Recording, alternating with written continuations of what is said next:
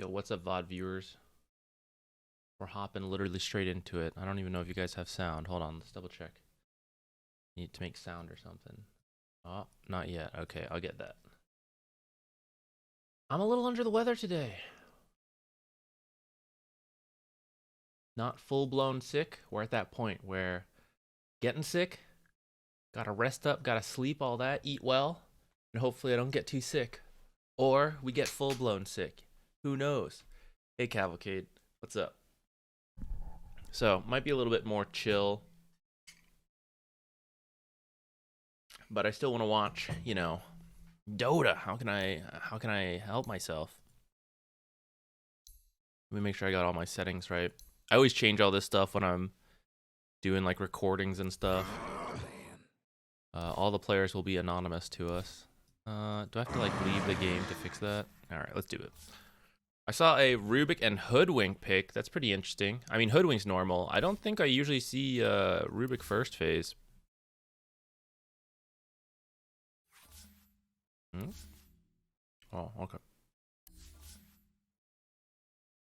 I don't know if that was a response pick or they opened with it. No cats here. Get out, cat cam. So they opened with the Hoodwink. 1-1 right now. Pretty exciting. We're joining in at best of one. Are all the bans pretty normal? Yeah, looks like it.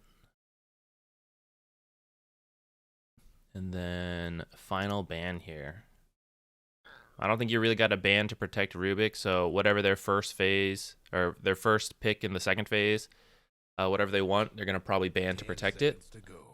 I don't really know what they want. Two support picks don't really reveal all that much. I guess in theory you could pick someone good versus Hoodwink, but probably doesn't matter that much. Saw Secret Play support MK. You think we'll see it in pubs again? Maybe. I do see, like, when I check Dota 2 Pro Tracker and stuff, like, the people playing it, like, the numbers were going up. Just the win rate wasn't that great.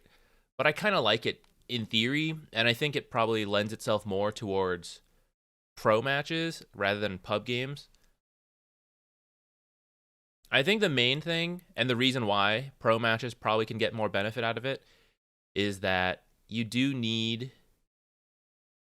I would say he's not strong enough where every game feels great. I'd say there's definitely matchups where support Monkey King feels better. I didn't see the draft. I didn't see when they took the support Monkey King.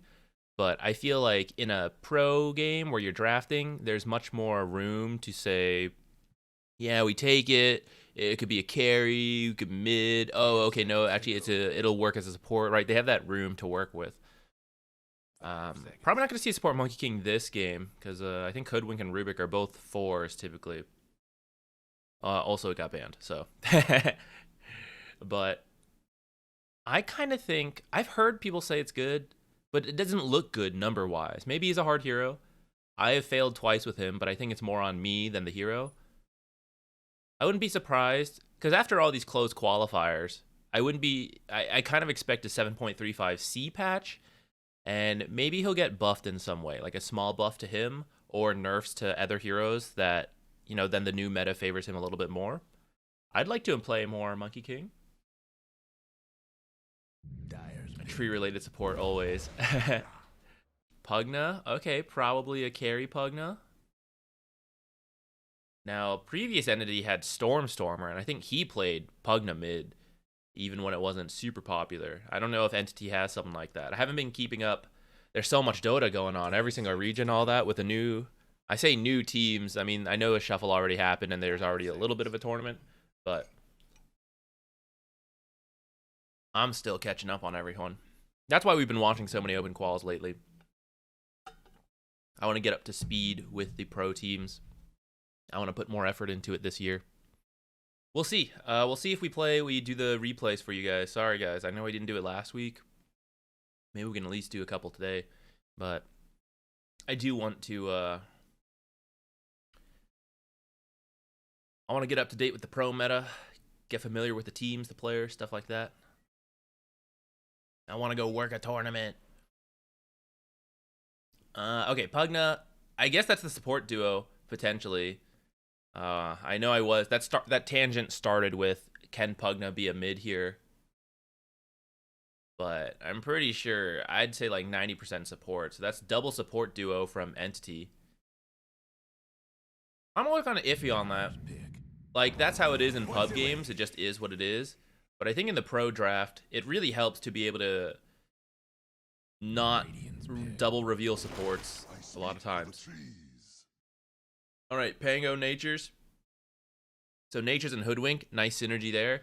Since she doesn't care about the trees, like, it doesn't disrupt her really all that much, and in fact, mostly helps her land the bushwhacks. I'll be curious to see if Eki goes the Acorn Shot max build or the bushwhack. Been trying to learn more about that build here. Natures, you would think the Rubik Steel versus Natures is good, and I guess Teleport Steel is kind of cool. But Rubik really likes stuns and magic damage, or just spell damage, I should say. And Natures is a little more awkward to use than maybe what Rubik would prefer. That's kind of been my experience with it. Tidehunter's interesting. How does Dead in the Water work with roll? Does anyone know?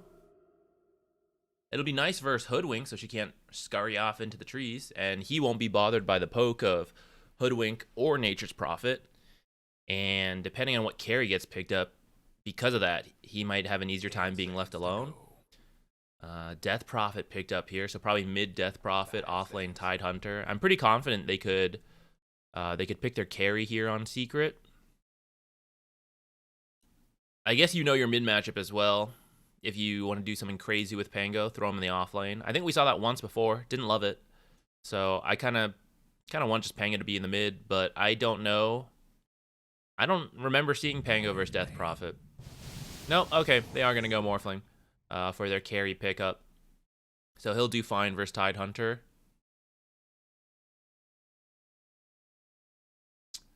That should allow Nature's Prophet to move around, I think, once the, after the first couple waves. Waves. Hey, Changies. Nice, yeah, go wreck your pubs. I'm relatively happy with that video. I'm trying to, like, put more editing into them. I think I was relatively happy with what I did there. I tried some new stuff. Gonna keep doing that going forward.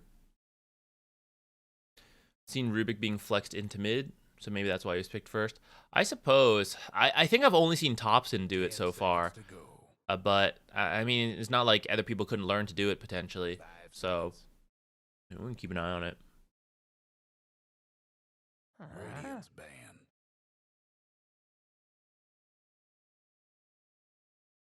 It can't be dispelled, but it doesn't pierce debuff immunity. All right, so Pango might be able to roll around with it. Oh, wait. Can he... Because it's a leash, right? He can still ult. It's not like other mobility spells. I don't think he can use Q and W, or he can use W, but he won't move. I think Q doesn't work, right? But I think he can roll the ult, if I understand the mechanic correctly, which I clearly don't because I'm asking about it. All right, what carries are we banning out? Slark. Yeah, that sounds good. How about a who's good versus Morphling and still in the pool? Ursa? Drow? They're gonna have to reveal their offlane pick here on Team Secret. So Entity will be able to pick a carry good versus that and Morphling in theory. So they're gonna ban Keeper, who maybe they could have flexed Keeper into the mid, or Pango into the offlane, put Keeper in the mid lane, who would have done okay versus Death Prophet. Build a fast Spirit Vessel, good versus Death Prophet and the healing from Pugna. Let me lower the music a little bit. Come on. Yeah, it might be a shorter stream. I can already kind of feel I'm gonna struggle to talk the whole time. Meepo ban. Meepo Very good right now. 10 seconds to go. Disperser, Ags, Dig, all these stuff kind of added up to make him cracked right now. Radiant's pick. Brewmaster, okay. Yeah, they don't have the best lockdown, though the silence from Death Prophet can be very annoying for Brewmaster. But Rubik Lift, and then I guess like Tidehunter ult would have to be it. 5 seconds.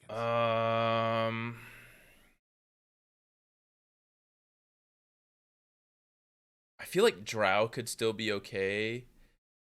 Well, I don't know. She doesn't like dealing with the Brewmaster Ultimate later. Okay, Anti-Mage. So a thing like Brewmaster or like Drow and Ursa should be okay in the lane, but later on, they don't really like Drow doesn't like being run at by the Brewlings, and then Ursa could be lifted up by the Storm Panda. That would be annoying for him.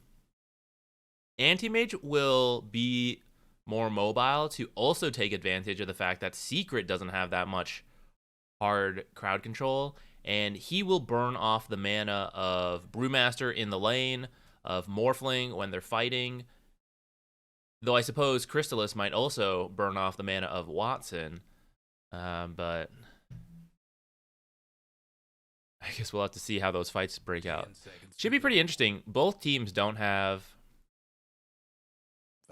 like the greatest lockdown for these mobile heroes, and for like someone you want to prevent ulting, like these two, Brewmaster and Pango. Even Nature's maybe TPing in front of your face, though I guess you got a silence for that. But Team Secret does have Bushwhack and Pango roll.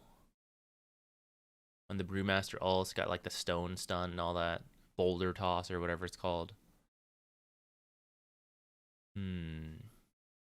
Potentially a pretty good tempo lineup, though, from Entity. 4 heroes making space while Anti-Mage hits his timing.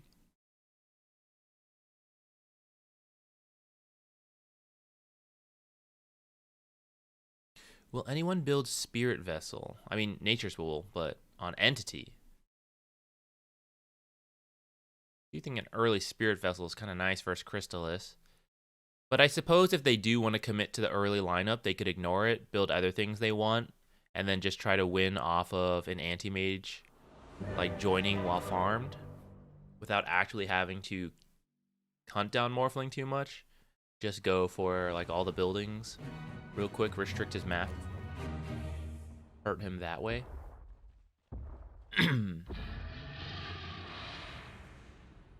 Okay, let's get into it. We got the Nature's Prophet TP out. Where's he gonna put him? Just right here. Okay. Anti-Mage, any interesting items? He's gonna start with the Observer, place it for his team. I guess that means they're gonna go do stuff, and he doesn't plan on joining at all. No, I'm feeling it. Becky, he's got the Blightstone, so I imagine he's gonna go Acorn Shot. Not meant to be. Oh dear. Corden played his Observer here in the mid lane. Smoked, so the enemy shouldn't see it. Who's doing these pings? Fishman? He's pinging like it might be on this edge. Because he saw...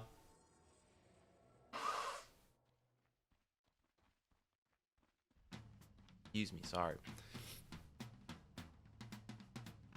30 seconds to showtime. He saw Pango like around here, and Pango already didn't have his ward, which means Pango like already placed it here, or Pango ran through the mid lane and like placed it somewhere around here before then like walking back to this side. And where'd the other ward end up going? Over here. Okay. Interesting.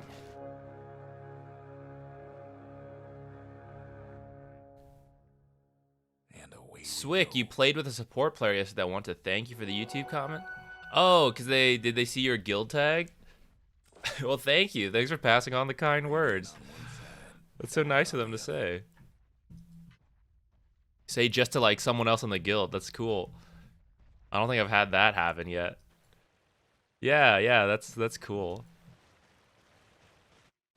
Were they any good?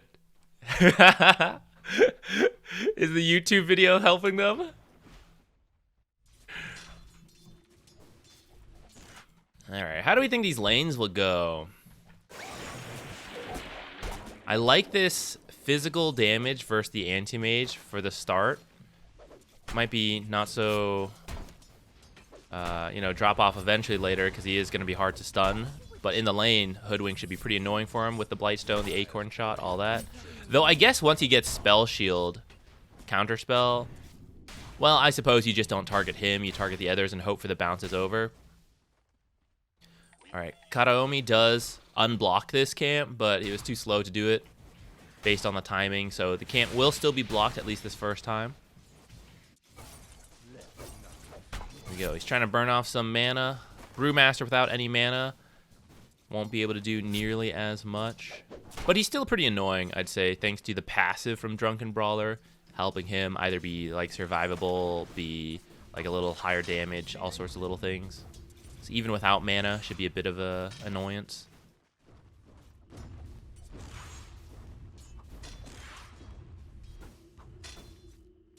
For being a counter pick, Pango currently doing okay for the first minute or two. Let's see. I imagine a body block here from Puppy, though maybe he lets it spawn if he wants, wants to do a pull. Doesn't look like it. All right, so he's gonna body block. I'm always curious. Oh, wait. Huh, he left. Do we think that was intentional? It seemed like he was gonna body block it, but he like maybe stepped out. I was starting to look at the minimap. I didn't see like how intentional that was. Because I think maybe you could let it spawn so that he could do this pull coming up right now, which, yes, he is going for it. So maybe it was an intentional choice. He looked at the lane and decided, I do need to do a pull. Ooh, down here, stun. Everyone taking some damage, but Fishman. Pub anti-mages don't like that, but I'm sure in this setting, he'll remain calm, cool, and collected. Another pull over here.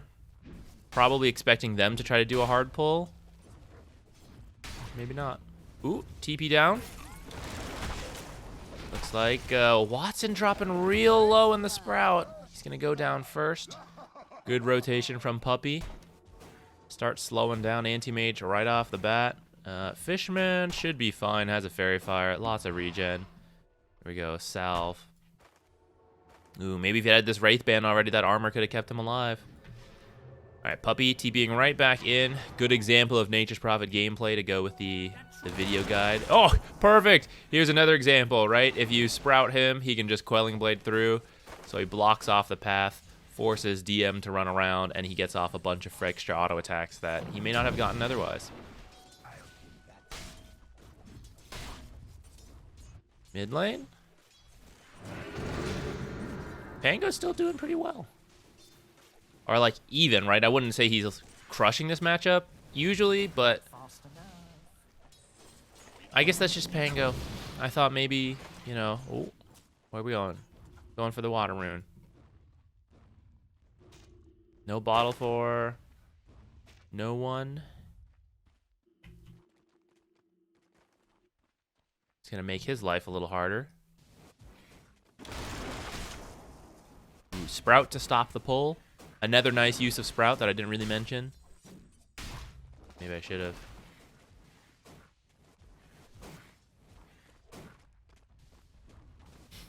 Hey Brooks, thank you.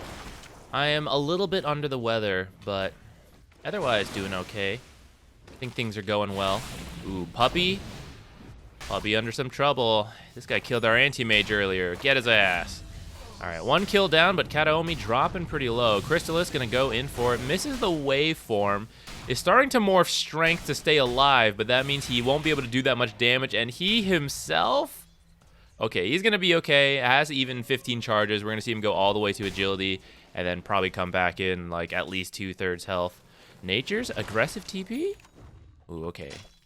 Didn't quite make it in time, but is going to successfully get a bottle refill off. Yeah, so a lot of pressure going on to no one right now. Denied the water rune. Now a bottle refill for Pango as well. So as if Pango wasn't already doing pretty well in this lane. Now this extra pressure, Death Prophet's going to start dropping down. Sick. That Kobold put up a hell of a fight against these 7 creeps. Okay, that's what I want in one of these patches. I want a Kobold camp buff. I don't know what. Maybe the Kobold Warrior could be more powerful. Okay, maybe the Kobold Warrior or whatever he's called. I forget his name. What if he disarmed every single attack on neutral creeps and lane creeps? Whereas, like, on heroes, it's every 3rd attack. What if he just always disarmed? It would make the pull take longer because one of the creeps isn't attacking. The camp just sucks so much compared to the others when it comes to actually pulling. Pugda trying to get a deny, but Corden's going to make sure he cleans up that kill. And Death Prophet has popped ult in the mid lane, going kind of ham. Ooh, actually, Corden, yeah, he took about half his health, but he is going to get his ultimate off. Turning back to Puppey, I doubt they can get either of these kills. Now it's more about, can we get Karaomi out of here? The answer is yes. How much left do we have on Exorcism? Still about 1/3 of its duration remaining. I don't think she'll be able to take this tower right now, but this is a good chunk of damage there. Okay, and the Wisdom runes split 1-1.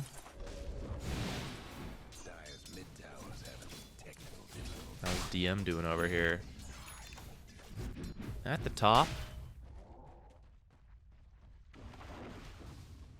Brewmaster.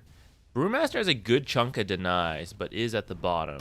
But not that far from Anti-Mage. So honestly, all these lanes are going quite evenly. At least compared to their laning counterpart. But it seems like the top lane, both sides are farming better. The bottom lane, both sides are... they're like equivalent, but getting less farm than the top lane. So I suppose... think about who that favors more. Maybe slowing down the Anti-Mage's Battle Fury timing is better in that sense. Because Morphling will farm pretty decently. He doesn't really need to finish the full Battle Fury to really pick up his farming speed, just because of the way the hero goes with his high agility and the items he buys. But Anti-Mage's farm is kind of slow at the start and then really jumps up with the Battle Fury. Ooh, Swashbuckle, a little bit off. Maybe could have committed further. Ooh, wait. Ravage used. Okay, no one taken down before we can get the Rolling Thunder off. Not even a point in silence yet, which would be really good versus that sort of stuff. Pango won't have a Dispel for a little bit. I guess maybe it's not worth it. Mid lane hero, DP, maybe off lane. It's a little more viable.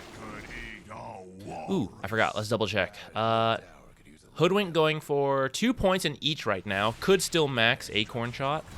We'll have to see. Puppey in a little deep. They're going to find Karaomi. Get him quite low. Oh, sorry. For a second, I thought... I don't know why. I thought Puppey was on the other team. Or, like, this was not his side. He is perfectly fine. It is Karaomi who is too deep and is gonna get killed for that. All right. Let's take a look at net worths. We're getting close to that 10-minute mark where we tend to switch over anyways. Ooh, Puppey. All right, this time. Puppey not that deep, but he is going to be found by DM and no one.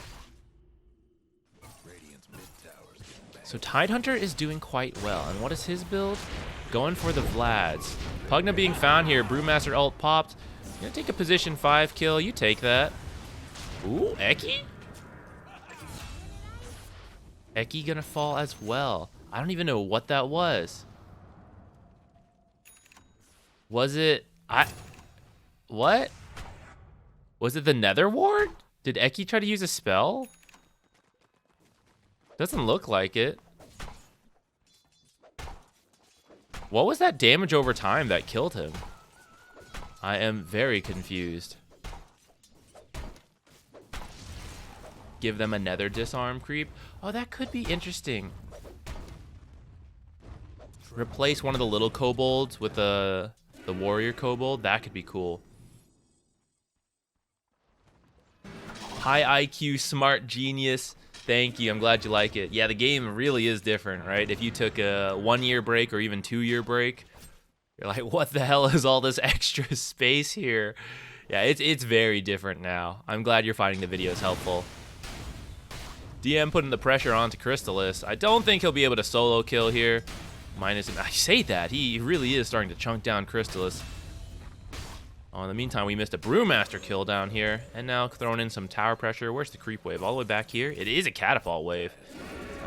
We got... oh, she's got the... I was wondering why she was tanking so hard. But the regen rune... I imagine this tower falls if the Dire doesn't bring down a couple heroes to deal with this. Or we leave. All right, what the hell does Zach know? He does not know anything. They don't care to pressure it, I guess.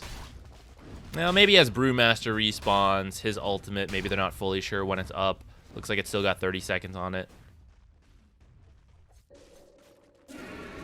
Say you were in charge of changing how wards or couriers work in the next patch. What are you changing? Ooh, that is a really interesting question. Right now, I'm kind of okay with couriers. I don't think there's something I specifically want them changed. Though I would enjoy if I could pick my neutral item while it was on the courier. That's like a quality of life thing that I would enjoy. But besides that, I'm kind of okay with how they function right now. It depends what you wanted. Like, they're fine as they are, but if you wanted to achieve some kind of effect, you could change it.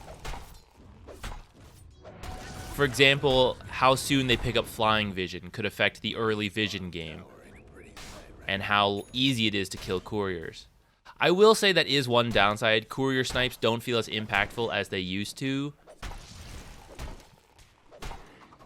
But do we want that fully back? I'm not sure. I think I'd be kind of okay with it if we made courier killing worth it a little bit more. Might give a reason. Okay, I'll tell you what. If we want to emphasize roaming a little bit more, because right now we kind of do 2v2 lanes a lot, and yeah, the supports roam a bit, but it's more we lane and then we roam. It's not I'm roaming and sometimes I show up in the lane. But if courier kills became more valuable and easier to do, perhaps they don't fly as much, they get less health, less move speed, like whatever, that might encourage courier killing from roaming, and it gives you like something else to do as a roaming hero. That could be cool. Smoke up here. They got Brewmaster ult and the Spirit Vessel. Let's see where they go. Looks like they're running into the mid lane right now. Diffusal into the Mage Slayer for Pango. Ooh, not quite gonna land the ultimate on the Brewmaster. Or sorry, the Rubik, who stole the Brewmaster ult. No way. If Rubik actually in turn kills Eki, that'd be too funny. Okay, Puppy actually gonna rotate over here. You're very happy with this, I think, as Kataomi. You just ate a smoke. You just 4 people are here trying to kill you, and you're just leaving with full health. I guess no one walked over to help him, but 14-minute rune. Who's gonna grab this? Come down to a click war. Ooh, no, Sprout gonna block him off, and he's gonna run around. Might be in a little bit of trouble here. He is the highest net worth hero, but this is 3-4 heroes all running at him. Might be trapped in here now as well. He is so tanky, though, actually. This is taking forever. Is finally going to fall. That was 4 heroes taking, like, I don't know. They started fighting here at 14 minutes a little bit before. It took over 20 seconds to kill TM with 4 heroes. That's crazy. This Vlad's cloak safety bubble, along with reducing all their damage from Anchor Smash.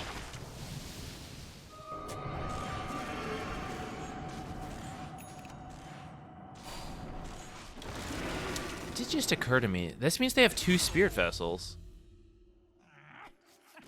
Or 2 urns at least. Nature's Prophet bought an urn, and Brewmaster finished the Spirit Vessel. I wonder if that was intentional. Like, oh, we're not going to be at the same stuff. I'll just get an urn. You can finish the full Spirit Vessel. Or if there was some miscommunication there. Hopefully it was an intentional part of the plan. You hate when you see, you know, miscommunication itemizations.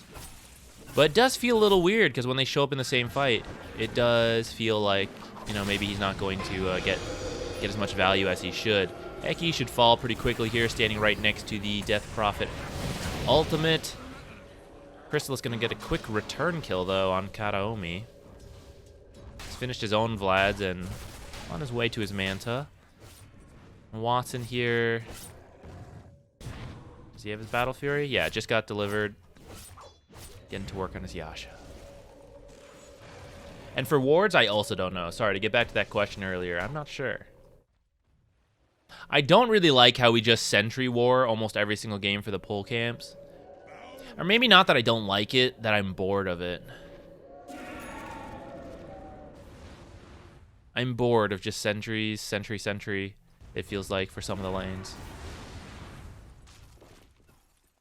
Humble Broccoli, hey, how you doing?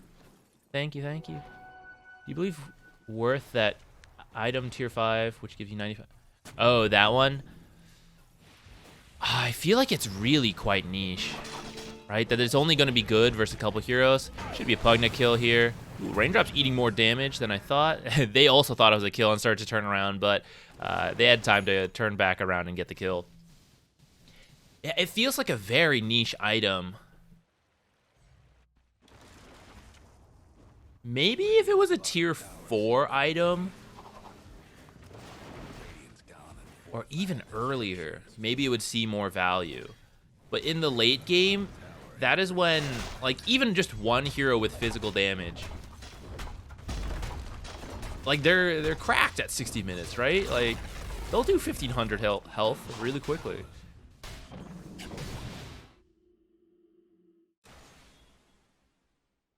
Maybe it could be good on supports. To be honest, it's a 60-minute item, so I haven't even seen it that much. I don't know how much people are buying it. Going for DM. He is quite tanky, we saw before. He's going Vlad's Mage Slayer as this safety bubble. Yeah.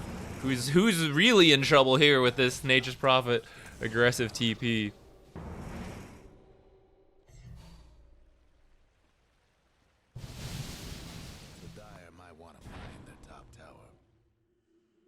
Let's try to take a quick look through the different items.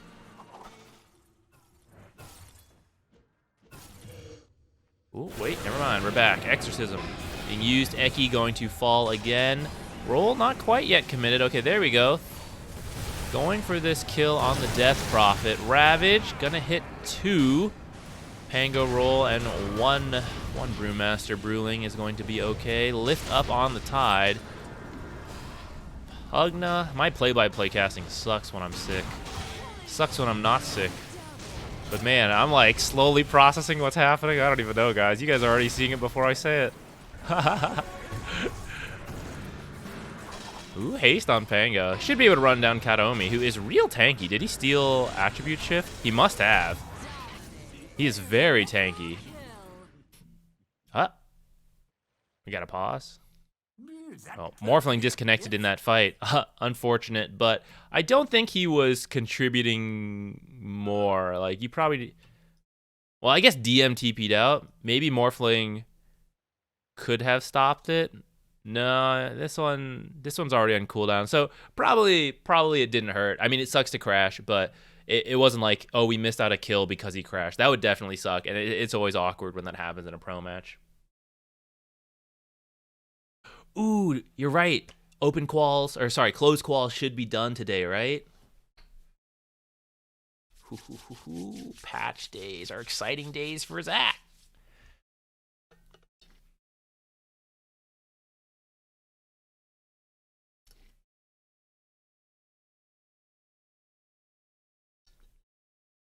(10 to 20 status resistance. Ooh, that could be cool. I think also if they buffed the HP, that could be another way, like reduce the magic resistance, increase the HP, because practically speaking, what I was getting into is that, like, take any support and give them 20k gold, 30k gold at 60 minutes, right? They're going to do physical damage. So just because someone can't take magic damage because you're effectively 99% magic resistance, the physical damage aspect is there, right? Let alone support, like actual cores who build physical damage. And that makes that item seem so scary to me to take for any of the core heroes. Now, maybe a support hero who already only had like a 2,000 health pool could consider taking it. But it feels scary. It also feels weird because... Here, let's pull it up while we're talking about it. For those of you that don't know, we're talking about Unwavering Condition here, which is a new neutral item added in 7.35.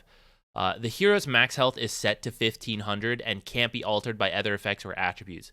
So, like, the other weird thing about this item is that, say you built earlier a heart or just, like, any stat items, right? You have an Aghanims, you've got this Yasha, Scotty, right? It feels like you hurt your own value with it. I joked when I saw this item that we would see prayer flicking in Dota 2, which if you don't know, if you're not an old school RuneScape player, the prayers there can be turned on and off to block certain damage, and then you turn it off again immediately. So I was joking with my chat that you could pick up Unwavering Condition and an AI or some hyper zoomer Dota 2 player, I don't know, like you pick up and drop the Unwavering Condition as different damages hit you. So as physical damage hits you, you drop it, so you have your full health being affected by it. And then when a magic spell comes in, you pick up the Unwavering Condition for the magic resistance, right? But just the fact that you don't get to choose, right, is the very scary part, I would say, at this time. It is pretty uncommon, actually, seeing a block on the camp nowadays because of the limited sentry supply. But I suppose maybe they could have also checked the high ground while blocking. Or they just wanted to slow down the Morphling's timings a little bit. Who, by the way, is at Vlad's Yasha and working on his BKB. Our anti-mage almost at his own. Well, actually, I say that. I forgot Manta Recipe is so expensive nowadays. 1,500. Top 3 overrated pros. I don't want to touch that topic. I don't want to. I know pros are inevitably going to face critique and all that, but I don't want to be the one like talking down on someone trying their best at their dreams.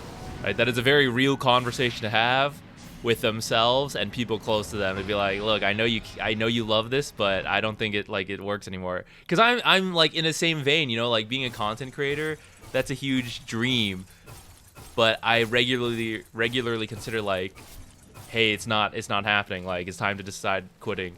So like facing a similar pressure, I do not want to touch that for pros, even if in my head, you know, I kind of have some, right? I don't want to be the one to verbalize that as well as someone else also chasing a dream that is, you know, people could easily say, hey, you're just not good enough. You got to stop, you know? I don't want to bring that to the pros. I just want to theory craft about stupid stuff like Unwavering Condition. And talk up pros. That's fine with me.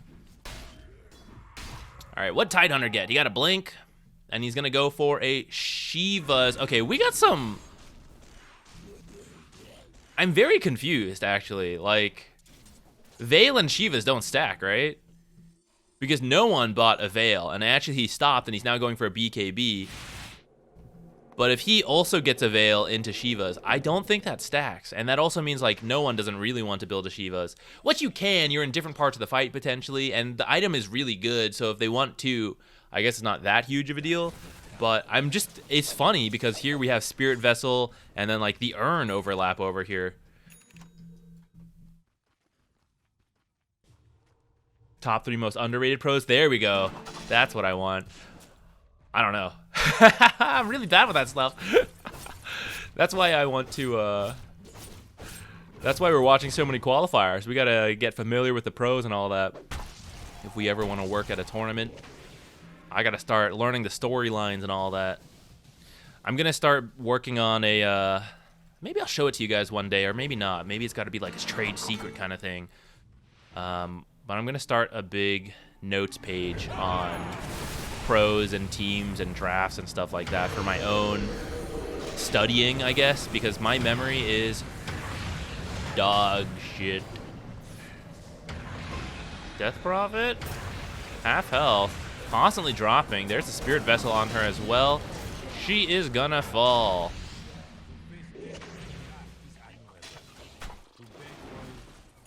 Okay, Death Prophet, really interesting change that maybe... Now, maybe it's too much of a grief. Self-grief. Well, I was thinking the ultimate does a lot of damage, and it heals you at the end. But sometimes, like in that case, Death Prophet would have gotten a sizable heal from her ultimate ending, but she was still very early on in the duration. So an interesting change to Death Prophet, if she ever needs it in the future, could be to make it manually cast, that if you cast your ultimate again, it ends preemptively, and the spirits all come back and heal you. Trade-off being that you get the heal, but that your damage ends early. Could be interesting. But we would get a ton of people self-griefing themselves by accidentally double tapping the ultimate and then canceling right away. Maybe it's a bad idea. Or maybe you put it on a separate button. I think she has the space for a new button, right? So like Alt R for most people, R to start the ult, and then like D to end the ult or something.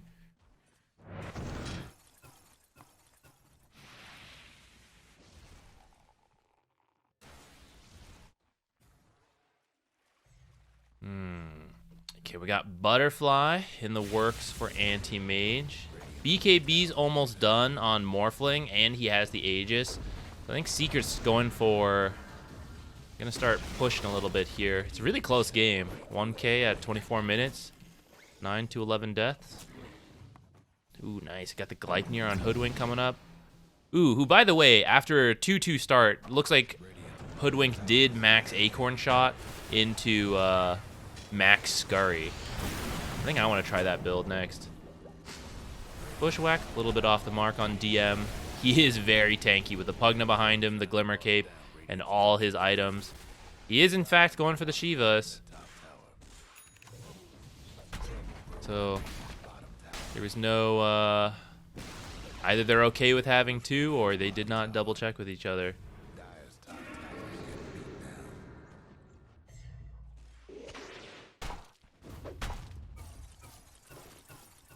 Brewmaster gonna work on his own Dispel. He's got a Manta queued up.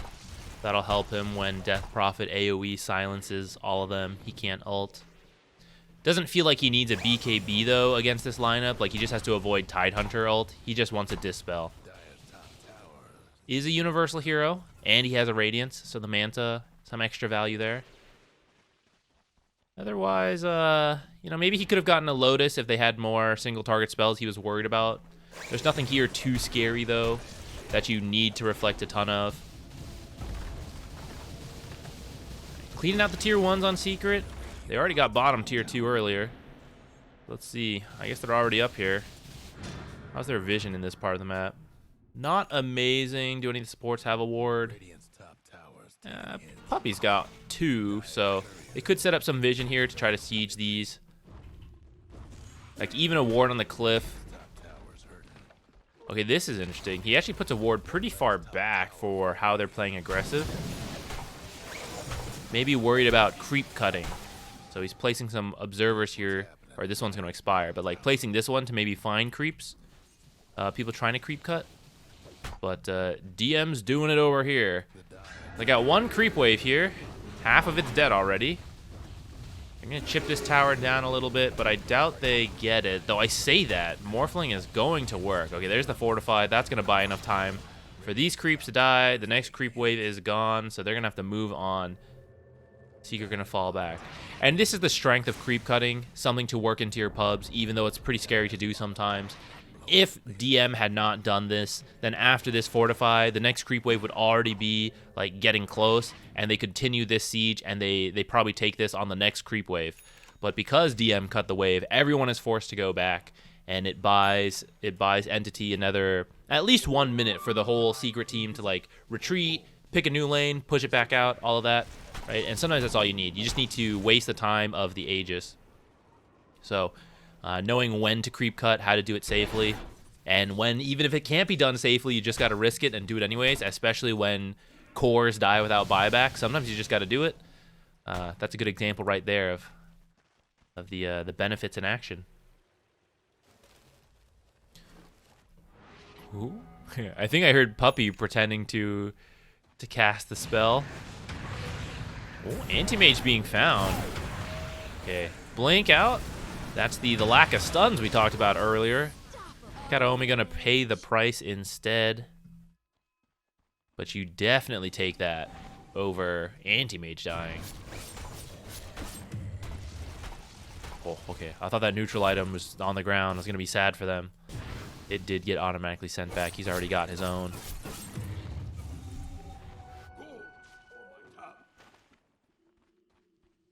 All right, we are getting double Shivas.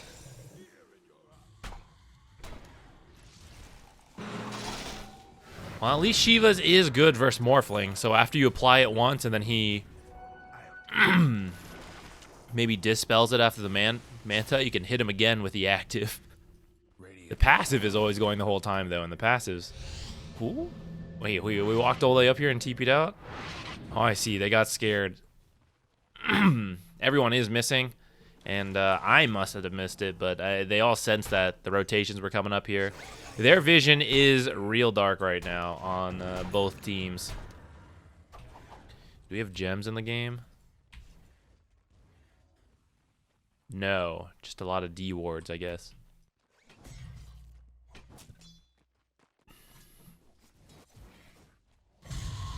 I don't think I've seen Pugna buy a new item in quite a while. Support life. Oh, no, am I blind or was this just delivered? Death Prophet does have a gem now. Just gonna find no observers actually because the only observer for Secret right now is up here in the corner.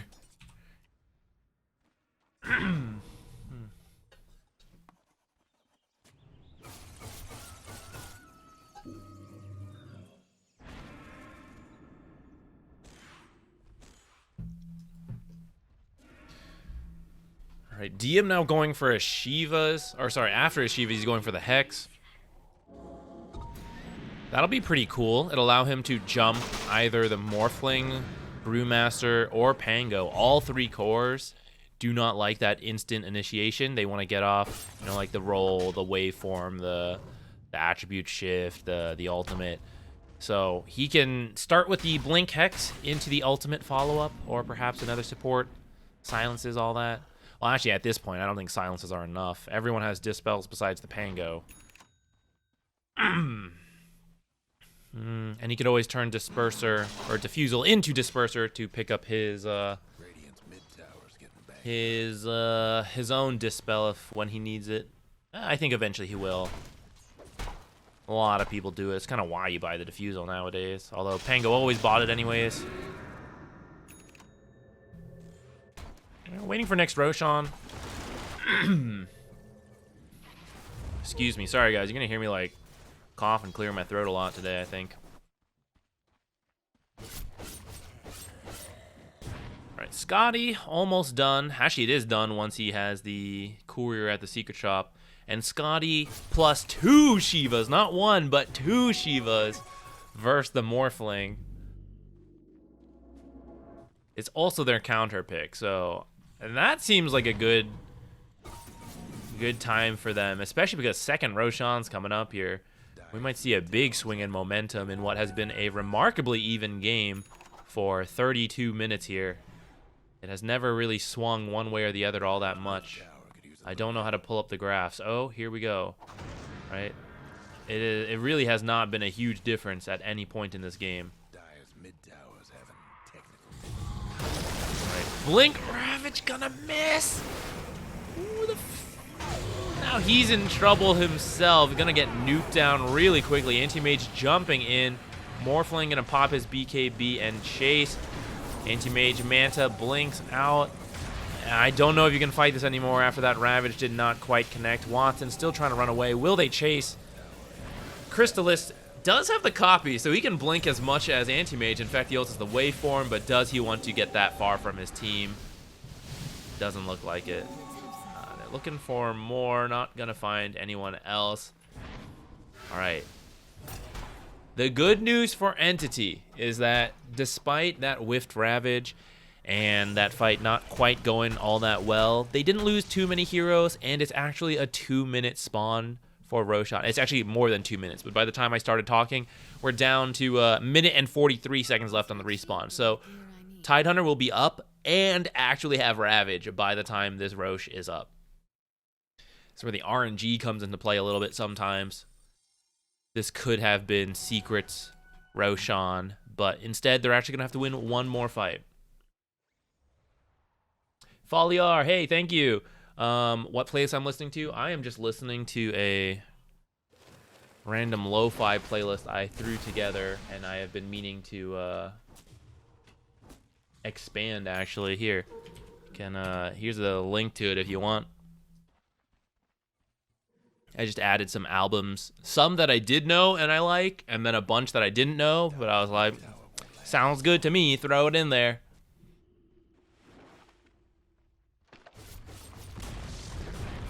Rat that tier 2. Working his own BKB, and then he's pretty slotted at that point. I guess he could replace his power treads. Morphling. It's going to work on an MKB. Not an item Morphlings love to build, but you don't have too much choice when butterflies come into play, especially against cores who regularly buy dispels like the Manta. Bloodthorn is not quite the same.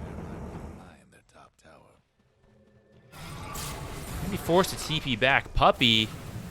Solar Crest is helping him stay alive for now. Anti-Mage not able to finish the job, and in fact is in trouble himself. The Bushwhack does hit into the Blink stuns. Locked down for Crystallis to finish up the kill. They know where no one is. Will Corden be able to slow him down long enough for the rest of the team to join in? Because currently they are chasing down Tidehunter. No one going to start the TP out. BKB is going to last long enough, and I don't think there's a basher on Corden. No, he's going for that Octarine first.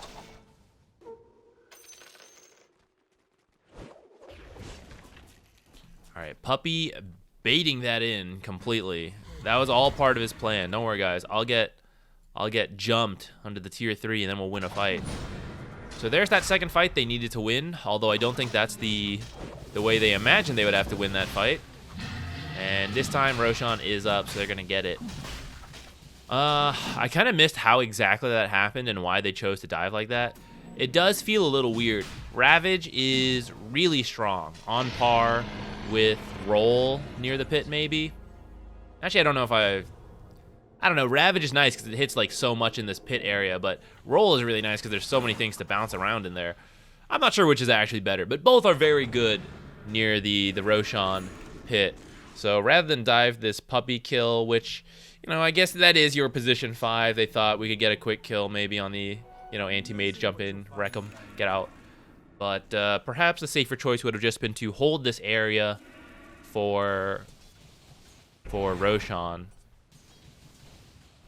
Instead, Secret's going to pick up that Aegis, and there's going to finally start building up a net worth advantage. 7K.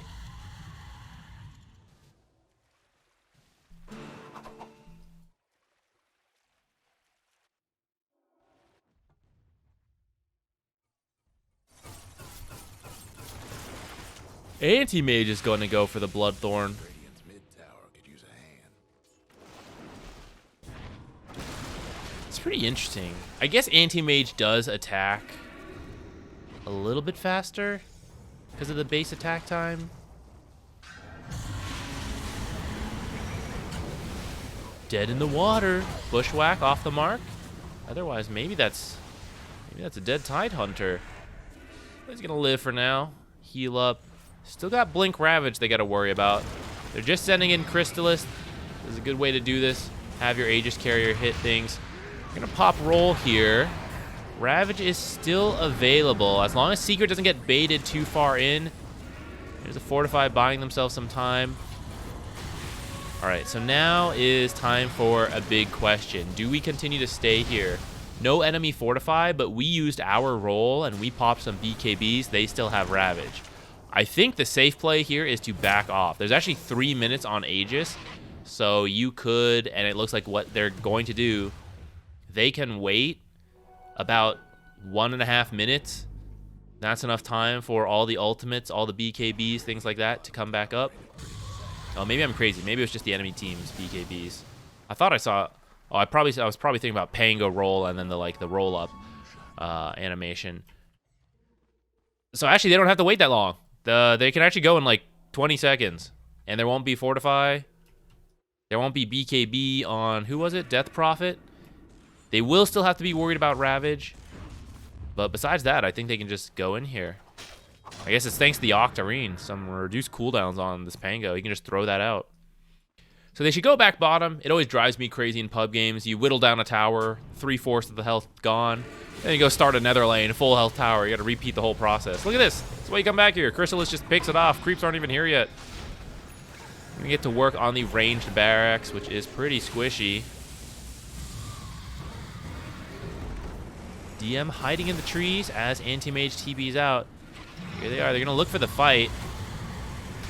Blink in, dead in the water. Still no Ravage quite yet. Doesn't want to commit on a Morphling who has Aegis, especially if the racks are already down. But could have actually caught quite a lot of the back line. And now Death Prophet is actually throwing out her own ult and blinking in, but the Blink Ravage is kind of... Okay, there's Morphling down.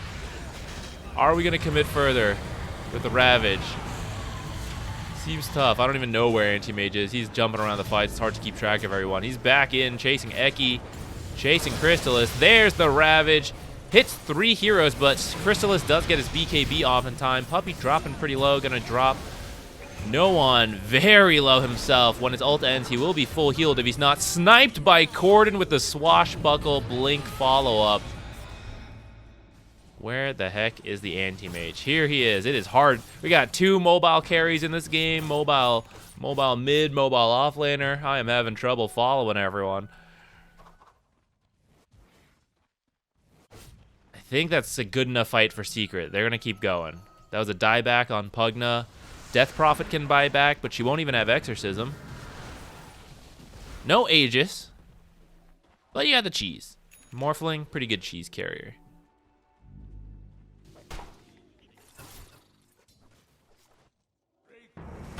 Alright, they're just moving into the middle. Look at this tower. What tower? It's gone. Anti-Mage jumping onto Chrysalis. Bushwhack. Can they lock him down? Counterspell going to come out, get him out. DM is BKB'd, walking through, applying Anchor Smash and Mage Slayer to everyone.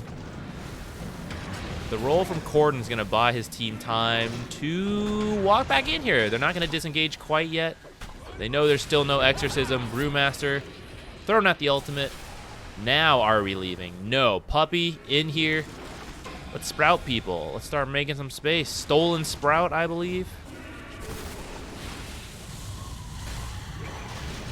Dead in the water. Ooh, was that the Force Panda, the Void Panda, pulling out DM? No buyback on DM. And still no Exorcism. Secret is good to continue going if they choose. Watson taking a big crit there from Chrysalis, but not quite enough to finish off the job. Oh, Pugna getting low from that sharpshooter plus Spirit Vessel, but he's going to be okay. No DM for 50 seconds, and a creep wave is right here. 2 catapults even. They have 1 more Fortify. Death Prophet throw out her ultimate and just blinks straight in there, but actually gets hit with the Bushwhack. Doesn't BKB in time and has lost all her health by the time she does manage to BKB. That's a bit painful.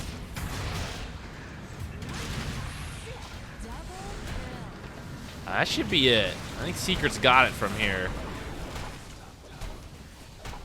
A good try from Entity. It was a very even game for a very long time.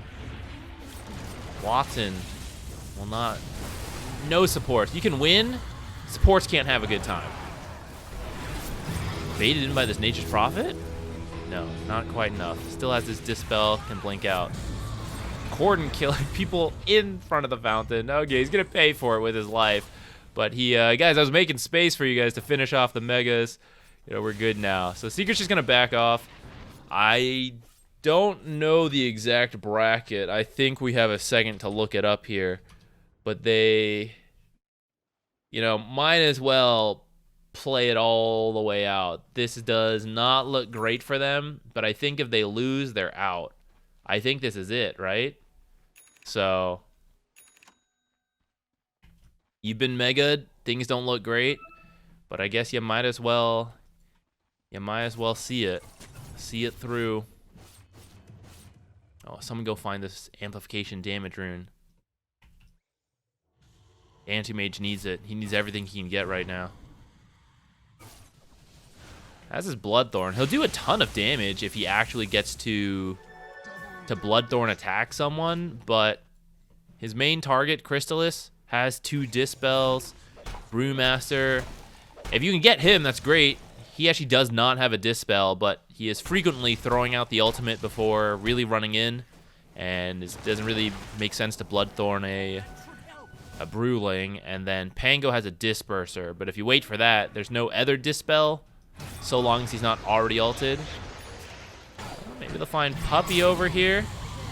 Mana Void to finish off the kill. Fishman, will he pay the price? Indeed he will, and that's the gem actually going back to Secret. I'm not sure if there's 2 gems in this game or just 1. I think it's just 1.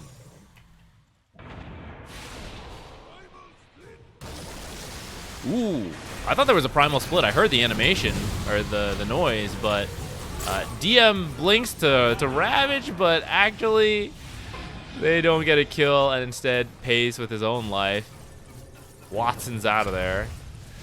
Ooh, Karaomi almost blinked, or almost teleported home, but Adaptive Strike, Strength Edition, enough to get him the kill there. What buybacks do we got? Tidehunter. No Rubik for 80. I mean, they don't even have to push this still, right? They can still just wait for the third Aegis. This for the final slot. Yeah, so Entity will definitely play it to the very end. There's nothing to lose from seeing it through. Another Blinken from no one. He is gonna get a kill this time. Some of the other Blinkens didn't feel like they quite led to anything. He's gonna pay for it with his life. At this point, it's a little like no need to critique it all that much. But earlier, I think I thought Anti-Mage was gonna get out for a second there. Oh, there's the GG. But earlier, despite holding it like very close game for so long, it feels like there were a couple whiffs on some of the abilities, some of the big abilities from Entity. And it feels like the way they want to take a fight is the big, Blink Ravage with Death Prophet ult going on, or Death Prophet maybe forcing issue, and then you bait it with the Blink Ravage, stuff like that. But it doesn't feel like we quite saw that really come online, like everyone ready for that. So good try though. Let's see. Yeah, it was so even for all the way till almost 40 minutes. This is like what, the 38-minute mark or something. That's pretty rare to see, I would say, to see such an even game.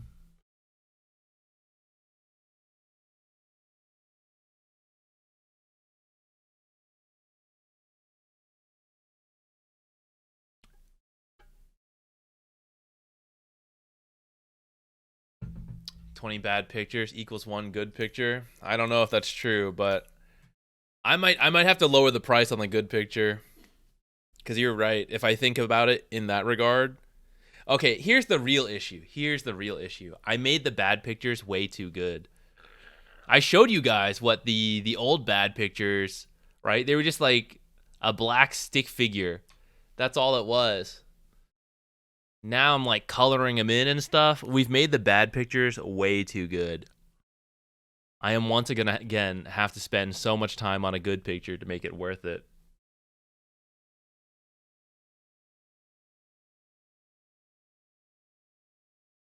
Is going full strength as support Rubik against Morphling generally a good idea? Oh, for when you steal attribute shift?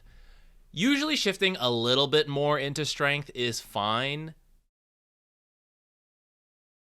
I don't know if you want to go full strength, because it sort of requires you to buy some armor, which you may not want to do as a Rubik. Like Lotus Orb is probably the most natural armor item you could buy.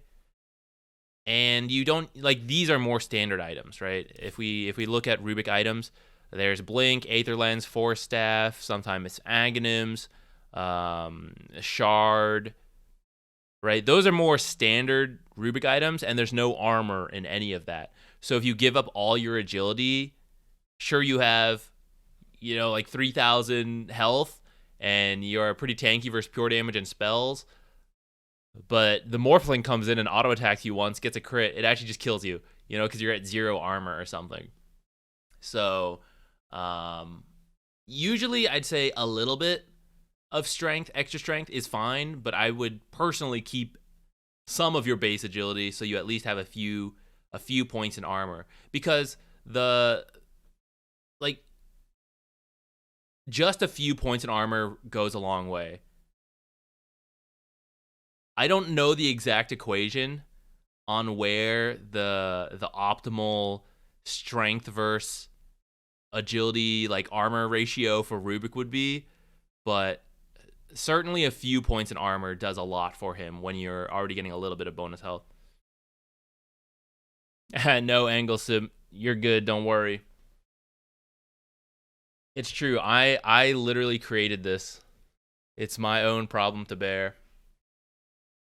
The good news is that when Brooks finally redeems it, or whoever redeems it first, we will draw the hell out of a picture. And after that, I might change the points again, you know? Maybe make it cheaper, or maybe make it more expensive. Ooh, we could do that too. We'll see. We'll see what we end up doing.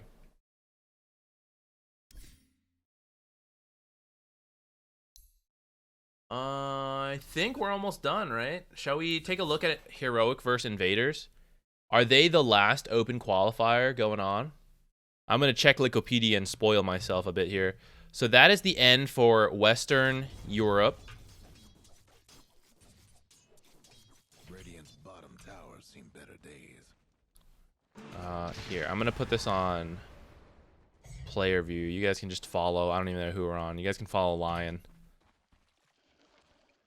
So Western Europe is done. Radiant's bottom tower. North America is done. This is South America. And it looks like Heroic versus Invaders is going to go on. And then whoever wins this is going to play Boom Esports. And whoever wins that matchup moves on. Eastern Europe looks to be done. Who is this team? Radiant's bottom tower ain't a pretty sight right now. I don't know if I recognize. Oh, I recognize some of the names. Trouble brewing at Radiant's bottom tower. MENA region's done. China's done. SCA is done. All right, yeah, so it's just SA left.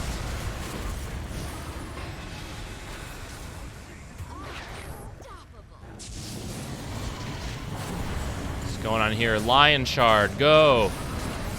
Go! Damn, not quite enough to keep him alive here.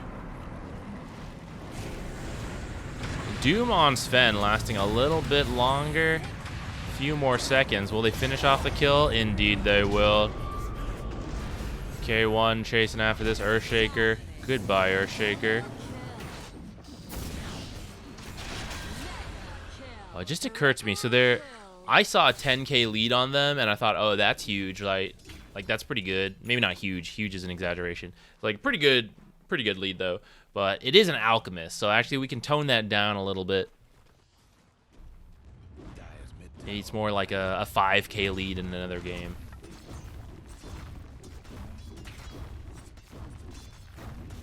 Do you want to spend 250k points if it means you got to be ZQ Dota buddies? The guild?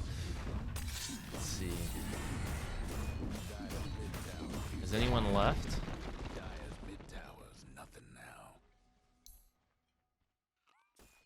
Not yet.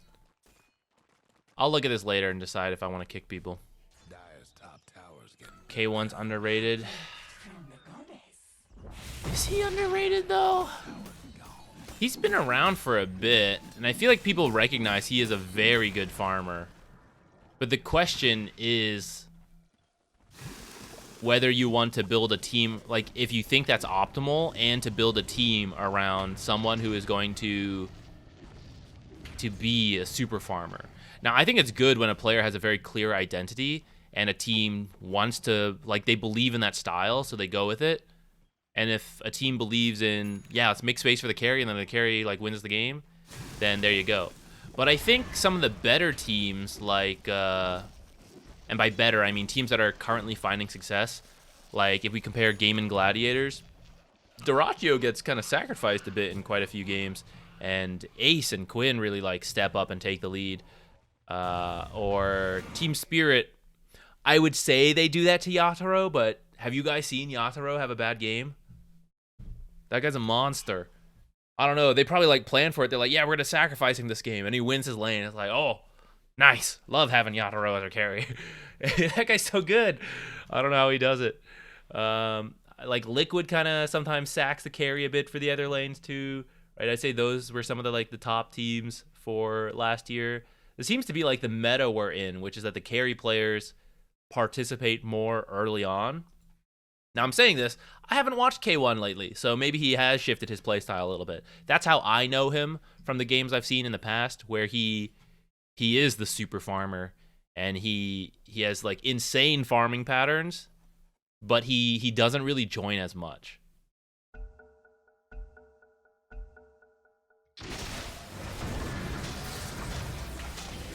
Who's gonna get this? I want the Tormentors to have a little number next to them so I know how many Tormentors have happened. I know this game is probably the second Tormentor, but actually, maybe it's not. You know, maybe it's the first Tormentor being taken.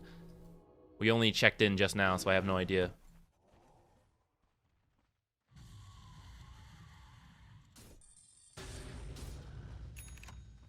Well, maybe we should, change the stream title. I guess I gotta decide what we want to do. Do we want to watch the rest of SA qualifiers, or do we want to go play some games? No, I think I do want to watch qualifiers.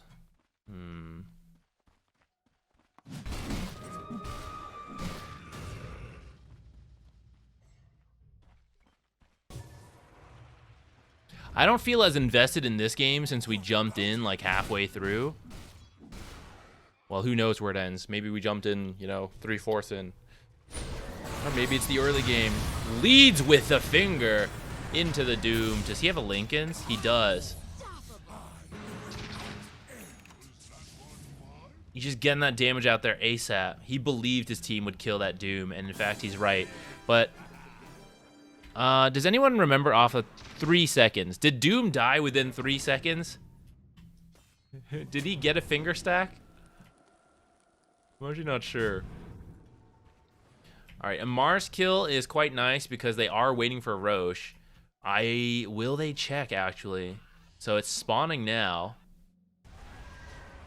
But it wasn't up when they checked, so they moved on and looked for more. K1 in, finds the Abyssal onto Smash, follow-up stun, roll coming in. I thought there was a fissure here. Oh, wow, that guy, he really threaded the needle there. The, like, fissure right here, he went right between the two of them to stun up that Phoenix. There were a lot of effects going on there, so I couldn't tell. Like, am I crazy? Is there not fissure right here? But there was. What a guy. I would definitely have I would have gotten trapped right here, guys. That would have been me playing Pango. Like, 5 heroes would have been standing right here, and I'd be ba ba ba ba ba ba ba ba ba ba ba ba. All right, I was wondering if they would just go because they actually just killed 3 heroes. Like, oh, we actually don't need Aegis. We'll just go high ground. But no, they're gonna go for Aegis. It is the safe play. I'll change the stream title real quick while they just do Roche. Hopefully not too much is gonna happen right now. This is Heroic versus, what is it, Invaders? I think that's their name. Yes. Oops.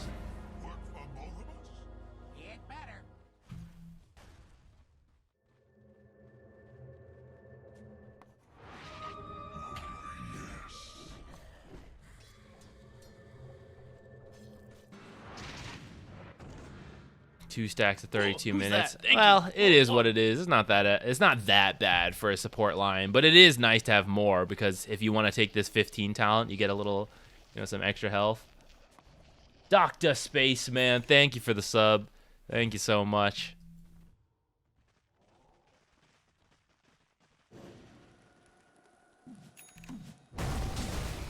See, how do I know? Is there a way to tell what number Roche this is, or Tormentor?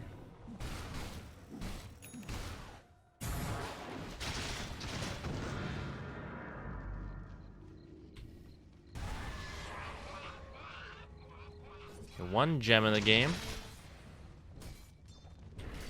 2 Lincolns, but there are quite a lot of single target spells, so there's many ways. There's Magic Missile, Swap, Lion Hex, Lion Finger. I think even Earth Spike pops. It's one of the funny ones. I have to think about it. I'm pretty sure Earth Spike does pop Lincolns. Because you can click a hero. Right? It's Nyx that you can't click a hero. So it does not pop Lincolns.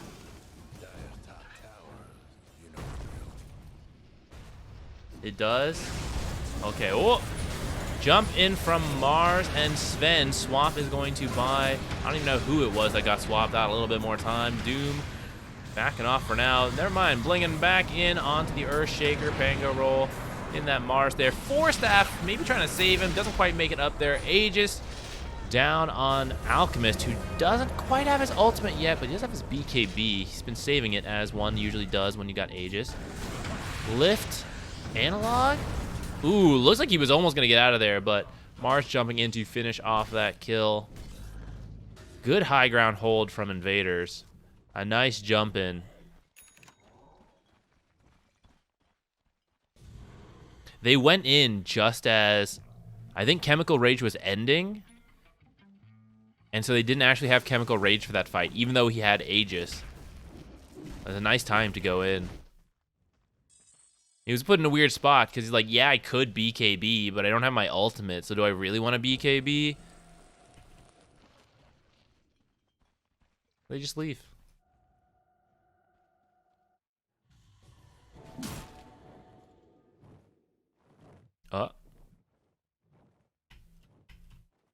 Valve servers? This is me. Are you guys still here? Stream still live?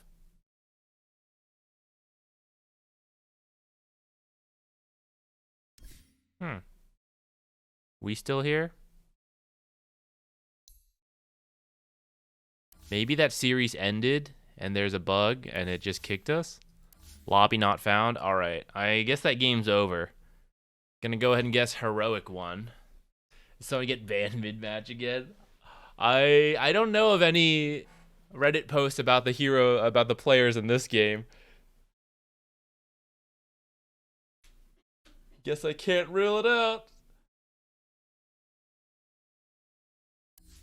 It's possible. Sometimes this stuff is just funny where there's a delay for us. And sometimes it just bugs out and it just ends. I feel like I've experienced this before. The fact that we can't go lobby not found makes me think the game is over. Because we are at a delay compared to the game actually happening in the official stream. I'm looking at Liquipedia bracket. It's not updated yet, so maybe not. You gonna play today or just watch? I do want to play. I want to get in a Nature's Prophet game, but I'm actually a little under the weather, and I didn't sleep well last night. So there's a part of me that recognizes responsibly I probably shouldn't play. I'll probably only lose MMR, and I won't even get a good game for Nature's Prophet because I'm too tired to play well. But I want to play. I always, I kind of always want to play.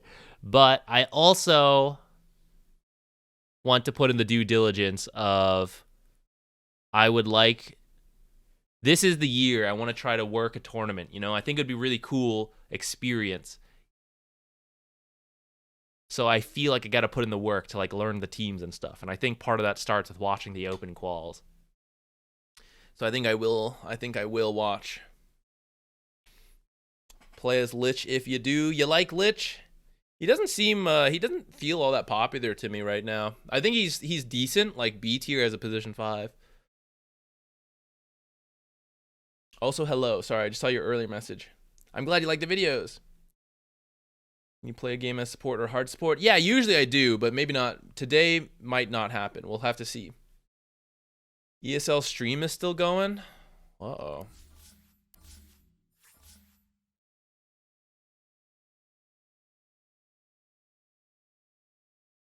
Watching Dota makes you want to play. So true, so true. Viper support. I've heard a little bit about it, but the win rate doesn't look good with Dagon, especially that second part. I'm not so sure about that part. Dr. Spaceman, I'm glad. I'm glad to help out. That's a good climb. Crusader to Archon, nice work. Are you doing a coaching review? We might, especially if this lobby, we can't watch it. Maybe we do a replay now and wait for the next series to start.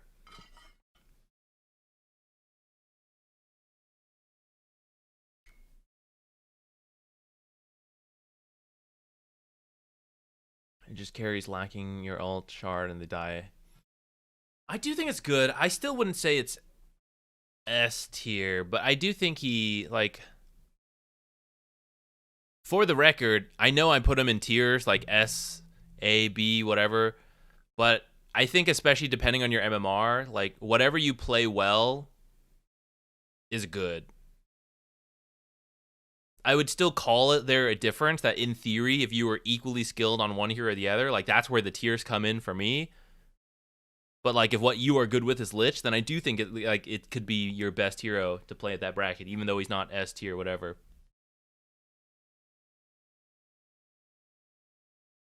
Might need to restart Dota. Good call. Let's do that.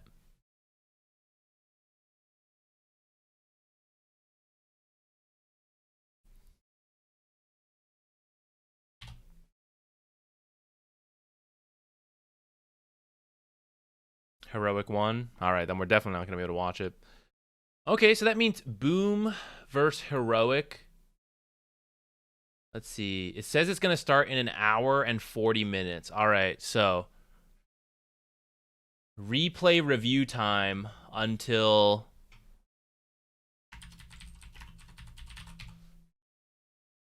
we'll watch Boom Esports versus Heroic, at least part of it. We'll see how tired I feel if it goes, because I think that's a best of 5, right? So we'll watch at least a couple games of that series when they start playing, but I'm already feeling a little tired. So if they go the distance, I don't know if I'll watch the whole thing. But in the meantime, why don't we do the replay reviews? Just give me one moment to pull up the bot and everything.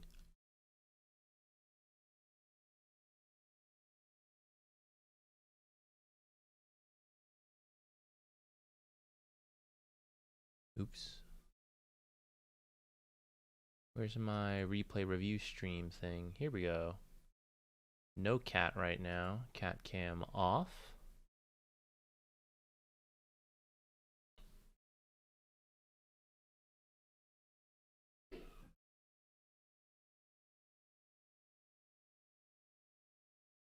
I gotta change Dota volume again since we opened and closed it.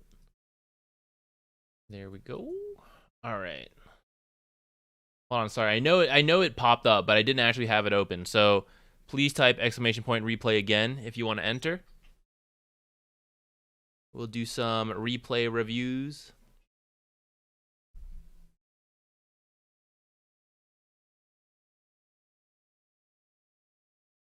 Do I have any heroes that I think are slept on?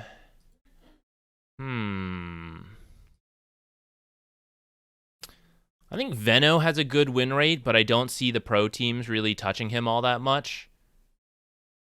I kind of get it, like Veno compared to some of the other heroes.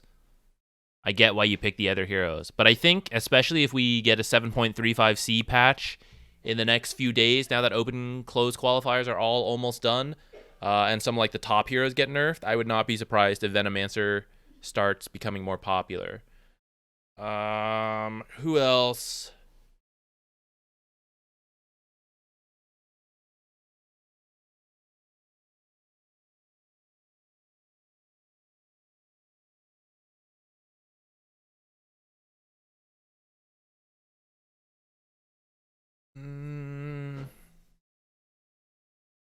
For 5 support, I think it's mostly like I kind of agree with the popular heroes that are good right now.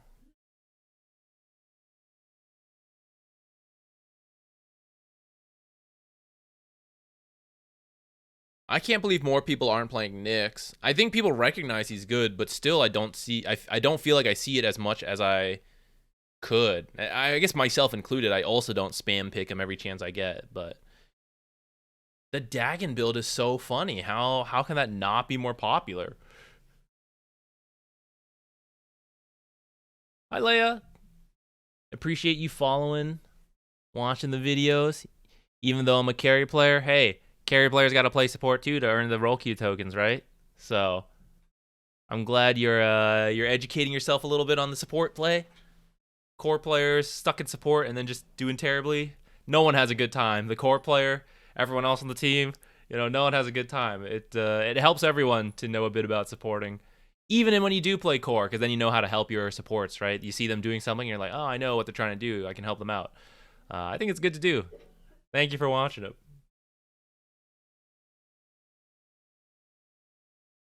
So how does this work? Can we submit a game for consideration? Yeah, so we do this raffle. Anyone interested types ! replay. And then I will pick one of you.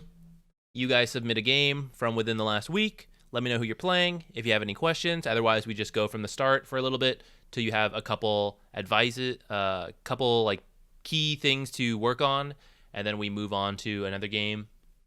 And we'll do that until the Boom versus Heroic series starts.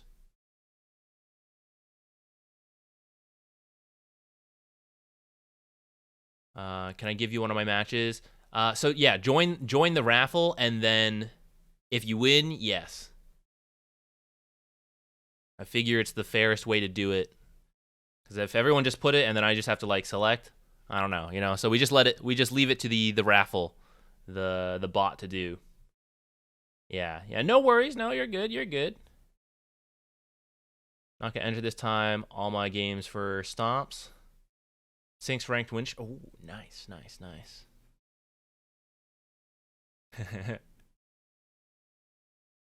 Nature's Treant lane. So like Nature's carry plus Treant Protector.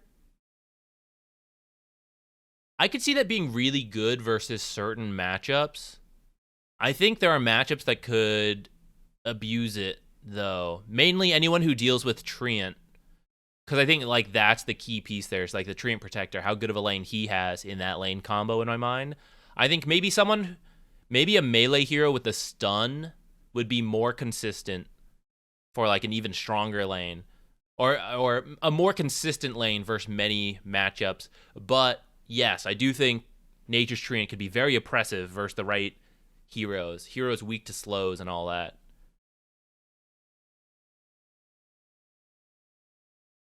Hot take. Veno is just a worse Winter Wyvern.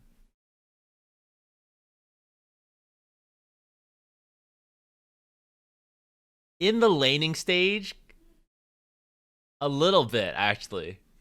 But after the laning stage, I think they offer different things. I think Veno, I mean, obviously, right? I know it's an exaggeration, but Veno offers more map control and vision, whereas Wyvern offers more team fight. But I do think Wyvern is the better hero right now. I think she's stronger. That's why, like, if she gets nerfed and now you're down to, like, ooh, Wyvern, Veno, slow in the lane, and then what do I want later? Do I want the team fight? Do I want, the vision, map control of Venomancer? Then maybe you actually pick a difference. All right, let's pick our first person. I heart Yveltal. Wait. Veltal. Sorry, Angles. So some people are much luckier than others, I gotta say. It's a Pokemon? Oh man, I am out of date on Pokemon. What generation is this Pokemon on? The last one I really played was a Veltal. I see. Is this it looks cool. Is this a legendary? Seems like it. No way that's just like a regular Pidgey right outside your hometown. First Pokemon you run into.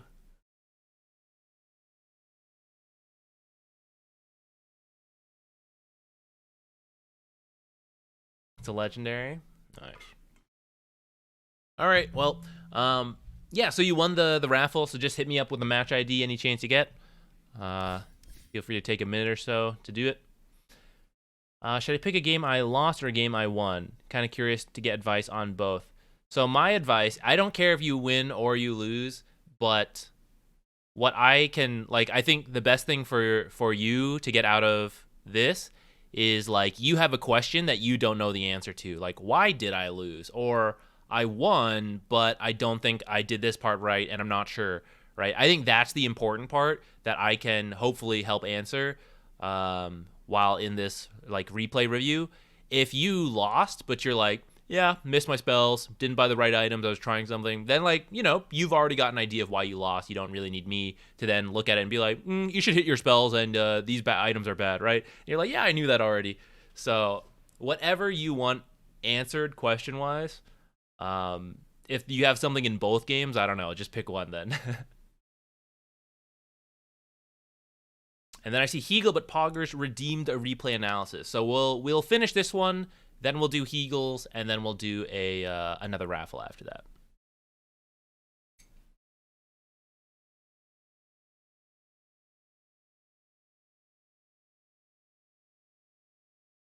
Oh, Heagles, if you want to send that to me in a DM, it looks like you tried to post a link. If you want to send that to me for your match ID, or if you just want to post the numbers later.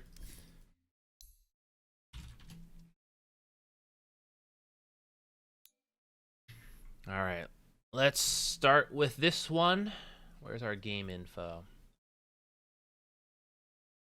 Go. Looks like it is a Crusader game. And then who are... Oh, here you are. You are the Shadow Shaman. Wait, that's not how we usually do it. What am I doing? You are soft support. You know, I always do a comma, but I think let's change it. Let's do like a hyphen. I think that makes more sense. Or maybe even like a... Ooh, that feels kind of right. What do you guys think? I don't even know what to call that. What do you call this, just like the straight line? Oh, Guardian, you're right. Sorry. Truly. What am I typing? You know, sometimes you're like, this is proof, guys. Sometimes you feel like you're playing your best in Dota, and you're like, I'm tired, but like it's not affecting me and like stuff like that. But it does, and you don't realize it. I'm a little under the weather, but like I kind of feel okay that I'm not doing stuff, right? But I notice I am like slipping up in the way I talk and what I call.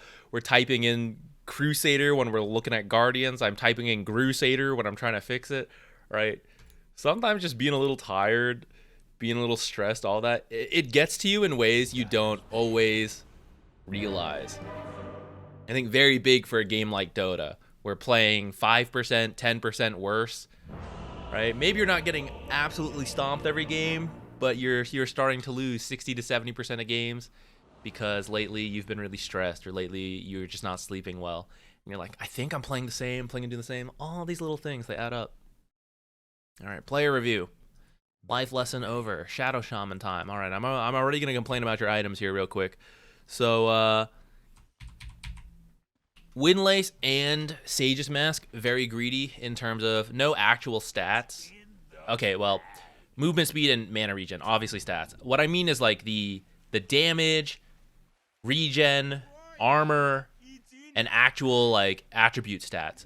Those are the most important in the laning stage right now. One of these, like a Windlace and then some stats, or a Sage's Mask and then some stats, that could work. I would call it a little greedy, but it could work. Two of them, that's very greedy. So I would, I'd go ahead and replace one of these based on your matchup, which you're 4 support with, I think, Centaur, right? Very well. I'm very proud of you. Yeah, with the Centaur, not doing anything too weird. And, not sure who the carry is, I suppose, potentially. Could be Wraith King, could be CK. And then the support could be Witch Doctor or the Enigma. I would say if you want to keep your Sage's Mask, it's okay. But I might also just do like Iron Branches and a Magic Stick. And away we go. Because Centaur is going to stand in front for you and you're going to hit around him.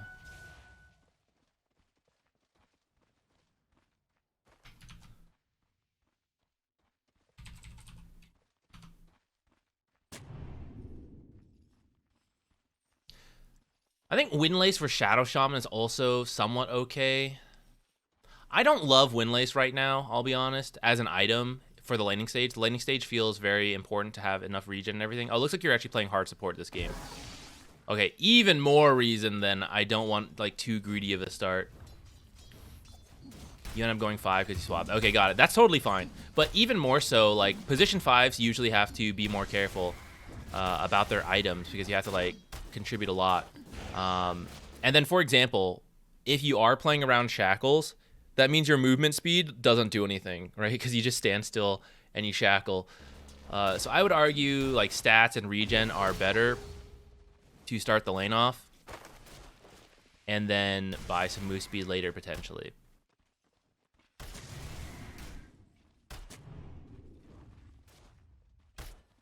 Okay, here's another thing. Here's another classic. So what are you doing when you do this? All right, you end up walking this way. I'm gonna critique your laning. I can already see stuff here that I think, let's focus on this. It'll be really good for you. It'll be really good for you. The cleaner your laning stage can be, the better. And from the items to now this, like I think we'll get into a couple things that'll help you out a lot here. All right, so you walk over here.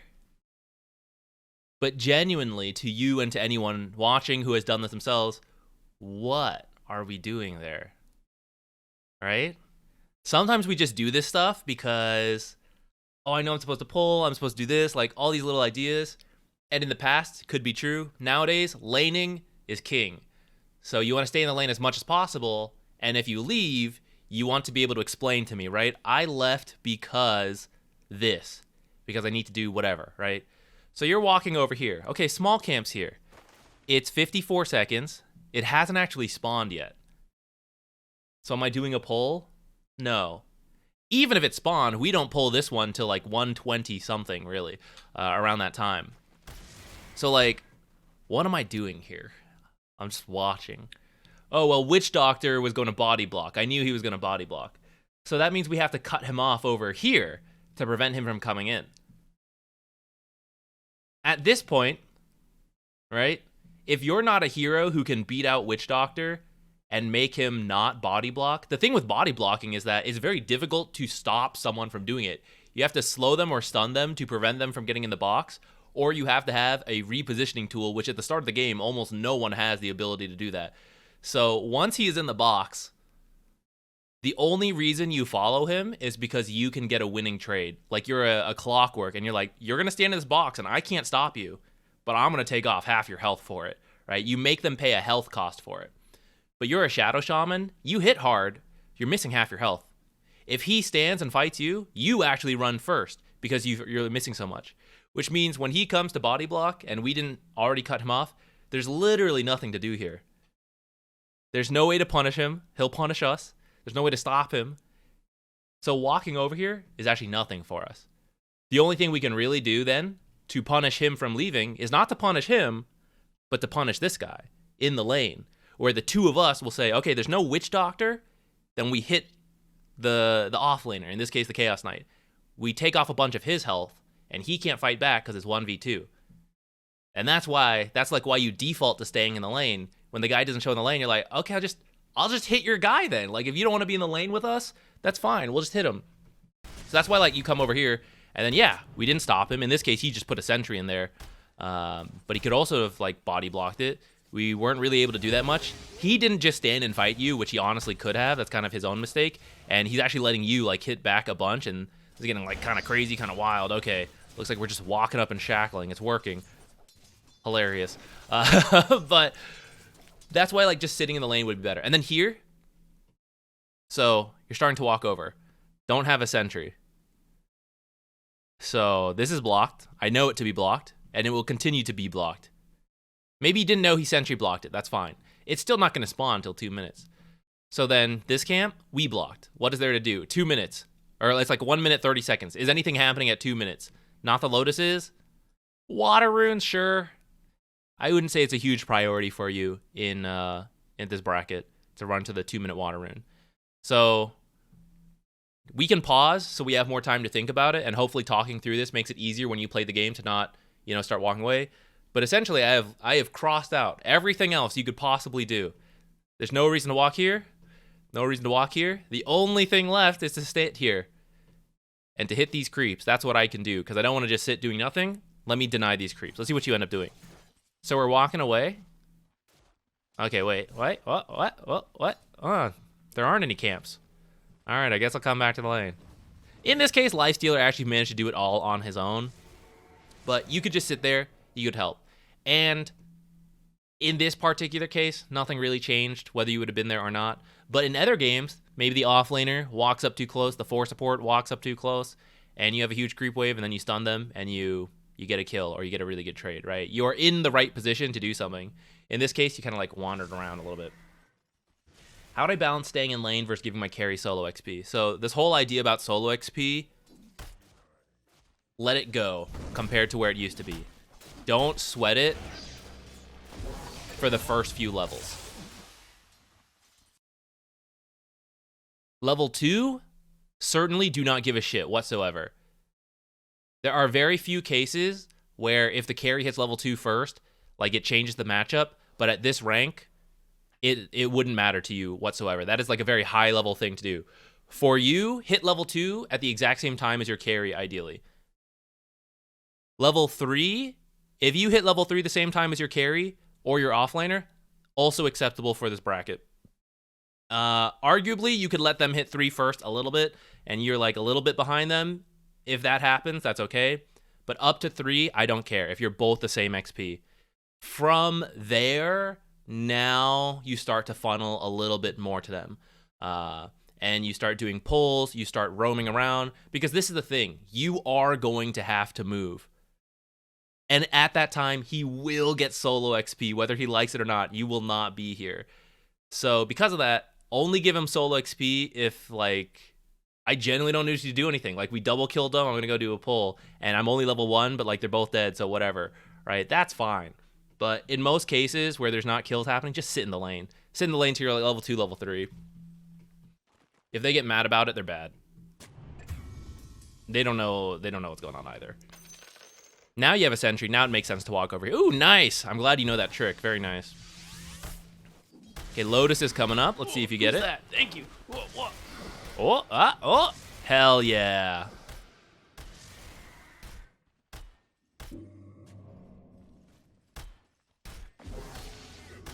Oh, by the way, I didn't really mention it at all, but you started with Shackle, but it's actually usually a lot safer to start with Ether Shock, I would say. Lifestealer's not as strong as he used to be. He used to be like a real terror at level 1 versus melee heroes, but nowadays it's not such a big deal. So Ether Shock to like poke, Ether Shock poke is a really good trading tool. And then like you'll hit level 2. Okay, if you'd managed to get that pull, I would have been okay with it. Quite able to get there. Okay, you're starting to experience it, right? Where Ring of Basilius is kind of nice, but when you go for kills as Shadow Shaman, you chunk through your mana, right? Especially because you went a 1-1-1 build, which it can work, but it is very tough on your mana. That is where items like a Magic Stick, the stats to help your mana pool, and like Mangoes to have the burst heal are a little better than like a really early Sage's Mask, especially a Sage's Mask into Bassi, especially with a hero like Lifestealer who currently sitting at full health because he has 2 passives. This guy does not use mana like very much at all. Juggernaut, he could be a good hero to get a fast Bassi because he'll spin, he'll use Healing Ward, and suddenly now you have health based on the mana you gave him. Luna,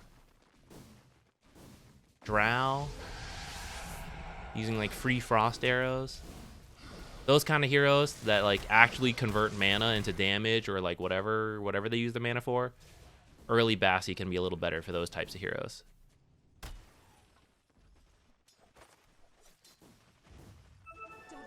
A little awkward lifestealer. Please take him off me. Take him off me. Okay, you had the right idea for the Lotus. I appreciate that. And you kind of tank those creeps for a while, trying to get them out. Honestly, just run them under the tower. Who cares? At that point, you can run them under the tower and then go for the Wisdom Rune when the lane pushes up, and you'll feel okay about leaving him alone. He can go jungle. At this point, you can rotate around. He'll be all right. Hey, Swick, thanks for gifting a sub.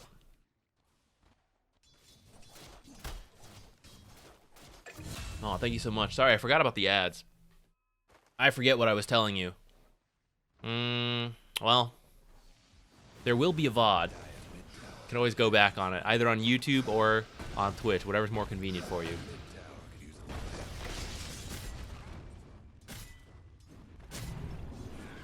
Min 3 or min 6 bounty. You don't have to worry about those. Don't prioritize it. Comparatively, like at 3 minutes, the bounty rune versus the Lotus is worth more for you and for whoever you give it to, like if you give it to your carry. The bounty rune is, in theory, more gold overall, but it's spread out throughout your team, which means no one actually makes a significant difference with it in most cases. But the Lotus is less gold, but more gold individually condensed for whoever has it, which means you could actually use that to heal yourself and survive a kill attempt or to get a kill, right? You're going to see more immediate benefit from the Lotus. Plus, it's right here. So you get to play the lane the whole time, grab the Lotus, and then right back into laning, right back into pull camp, stuff like that. It is very close, so you never have to move that much. If you go for the bounty rune, you're walking all the way over here to pick up the bounty rune. Everyone gets some gold, but no one can really, like, what does, like, 50 gold for every hero do? Yeah, a little closer to the item timings, right? But it doesn't do that much in the short term. Plus, then what? Okay, I got this at 3 minutes. Now what? Am I stacking? So, like, if you come over here and stack this camp and get the bounty rune, like, okay, sure. I was out of the lane for quite a while to do that. Do I then come mid? Like, probably not at 3 minutes and, like, maybe 6 minutes. Like, you know, we're probably not ganking mid at that time either. There's just not a lot to do once you take up this bounty rune. So you just don't really go for the 3 minute bounty rune. And in fact, most of the time you let the mids get it. At 6 minutes, Lotus is still true. But if you were going to pick something, the bounty rune or to be here for the power rune, you would pick the power rune. And then after the power rune, you're walking back to lane, maybe you would pick up the bounty rune, then that would be okay.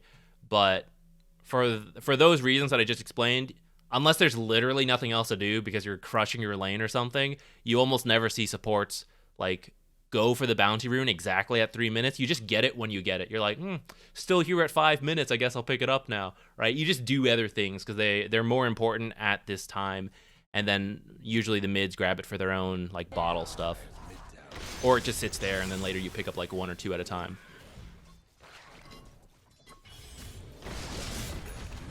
Goodness.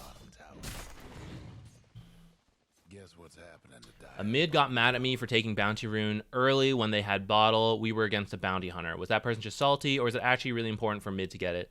Ooh, tough call in that case. I'd say not a huge deal if you take it. They probably weren't watching. Tell them like, oh, bounty almost grabbed it, so I had to grab it. I guess it's up to you to look at the map and see like where the bounty is and like what your mid hero is doing. If they're like literally walking to the rune with an empty bottle and bounty hunter's not close, I would say just take it. Or sorry, just let them get it. You know, if you're sitting on the rune and you don't see bounty, but the mid is on the way, I would risk it. I would let your mid hero come. Like maybe stand on top of the bounty rune without actually taking it so that maybe bounty accidentally clicks you or something instead. But I would, I'd probably still risk it to let the mid take it. If I literally see bounty going for it and I know he's going for it, or I am there and the mid does not need the bottle refill, they have bottle charges, they're walking to another part of the map, and I don't know where bounty is, I would probably take it. I think that's all the scenarios. Yeah, a bit context dependent, maybe.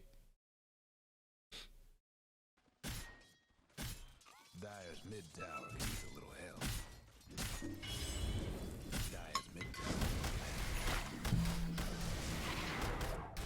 Maybe you felt you were needed down here, so you TP'd. That's fine. I'm not gonna like stress about those. But I would say it looks like Lifestealer's fine on his own. So if you want to try to play other lanes, that's fine.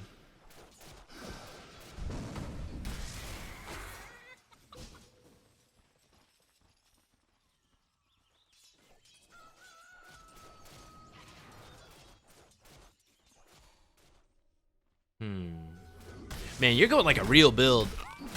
Respect. Okay, a little bit of overlap on your abilities there. Maybe it makes a difference. Okay, yeah. You maybe get that kill. You overlapped quite heavily there.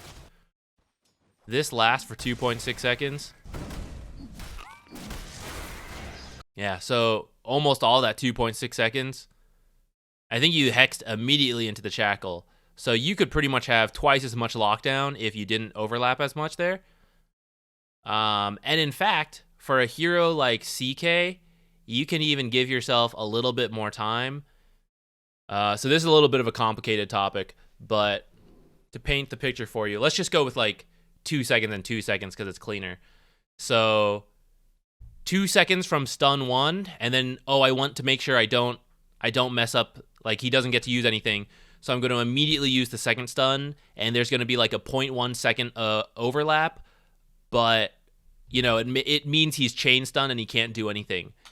You need to do that when they have things like BKB, and that thing activates instantly. Or they have like Mantas, which could then confuse you on which the real hero is. They have some instant ability escape, like Ember Remnant. Like, you cannot allow a moment of overlap. Many heroes don't have that. Even if they have an escape, there's usually like some amount of cast time that you can allow them and interrupt them before they actually even cast it. So Chaos Knight, for example, has his ultimate, but it takes a moment to use it. You don't have to risk that if you don't want to, but you can, essentially what I'm saying is you can let Hex expire and then cast Hex. And even though there's a 0.1, 0.2 second something gap, like if the hero doesn't have an escape, it doesn't matter all that much. And in this way, sometimes you can save your stun, or you can bait out like teleports and then stun them when you actually need to. So you have to do this like chain stunning when it's like Storm Spirit, Ember Spirit, BKB heroes. Otherwise, you can give a little bit more room. But either way, you definitely don't want to overlap by like over 2 seconds of your abilities.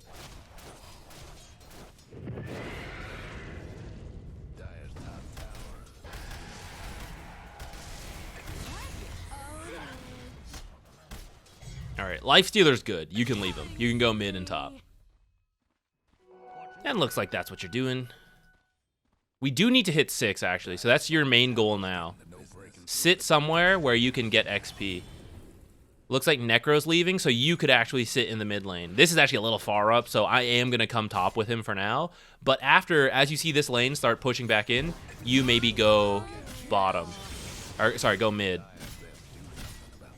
Or like stay near Centaur farming right now. You know, don't wander away too much. Stay near him and get your 6.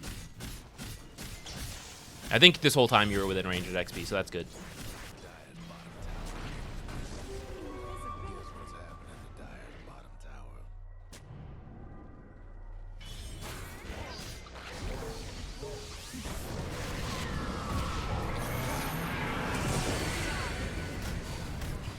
I'm gonna let this fight play out, and then we're gonna go back and see it. So this is kind of the downside, right? Let's imagine.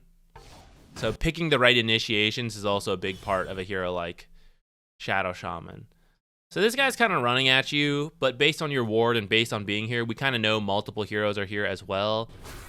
So you do Hex Shackle here. Again, a lot of overlap. But there's a guy with a stun literally in range. Or he's in vision, so you know he's here. So it's not really the best time for you to start shackling. But also, who's damaging this Wraith King? This guy's back here. You can chain stun, right? Lion's going to come in, stun, Hex. And again, like, this core's over here, right? No one's actually doing damage to him while you're locking him down. So this isn't really the best time to do this. And instead kind of putting you in a more dangerous location than you need to be literally standing still while you shackle. And that's kind of what happens to you here, right? They're able to just stun you, walk up. I maybe didn't know Quap and Chaos Knight were here. But still, like, even for you guys,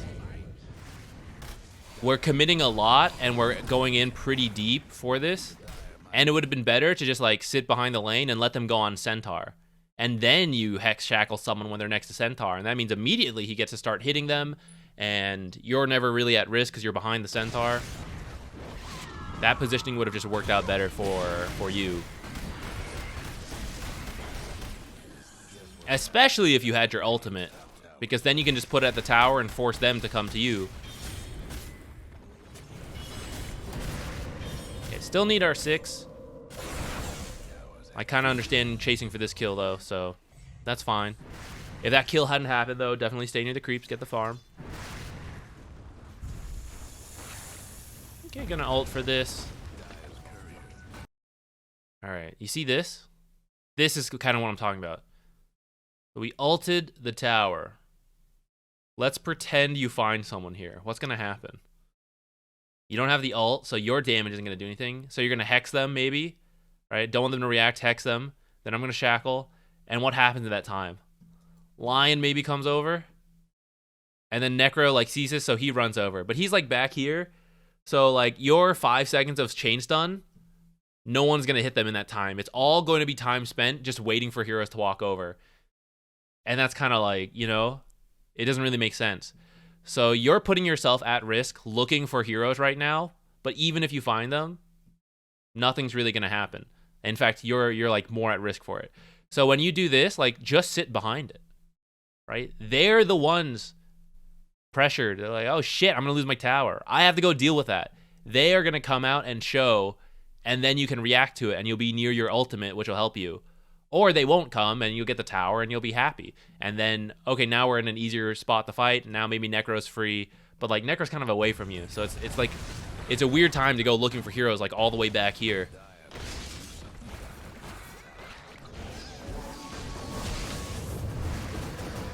Fortunately, that guy didn't know how to control his ultimate. That's kind of what happens. Like, you and Lion went looking for people, but you didn't have a core with you, so nothing really happened. So just because you can Hex Shackle people, or whatever your initiation is, you do have to think about it. Like, can my cores, or like whoever is going to do damage to actually capitalize on this crowd control, is that going to happen? This is pretty risky. Hey, let's go back. Look at the minimap.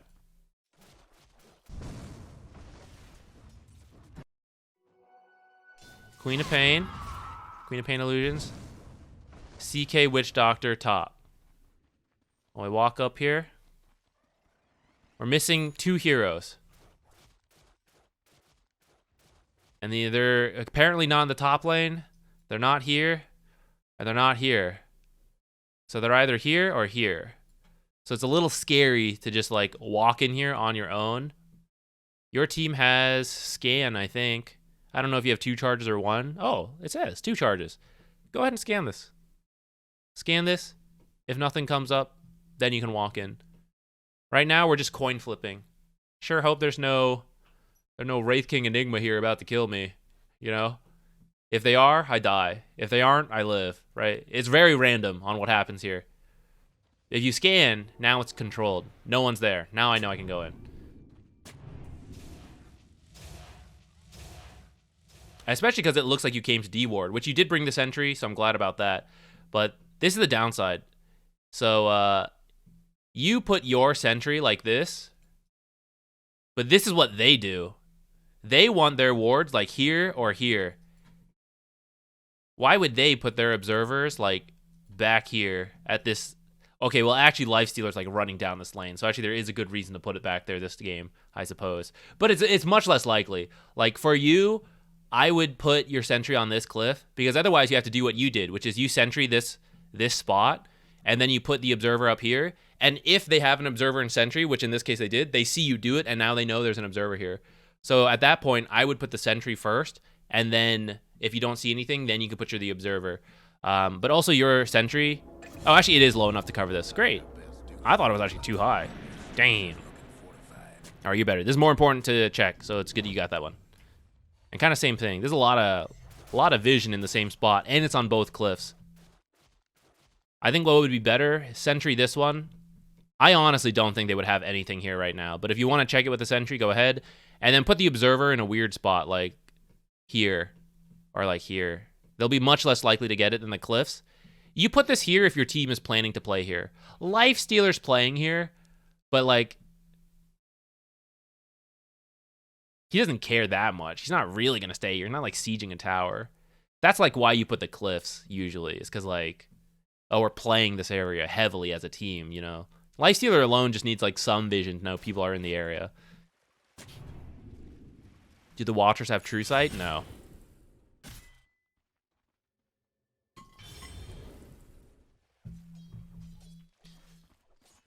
All right, let's start recapping some thoughts. So, observers, or sorry, starting gold. Try to buy a couple more stats, like iron branches, mangoes, like the immediate consumables that will help you in the lane. Rather than 2 items like Windlace and Sage's Mask, try to just pick one. It's very greedy to do both. And you kind of got away with it, but honestly, they just didn't really punish you. Like, Witch Doctor was not very good about harassing you. And so for now, it might work, but then you'll try to do the same thing against better players, and you'll be like, wow, my lanes are so hard. Like, what's happening? It's the items. So I do that. We talked a little bit more about, like, having intention with where you're going. And if you don't know what to do, continue to sit in the lane and look for creeps to deny and heroes to harass, and use that time to think, like, what time is it? Do I need to do a pull? Do I need to unblock? Is it roaming time, right? Like, come up with a reason to leave the lane, and then leave the lane. Don't leave the lane and then be like, actually, I didn't need to leave the lane. I guess I'll go back, right? Putting another observer here. Is that a misclick? Maybe you meant to put the sentry there. Death is not the end, but it might as well be. What else?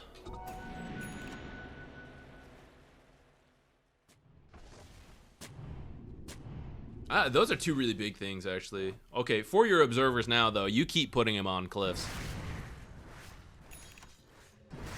In the future, I want you to put on a cliff if you think a team is going to, like, fight around it.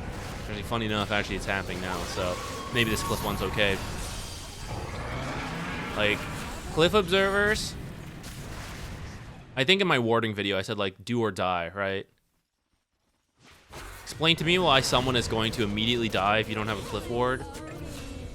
Or why you can get, like, a lot of kills and pressure a lot of objectives around a cliff ward, right? Like this one, like, okay, that fight did happen, so maybe this one's okay. But other cases, it's like, are they really going to siege this tier 1 tower as a group? And we're like, oh, we have to defend this, right? We have to have superior high ground vision in this area. Like, not really, not at this stage of the game. Maybe earlier at like 10 minutes, sure. This one, when your team starts playing up here for like these 2 towers usually, is good and is worth it so long as your team's going to be up here. Otherwise, though, like non-cliff wards so that you can, like, they can stay alive and you don't have to keep losing them. Kind of like they keep putting cliff wards and they keep losing them because they're not ready to defend it, right? The same thing's happening to you, you know? They keep putting cliff wards and you're finding a bunch of free D wards because they're not actually here to play around them.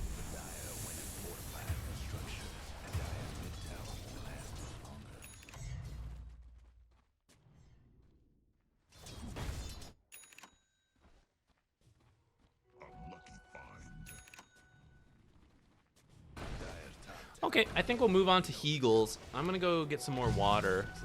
Heagle, send in your game whenever. You guys can keep watching this one for a little bit. Give any extra feedback. Let me know if you have any extra questions that we didn't quite get to. We can answer that before we move on.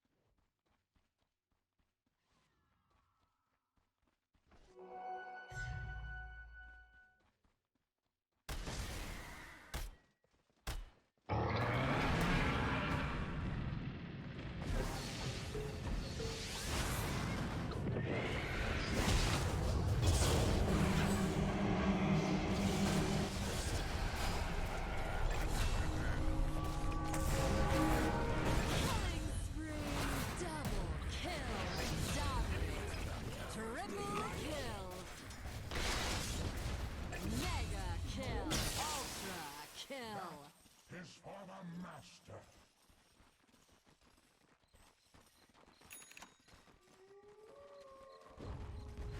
Dire's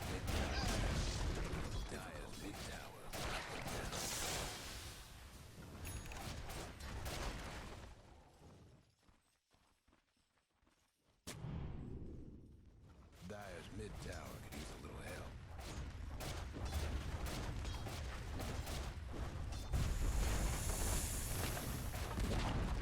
Dire's mid range is going so high. Nothing about Dire's structures right now. Dire's top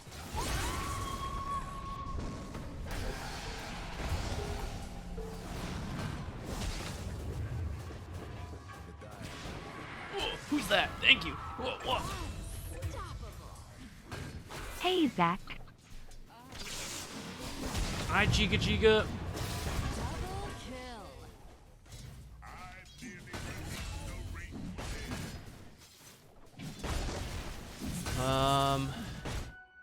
Yeah, for the rough script, I would what's it called? So on the YouTube channel, first of all, for that section you missed, before I forget to say it, the section you missed because of that ad, if that's the VOD channel where this will go later on, if you want to double check whatever was said there. I can't remember, I'm sorry. But for the script of like what to do for that first 10 minutes and the game as a whole, I would look up the like how to play hard support, how to play soft support, whatever guide that is most recent. I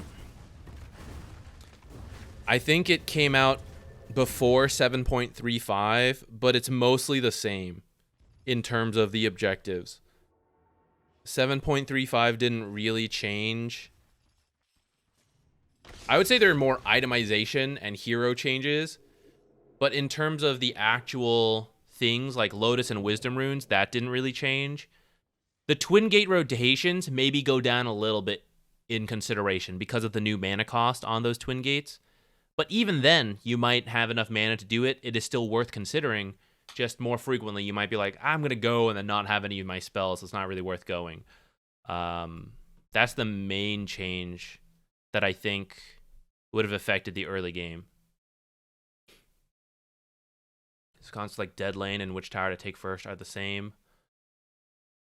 Mostly tower-wise, this is still a nice tower to take first.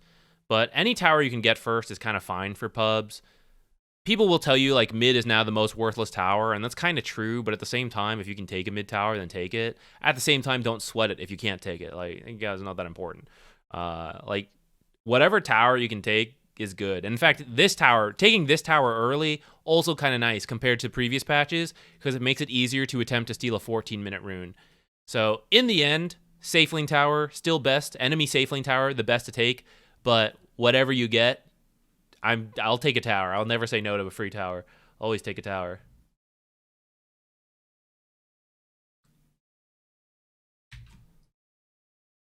The dead lane concept is still kind of true, but also a little bit dropped off.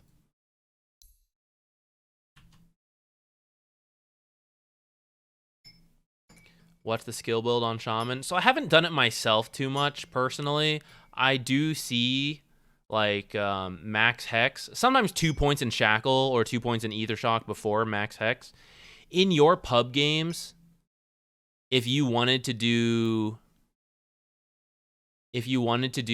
at least 2 points, if not more, into ether shock, I think it's kind of okay to play a little greedier in pubs. That's your farming wave clearing spell. But I do think if you're trying to play active, the max hex first, after like Q, E, E, max W, that sounds good to me.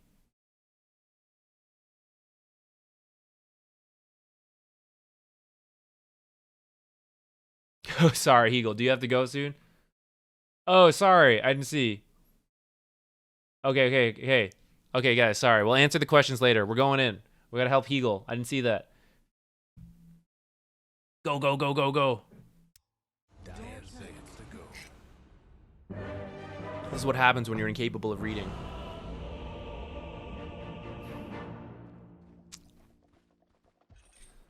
You are the Grimstroke. This is like what? Okay, you know what? I'm not even gonna worry about.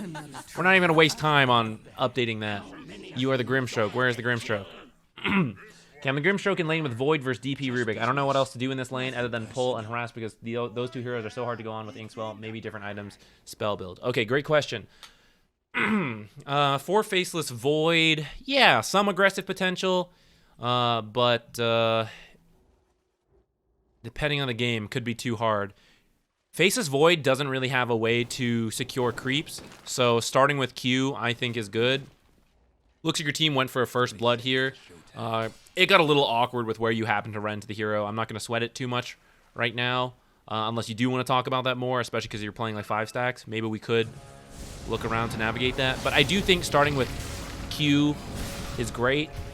Perfect. Use it like this, right? It is still a slow. It is, you know, a little less powerful than Inkswell for first bloods, but still useful, and it will creep secure in the lane with a Faceless Void.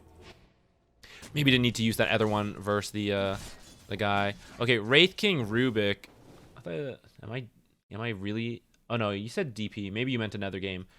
In this case, this should be doable. I still think Q to secure creeps, but you might be able to get kills with Inkswell against a Wraith King. But you do have to be careful of telekinesis. That is like the downside. So one opportunity coming up here is when you hit level 2. If you're level 2 first, this guy has Fade Bolt, so you could go for an immediate kill. And the nice thing is, like, Wraith King may have started with stun. Like, Wraith Kings do that occasionally.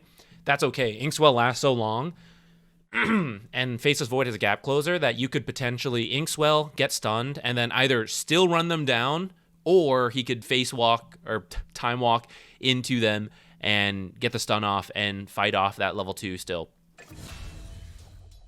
I think you're like back here looking for a pull, but I don't think you should. I think you should just be in the lane here.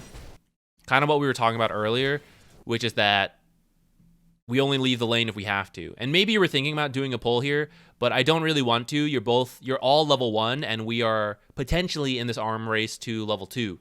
So I think you should just stay in the lane, poking and harassing. Plus you have a Kobold camp, which you can actually see from here without having to leave the lane. It's kind of like walked over closer. I think you were thinking about doing the pull. But especially if you're partied with people, I would try to stay in the lane more and more. And even look to do hard pulls. I mean, you blocked this one, so that's fine. But this lane is balanceable. You're kind of seeing it now, right? It's clearly balanceable. If you can identify that earlier. Oh, this is actually unfortunate because he time walked away. But then you would stay in the lane, and then this would be less likely to happen. Changed my mind because the Kobold camp is Garbo. Fair enough. But I would still say, like, even if it was a better camp, you don't need to do that pull.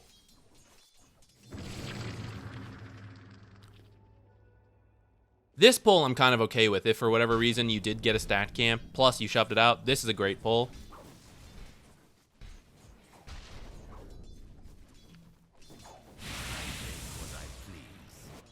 So come stand over here next time. So we saw Rubik doing this. Come stand like right here. Then you can trade with each other, and he's far away from these creeps. He can't really, like... He's in XP range, but he's never really going to get any last hit stuff like that. At any moment you get scared, you can back off. But if he gets scared for whatever reason, it takes longer for him to get away. By standing over here, you're kind of letting him contest these and go for last hits and stuff. Radiant's mid tower's getting banged up.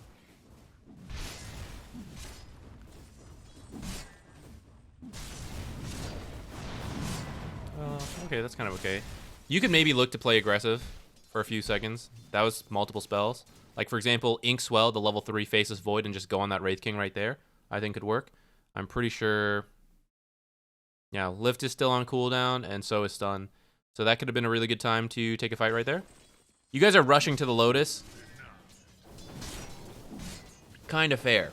But at the same time, they got to walk through you to get to the Lotus, so you could play aggressive here and maybe still beat them to the Lotus. Or take off. Like, that would have been a good fight because they don't have spells, so take off even more health than the Lotus heals, even if they do end up picking up the Lotus.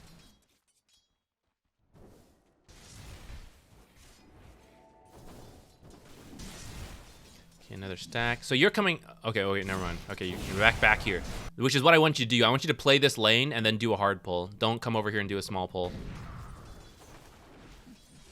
Okay, never mind. You did come over to do small pull. But you see how he's like trying to have to play up here without you this whole time? So you just stay up here, you play with him, and then you hit this hard camp and you do a pull this way. That way you're in the lane pretty much this whole time, and then you still get to potentially do a pull. Like, emphasize, right now, guys, if you're unsure, just try to be in the lane as much as possible.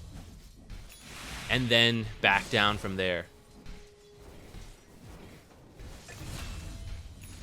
I'm not saying never do pulls, and I know, like, that's the hard part, but it really is good to be in the lane, like, as much as possible.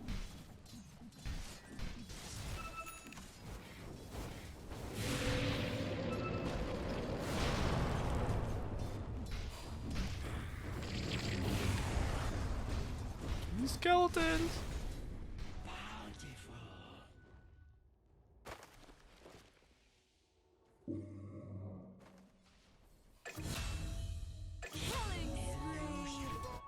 Just business. Nothing personal. There's gonna be too much time here, I think. I think after you survive around here and steal this Lotus, you could probably just look to, like, hide in these trees and then wrap back around. Well, I don't know. I'm not gonna worry about it too much. This is like a weird circumstance. It does feel like a bit too much time out of the lane, but whatever, we'll just do it. Radiant's mid tower's coming up. Oh, lift! Yeah, you gotta go in the trees first. By whose hand? Radiant's mid tower could use a hand. Pull hard when you can play aggro. Yeah, that's a good way to generalize it. Or like in any lane that could go either way, right? They could have kill potential when Time Walk is down, right? The more that both lanes threaten each other, the less you're allowed to leave. And the more it becomes important to simply balance the lane well on your own and not have to depend on pulling, you know? And if you do build up a big creep wave, then you just play off of it. You just shove it all the way in and then do a hard pull, or you shove it all the way in and then you both go back and do the small pull together or something. Like, if you leave the lane too much when you're the weaker lane, or like when it's a lane that you can both fight in, you step away, they can bully your guy while you're gone. And then off of that, they kind of have an advantage because every time you try to fight from there, you have less health. Difficulties. Dyer's mid tower needs a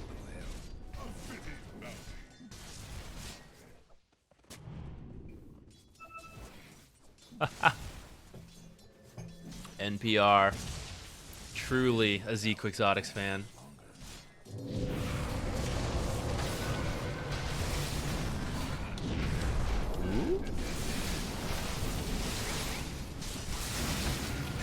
It's totally okay if you die there, but you get the return kill. That guy was level 9, so I think it's okay to just like throw out the spells there and pray. I think he also had a wand. Maybe it was on cooldown. I think a little bit of panic set in there. Ooh, nice bottle refill. I like it. That's good. That's good. One dust. Maybe better at the early game. Money's a bit tight at the start. Nice kill. Nice second kill. We also got to prioritize hitting 6. I think the creeps might have seen you when you did that. The tower also sees quite far in the daytime. I'm not exactly sure because we're going kind of a little fast.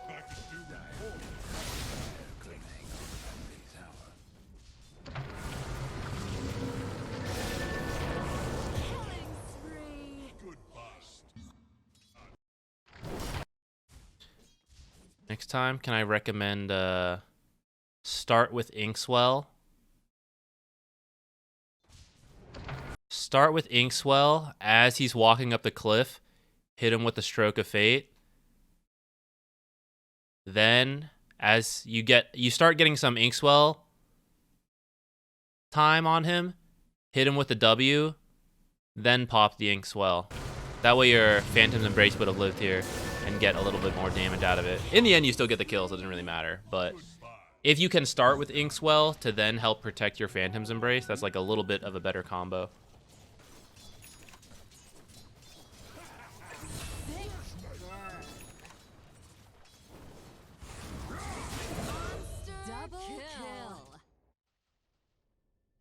Now that you're 6, yeah, I would play with the Axe probably. Yeah, he has Blink. Just follow Axe around. Buy like 2 smokes and go with him. Thank you. Move on to the next replay. Got it. Pass yours to one-way stomp. No problem. Just joined. What rank is this? What did it end up being?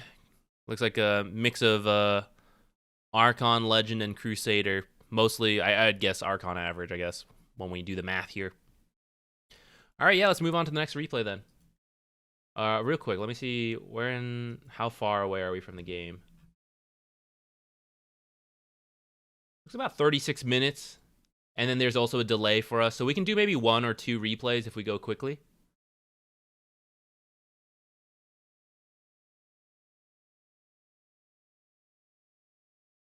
Okay, join the raffle if you are interested. Exclamation point replay. Hey, Mr. Rip, how you doing?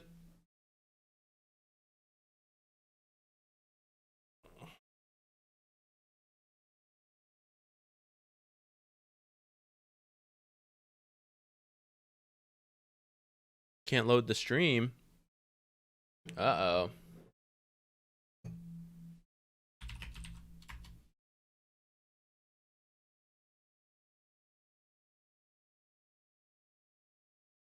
We good? All right, I don't know what that was.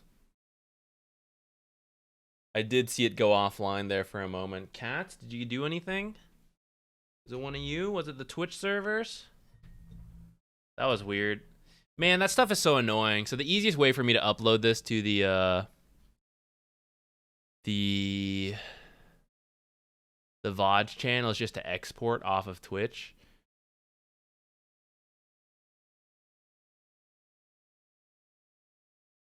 But when the stream crashes, it breaks up the VODs. So I either have to upload 2 or I have to render it together myself off a recording, which is why I'm recording.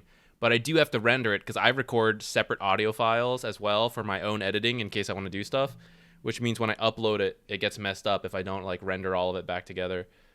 It's just extra work. What a pain. I'm just complaining. It's just part of my job. It is what it is. But it's so annoying when it's just like literally crash for a second. Now I gotta do it. Yeah, this one is Jupiter.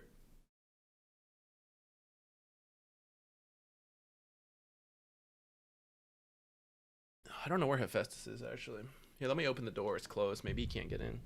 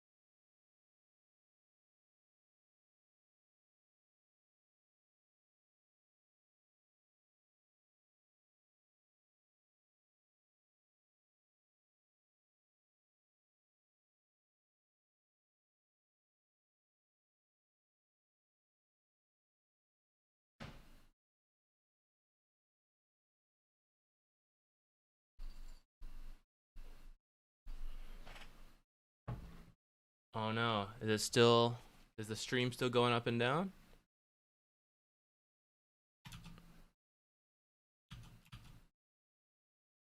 Stream dead? No, we're still good? Okay. I record multiple audio tracks? Yeah, so there's 2 reasons. One, for my own editing, like if there's something I want to clip, then being able to control my audio versus the game audio, or anyone like speaking in the game, then I can do that when the audio tracks are separate. But second, for Twitch, especially as we've now begun playing music, the way I do it is that I separate the audio track. So Spotify is essentially on its own audio track. And when I record, first of all, I can then delete the music if I don't want it in the recording. But two, the Twitch VODs will not have the music because it's on a separate file. But what it does mean is that my end recording does have like 6 different audio tracks or something. And then I have to like delete it and stuff, the ones I don't want.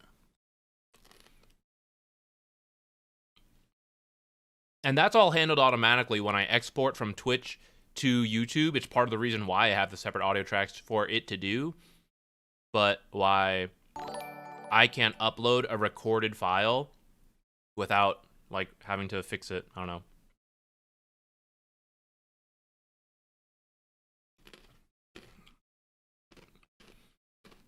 Okay, anyone else want to join this? We're going to pick our next person. Last second. 5, 4, 3, 2, 1. Ooh, 2U snuck in just in time. Yo, brewskis. Joined in at the 1 second and won it. A buzzer beater. What's the buzzer beater of Dota? For the record, buzzer beater, I think, I'm not actually a sports person, is like basketball where they're, like, as time's about to end, if you throw the ball, it still counts, and then it goes in, you could, like, win the game off of that. Is it just a base race? The base race is it? Zybrood. That's true, Zybrood is the buzzer beater. You think you win, you're starting to all chat, then the camera shifts to the other side, and you're like, what?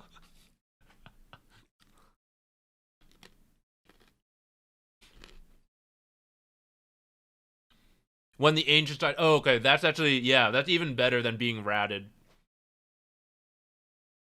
You're winning the fight, and you're like, oh yeah, we can push now. Suddenly the creeps do it in the base.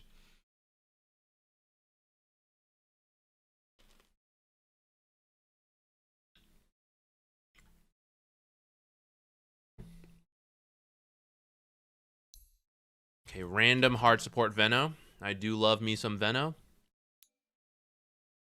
It looks like Guardian real close to Crusader.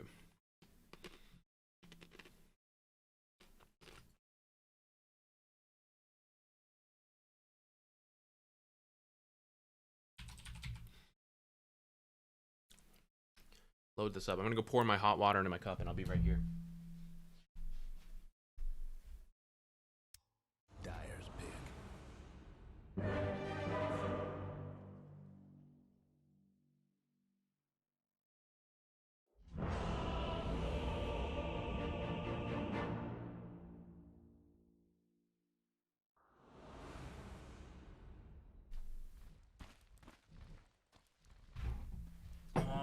Veno hard support items. Look. Oh, just kidding. This is Lions items. Your items are lacking. Where are they?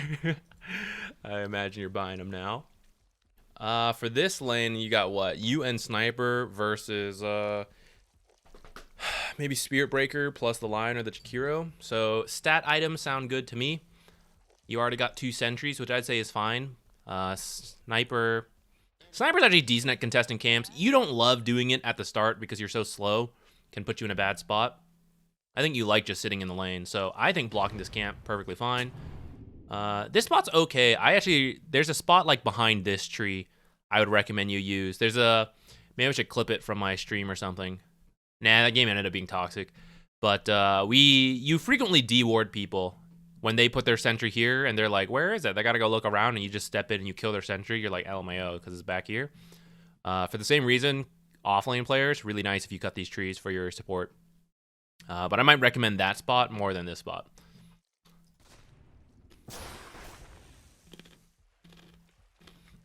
And for the other items, like a blood grenade, circlet, 2 iron branches, another tango, and then like either a fairy fire or another iron branch could be good, because eventually you like place all these, right? You have the slot again. That's a pretty good starting build. And then you would just focus hitting the Spirit Breaker. Oh, if you think you're against the lion for whatever reason, you could also start with a stick. You're currently using a lot of venomous gales, and the game hasn't even, like, you're not even in the lane yet. Alright, it's worth it. But it is kind of why we need items. GG. Wow, that was really value venomous gale. You broke his spirit before the horn. That's like a record, dude. You don't know where my items are? Embarrassing. It happens. It happens to the best of us. Let's see what you buy. I imagine you're going to realize you're like, oh shit, I got money. All right, but this is like, what's going on here, man? Are you looking for the new Crusader ward? I had a joke last time. Joke, but completely real.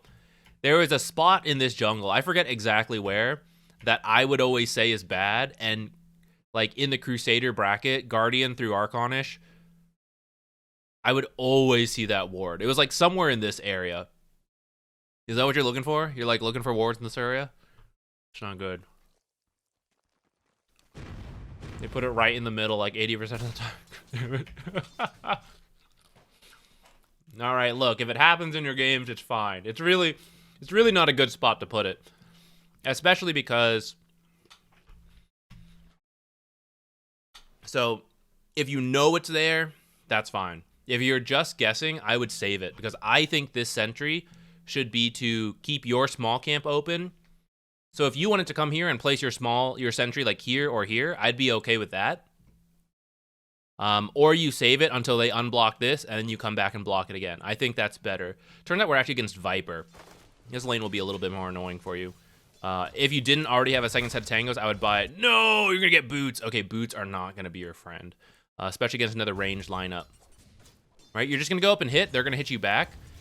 The boots don't do anything at that point. Against two ranged heroes, you need the stats to outright click trade. When you're both standing still hitting each other, the movement speed does nothing. So you're going to need tangos. I would buy, besides the items I already mentioned earlier, I would then buy like tango salve, maybe a third sentry. You're going to take a lot of damage from this Viper, but you just need to survive it. Yours is a passive. It's free. His costs mana. You simply need to buy more regen than he has mana, and then this lane will be a lot easier. You'll see if that bites you in the ass. Is it bad to put the observer right where those creeps first meet? Like right around here? Yeah, it can be fine.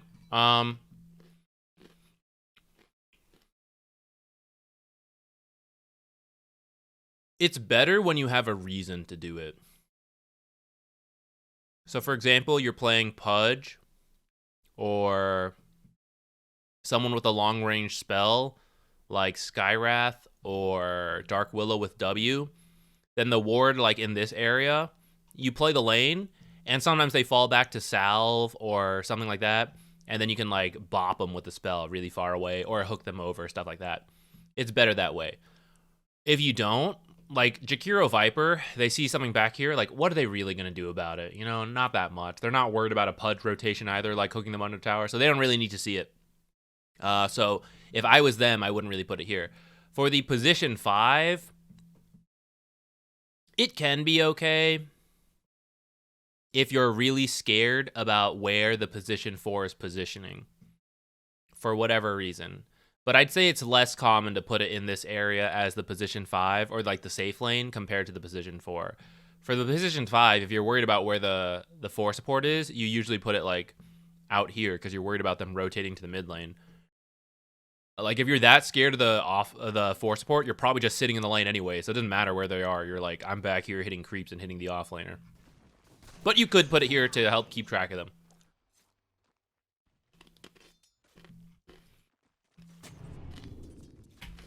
You're doing it!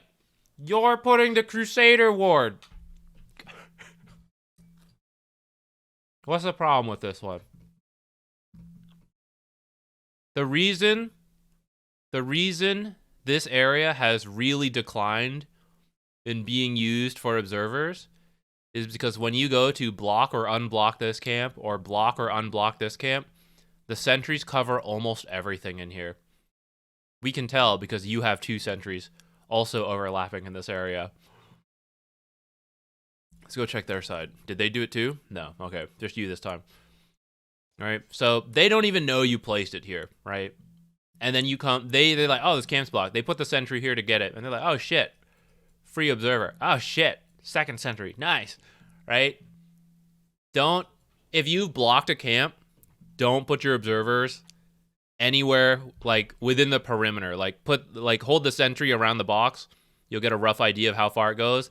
Don't put your observer like anywhere in there.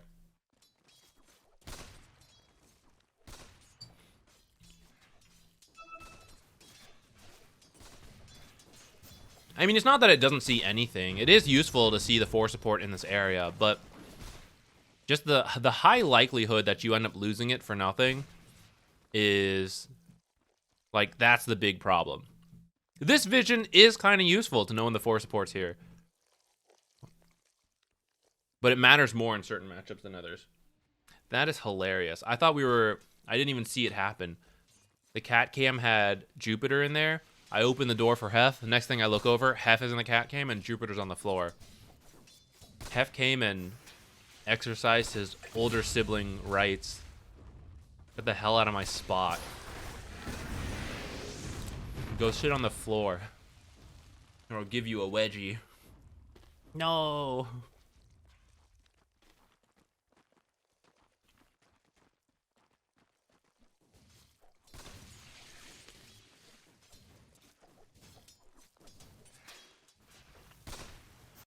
So if you played a stronger lane and you saw Chikiro up here and Viper up here, you could just jump the Viper. That's part of why this kind of vision is useful, but just has its major downsides. Sniper needs a couple more items for it to be like easy to do that though, and you also don't have to do it. Sniper is good versus Viper because he outranges. You actually don't have to do that much this lane. Just help maintain equilibrium and poke where you can. It's getting misplayed a little bit here. You guys are kind of losing this trade to Viper, even though it shouldn't really happen. That's why I'm saying, like, Sniper probably just needs, like, a few more items, and then it's easy. Alright, he kind of killed himself trying to get you guys. Really, Sniper will outrange, and then poke down the Viper. You're just a creep equilibrium hero this time, and you provide tangos when he gets harassed. And you do a little bit of poking, but you focus on hitting creeps and doing pulls when needed. Do I have an older brother? No. I have an older sister, though. We mostly got along as kids. Then in the middle school to high school area, we fought more. But not, like, physically fight. We just didn't get along as well. Now we all get along great, though. My little sister as well. After everyone, like, split up, it became a lot easier to tolerate when you don't live with each other. And we all got older and more mature and stuff like that, right? So now my relationship with my siblings is really good. But we did have our, like, fighting as kids and stuff a little bit. Not too bad. I wouldn't go in like that. You see, we're reaching the point where you can't do anything, and now your boots just bring you home. That's why the extra regen and stats will help you fight. Especially against Viper. Fighting Viper is about surviving his burst. And by burst, he doesn't have any. It's very slow. The burst comes when he hits 5 stacks, and then it takes time to tick down. And that damage is absurd.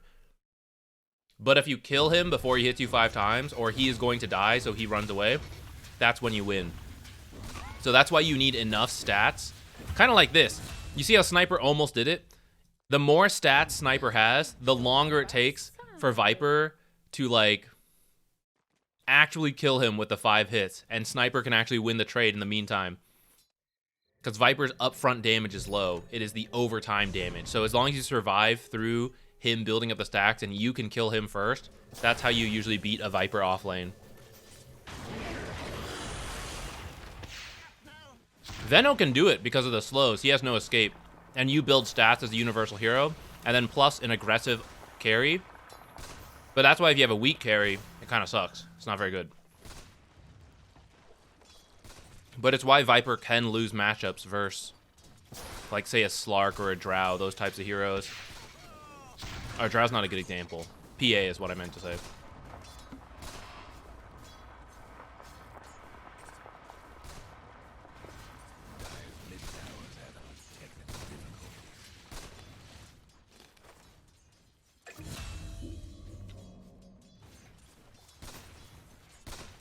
Wait for Radiant's mid tower. Wait for it. Urn and then Spirit Vessel. It's not bad on Venomancer. I think as a position 5, you don't need them as much though.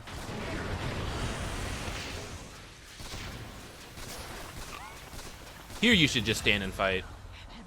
Like if you die, it doesn't matter. The important thing is killing Viper first, right? Like all this time, the first couple attacks, it's really just the attack damage because like the Nether Toxin needs time. The poison attack takes time to build up. That's kind of what I'm talking about earlier. That's why you should come in and like add your auto attacks in too. Then he would have died first. Have I tainted the well of our discourse?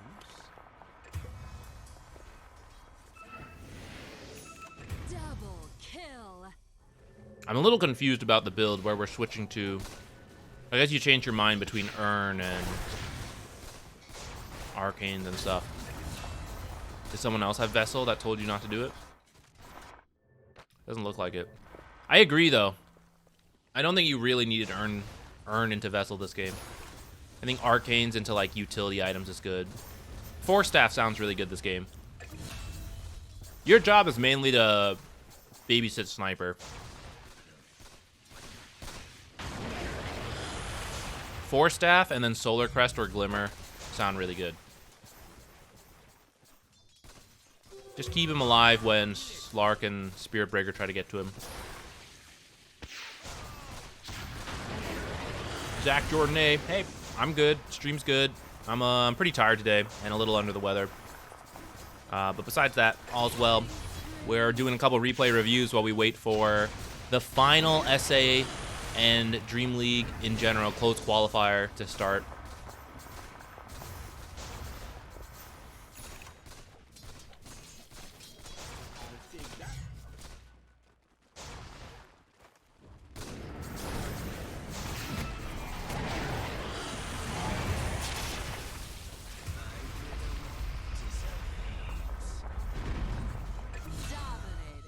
I'd actually say you guys don't really need to push up that far anyways. Courier didn't make it. Radiant's bottom tower ain't a pretty sight right now. Now we're gonna just sit on our tower and farm.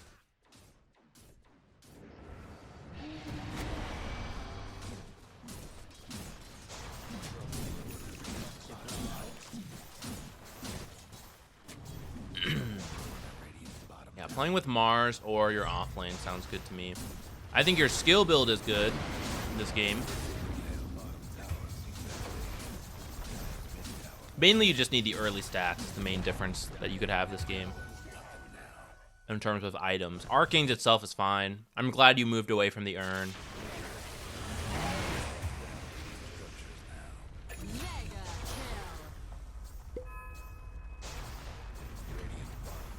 Yeah, if you can get to level 7 so you have a third point in Plague Ward, that'd be really good. Instead of farming this, though, you should have moved up here.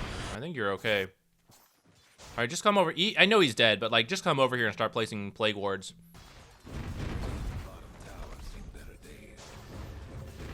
I think your tower is taking a lot more damage than it needs to. In fact, on a grander scheme, I would say Sniper, you can probably take this lane and hold it, and Sniper just goes. But you can't really force that stuff in PUBG.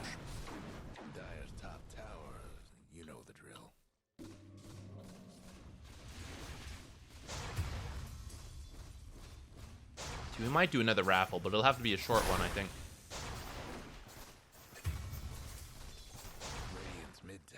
They're starting in 13 minutes, and then we have a delay. So, yeah. If we start another raffle soon, we can do another short replay. Alright, you guys keep trying to push up here, and then this keeps happening.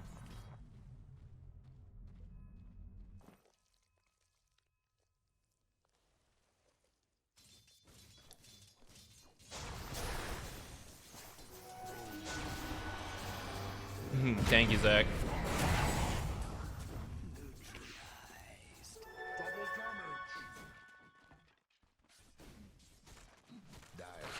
Mars seems to be doing well. You could play with him.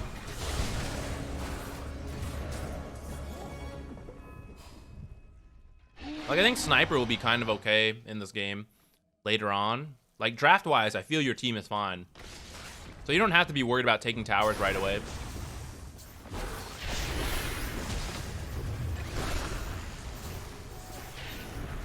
But still just, like, you know, general playing different areas, stuff like that is good. Okay, Mars is going bottom. I don't know if I love that. I might follow him anyways, though. Oh, and to clarify from earlier, I think Force Staff is good versus Slark and versus the Viper. That you get out of the distance and Viper can't keep attacking. And then Solar Crest or Glimmer, because we're focused on just standing next to the Sniper and keeping him alive. We'll let Mars handle initiating and Underlord frontlining. We're going to stand near Sniper, and when people try to get to him, we'll just buff him up and protect him. Okay, moving up a bit. Yeah, I know they're bottom, so we're like, okay to do this kind of stuff. Aw, close, close. You're gonna go Pipe. I guess Pipe's okay too, actually. I think I would still get Force Staff first, but if you went Pipe after that, that'd be okay.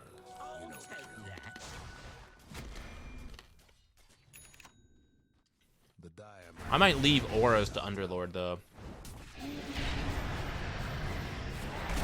Like, he's not gonna really build a Solar Crest or a Glimmer, but he could reasonably build a Pipe.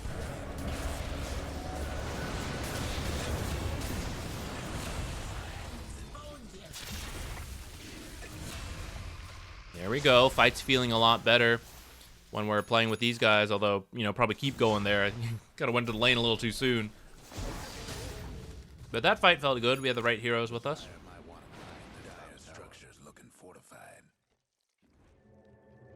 Is Halberd stupid? It feels stupid. There's a lot of people disarm.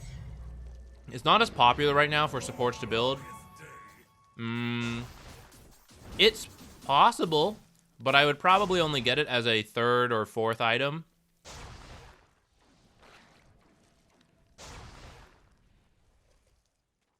But I am open to it. Slark especially doesn't like building BKB. So disarming him when he like jumps in could be very good. I wish I had this back in top. Guess what's happening to Dyer's body?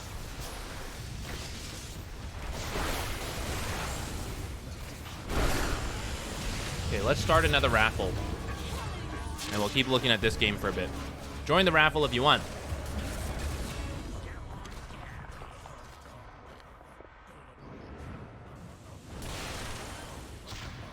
Radiant's mid tower could use a hand. Brewskis, no problem. To summarize, get those early stats. Don't ward here when you block this camp. Those 2 things will help your lane a lot. Talked a little bit about playing a Viper lane. What else?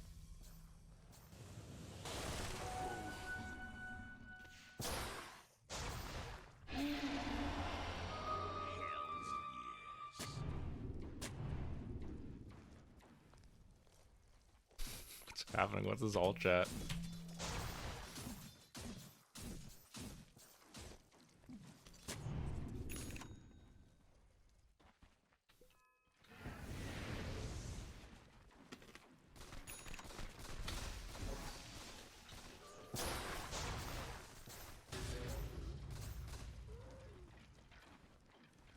I don't think you need to queue there. Ooh, we're smoking and then walking straight forward. In a way that was doable without the smoke, but you know what? We'll do it anyway. That's fine. Oh, from your early stat items, getting a wand, you know, very good for supports. Looks like we're gonna have to carry detection. Glad you bought it right away. That's good.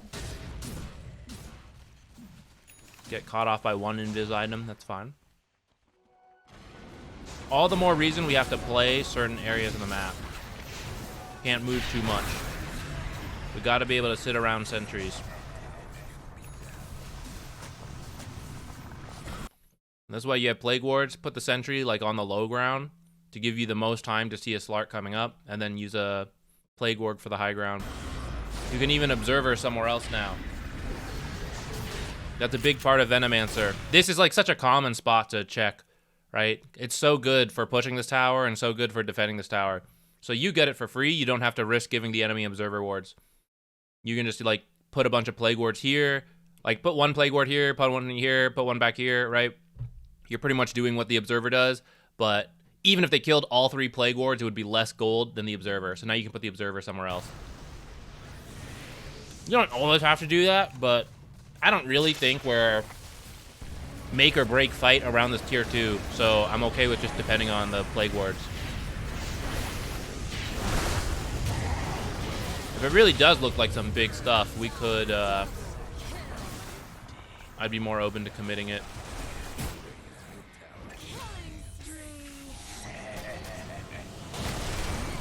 This guy's name is Chica Chica. What are the odds of that? Chica Chica, are you still here? I'm just kidding, I don't think it's you. Could be.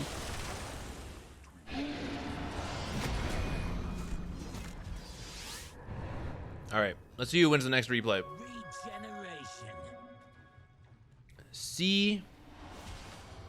C100 Radiant's mid tower's coming apart. WN Clown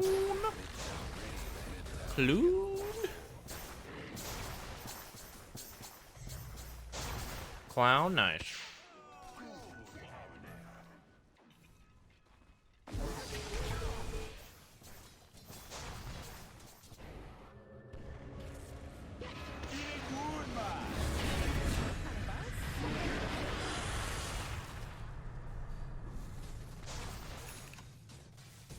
Okay, so Aghanims is good versus Slark because it's easy to apply.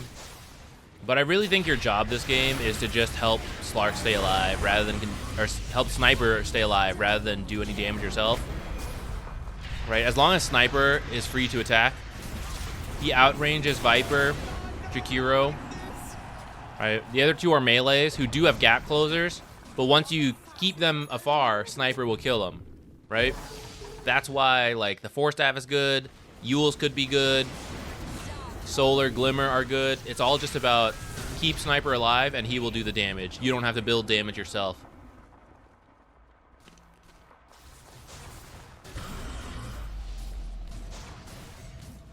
I'm interested in collecting Herald match IDs for you to watch goofy ones.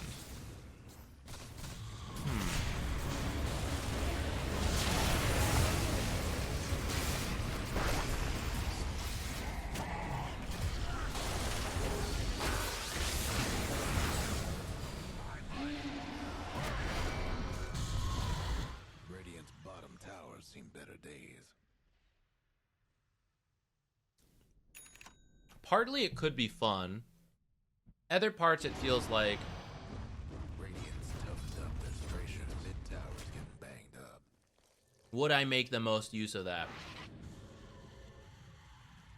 You know, swap this Tango out. You can just sell this Tango.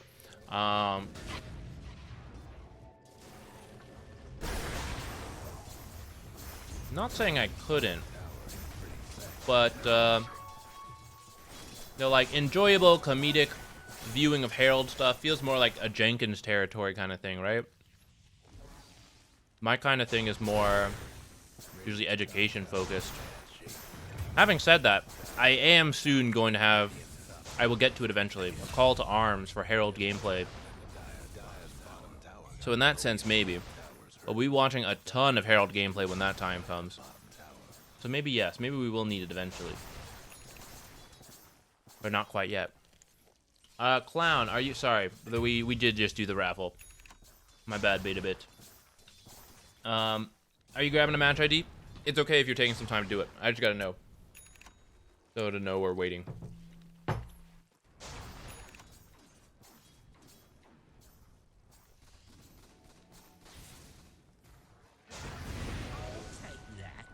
Team Double Dragon with period.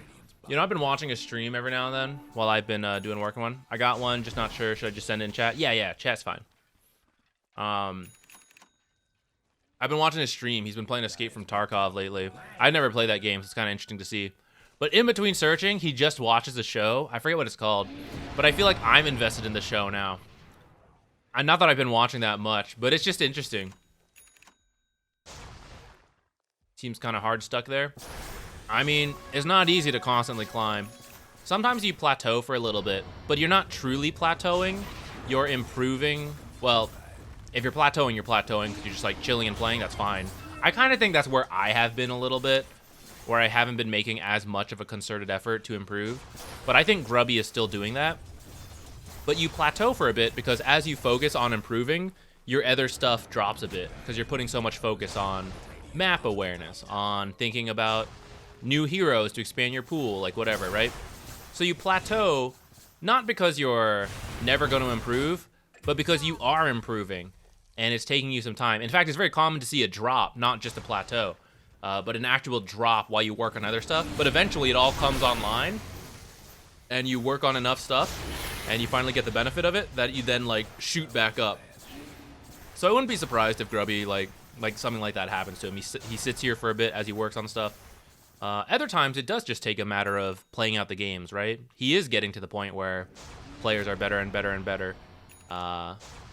So sometimes it does just take some time to keep working and improve. Gotta get my pizza real quick. No problem. That sounds great. You get to eat pizza, watch a replay, review.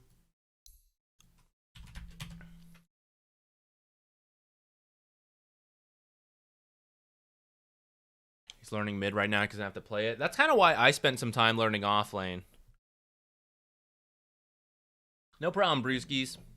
Sorry, we're getting to, I feel like I'm getting to the point where we're getting there early because of what I was saying earlier, but we're getting to that point where I'm getting a little tired. The feedback's getting a little weak.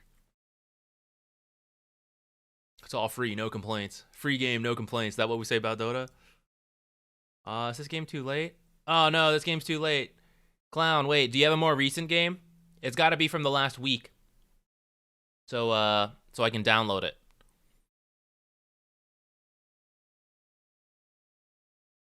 If you get forced into mid in a moral draft, just pick whatever 4 hero. Yeah, I think you can kind of do that. I have learned some offlane heroes, so I'll do it. Like, I'll grab whatever.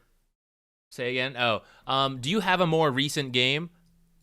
It needs to be from the last week. So, what's today's date? 17th of January. Something from, like, the 10th of January or later. Yeah, no problem. Sorry. Sorry to make your pizza wait.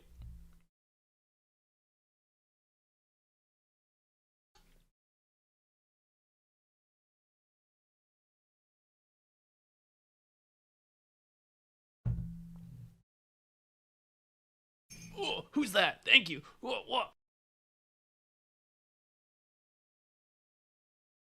El Guapos, thank you. Thank you for subscribing.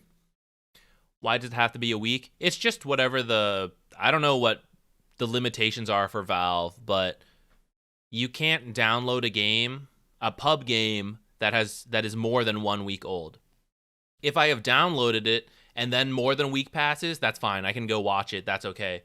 But I can't download it unless I have gotten it within that first week. This is different for tournament games, things that are ticketed. That's usually any big tournament, stuff like that. Then those you can go back at any point and download the replays and watch those. So if you ever done that, that's why. But pub games aren't ticketed, so they don't last more than a week. I imagine it's just a limitation on storage space or something. She only played offlane in that period. Yeah, that's totally fine. If you play core heroes, depending on your rank, we can still help out. Offlane's my best core role, so. Guapos, love the videos. Thank you. Thank you for watching them. I'm glad you like them. Thanks for dropping by and subscribing. Hell yeah, thank you.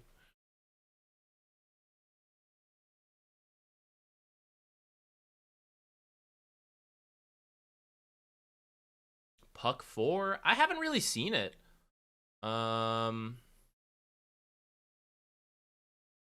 think core Puck is much better than support Puck. support Puck is not the worst support hero you could pick. There's definitely worse, but I'd probably put him in like D tier or lower. I just don't think whatever Puck is, I forget. I think Puck is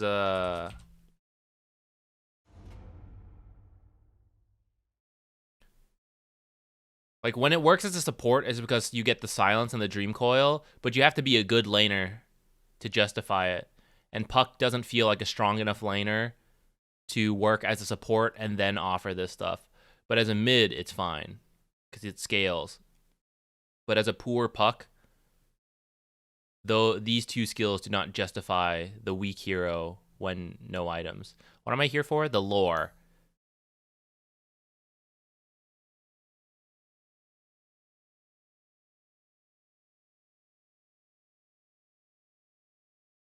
It's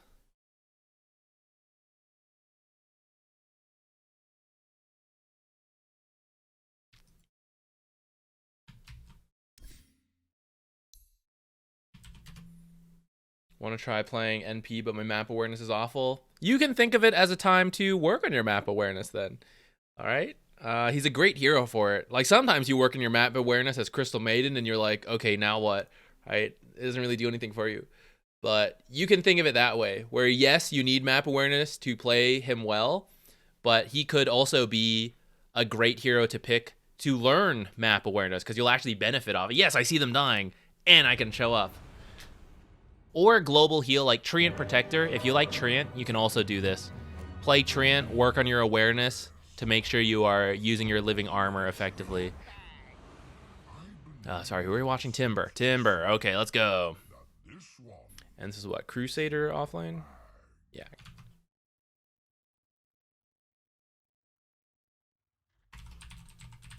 No need for prophecy to gather that I have this one in the bag.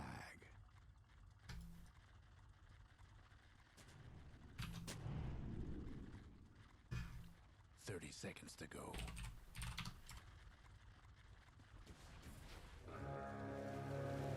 And here we go.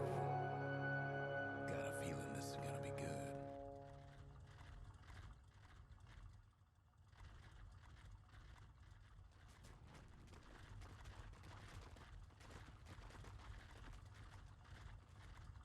Any tips for Marcy support items? I'm pretty sure I do just see like early stat items, phase boots, BKB, like that kind of stuff. I don't know 100% sure. I have to go double check the build, but I feel like that's what I've seen in my own games. Okay, Drow and Treant. All right, at least we're decent versus Treant. I would go ahead and cut trees while you can with Quelling Blade anytime you're free. The Drow will be annoying, but I think once you get a couple levels, you'll be okay. You gotta be a little worried about the silence, but Timber Chain will be really good to get you out of stuff. So I would definitely have Timber Chain by level 3. I don't play enough Timber Saw to know exactly, like, should you start with it? Should you take it level 2? All that. But I would definitely say at least by level 3. Okay, here you want to do some creep aggro. So, like, when this is happening, partly you don't have to because they actually have 2 range creeps. It's going to push for you. But at the same time, why not? You're low. You can do this kind of stuff. So just creep aggro on them back. It'll make it safer for you. Just hit this guy. You don't even have to hit him. Just issue the command, step back. Right? Then this creep, like, this creep would have been pulled back here, and you wouldn't have had to step up to last hit it, which means you might die here. This wouldn't be happening, right? Because it's further back. So when you get low, just do some creep aggroing. I think maybe you took a little bit of extra harass to get low in the first place, which maybe we could work to avoid.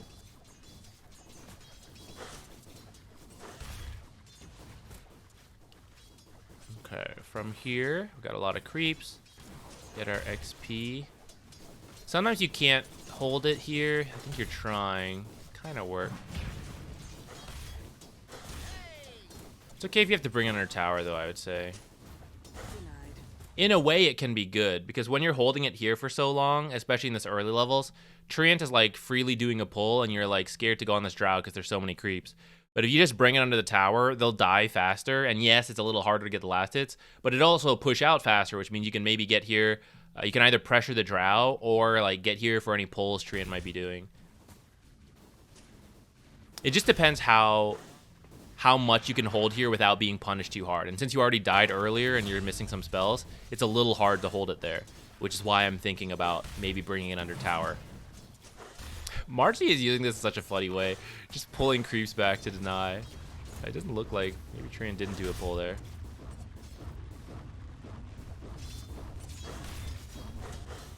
Aw. Yeah, I know, lasting under tower is tough. Just a matter of practicing. Don't be afraid to use spells for it. Feel free to use Whirling Death, especially for the range creeps, banner creeps.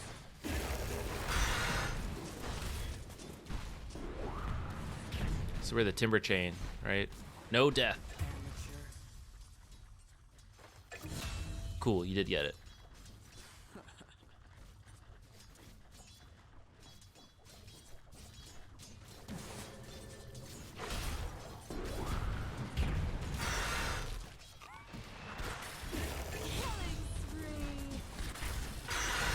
Oh, we got a drow kill. Nice.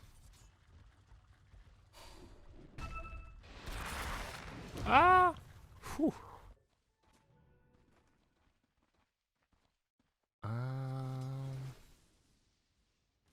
Yeah, I guess it's okay. Feel free to use more timber chains when you're running home. Just like walk here, timber chain, you know, walk out, timber chain in, walk out, timber chain. It'll speed you up a little bit.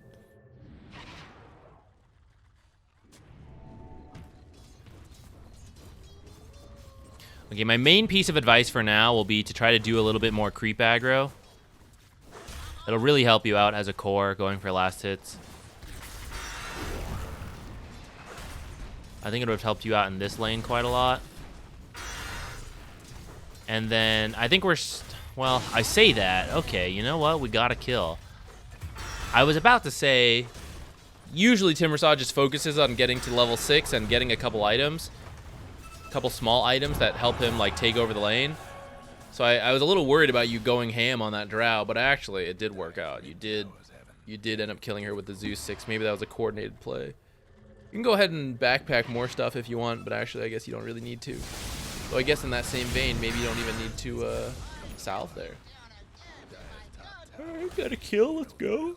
I don't know if Soul Ring is super popular anymore, isn't it? Haven't people moved on to just getting Arcane Boots into Veil on Timbersaw? I think that's the new build. Let me see.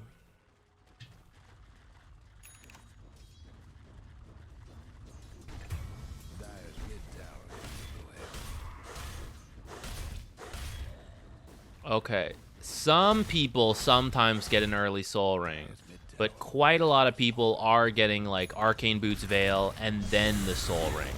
Or sometimes Arcane Boots, Arcane Soul Ring, then the Veil. Stuff like that. Looks like you got a kill. Great. I was looking at the builds while this is happening.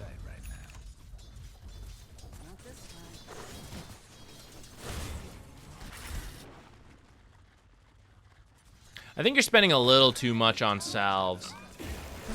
I know you only have 1 point in reactive armor right now, but I do think... So I think creep aggro, step 1, will help you take less damage. The creep aggro will tickle you to activate the reactive armor to help you regen more. And then you won't need to spend so much money on regen. I feel like I've seen you buy several salves now. Sometimes you have to, but as much as possible, trying to reduce it is a big part of inching your net worth forward in the early game. And I feel like I've seen a lot of consumables purchased for Timbersaw. So more creep aggro will help with all that. Like here, right here. Creep aggro will help right there. Your aggressive plays are good. You seem to know how to use the abilities quite well and like what fights to take with the Timbersaw. So I think the part for you to work on right now is like, let's make sure I get to that point. That by creep aggroing, by laning well, taking less damage, I don't have to buy as many consumables, I can buy my items faster, right? That way you can get to the level 6 you need, all of that. Because, like, here, damn, look at us go, right? You're getting the kill under tower, stuff like that. Like, this part's all great. So it seems like the focus needs to be on laning for now.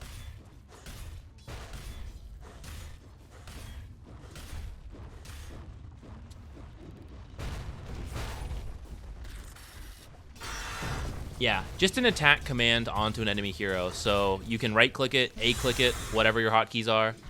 A hero or a top bar. Just to reiterate what Patron of Saint was saying. He did answer it, but...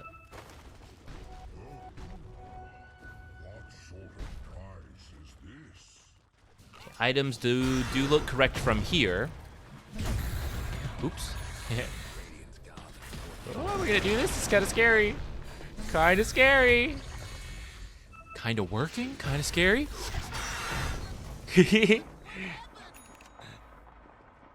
It'll happen like that every now and then. My stakes. No big deal. Dire's bottom tower's getting business. Guess what's What happening time is to it? Dire's Ooh, okay. bottom tower? Let's go double check real quick. Hold on, what time are we at? 13 minutes here. The Dire best. Let's just make sure we are... I do want to see this final closed qualifier SA match. And in fact, globally, this is the last one. It has started. Is it still in the delay period?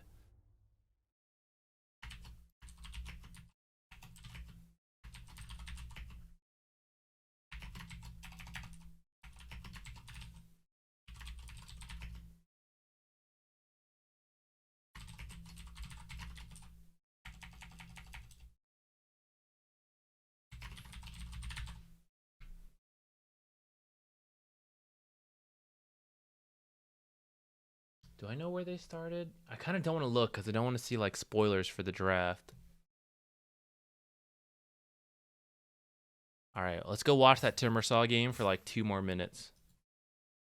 Yeah, there you go. Creep video. Creep aggro vid.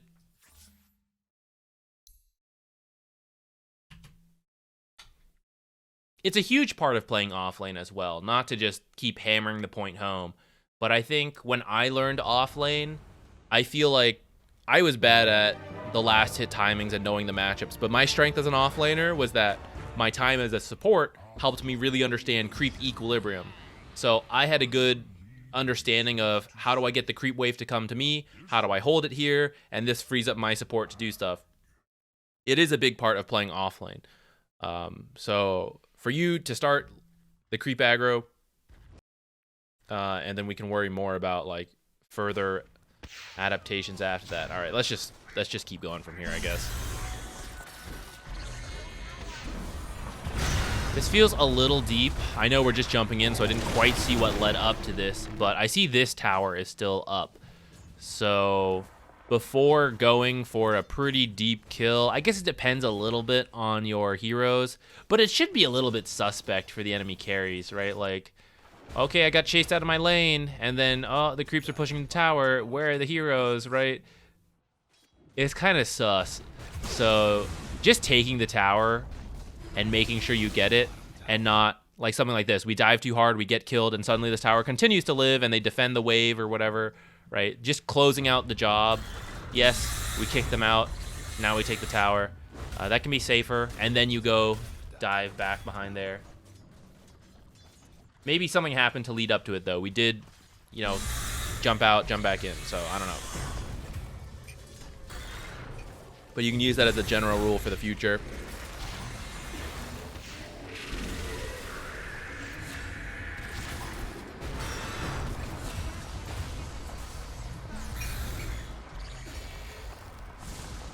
I know it's tricky, but you can use Q as your, like, whirling death through people, or timber chaining. The benefit being that it's a low cooldown spell, so the sooner you use it, the sooner it's up again. And you're stealing attributes, or not stealing, but you're making them lose attributes. So the sooner you hit them with it, the less damage they'll do. Just kind of an efficiency thing, but, you know, maybe you already know that anyways, and just, you know, the button pressing's the hard part. I get that. All right. Small tips. Now we go back and check the match again.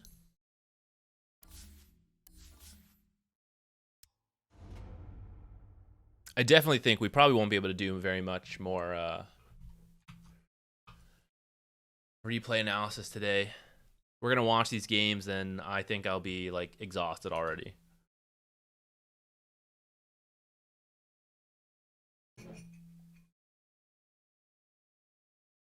Okay, I'll tell you what we're going to do. I have to go get more water before we get sucked into this game. Everyone go take their break, eat their pizza, stuff like that. I'm going to run some ads so that hopefully they won't interrupt us in the game. And then we'll be back here to start. Does that sound good? Everyone leave. Twitch doesn't know. You don't actually have to watch the ads, guys. But for anyone still here, you can watch the cat. Okay, I'll be right back.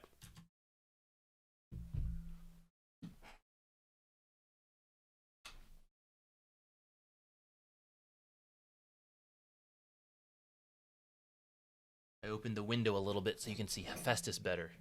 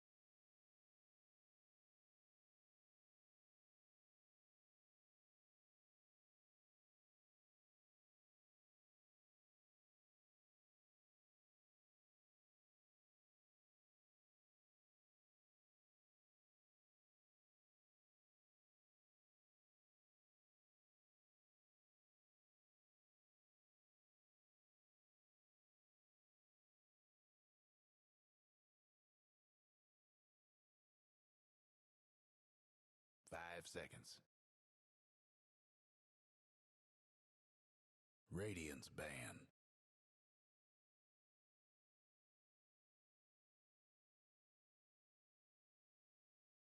10 seconds to go.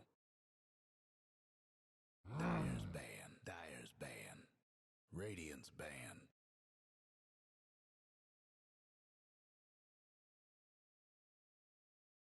Dyer's ban. Dyer's ban. Radiance ban.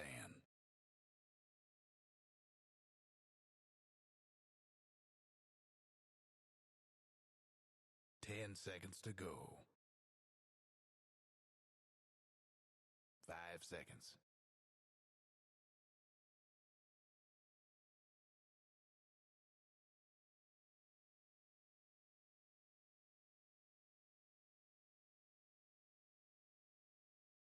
Radiance pick. Dyer's pick.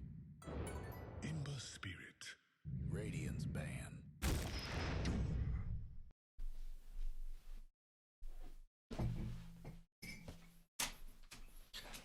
I am back.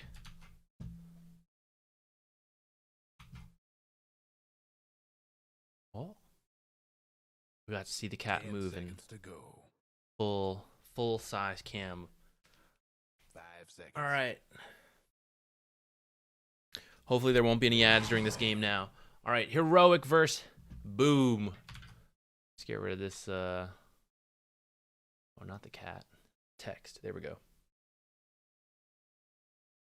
Okay, what bans were there? Who for his first pick? Heroic's first pick? They banned Huskar first phase. I guess that does show they wanted to pick Ember Spirit.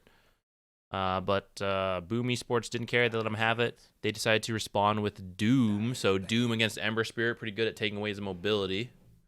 Also just a good hero in general. And there's other heroes who are good versus Ember Spirit in the lane. For example, I see Monkey King is still in here.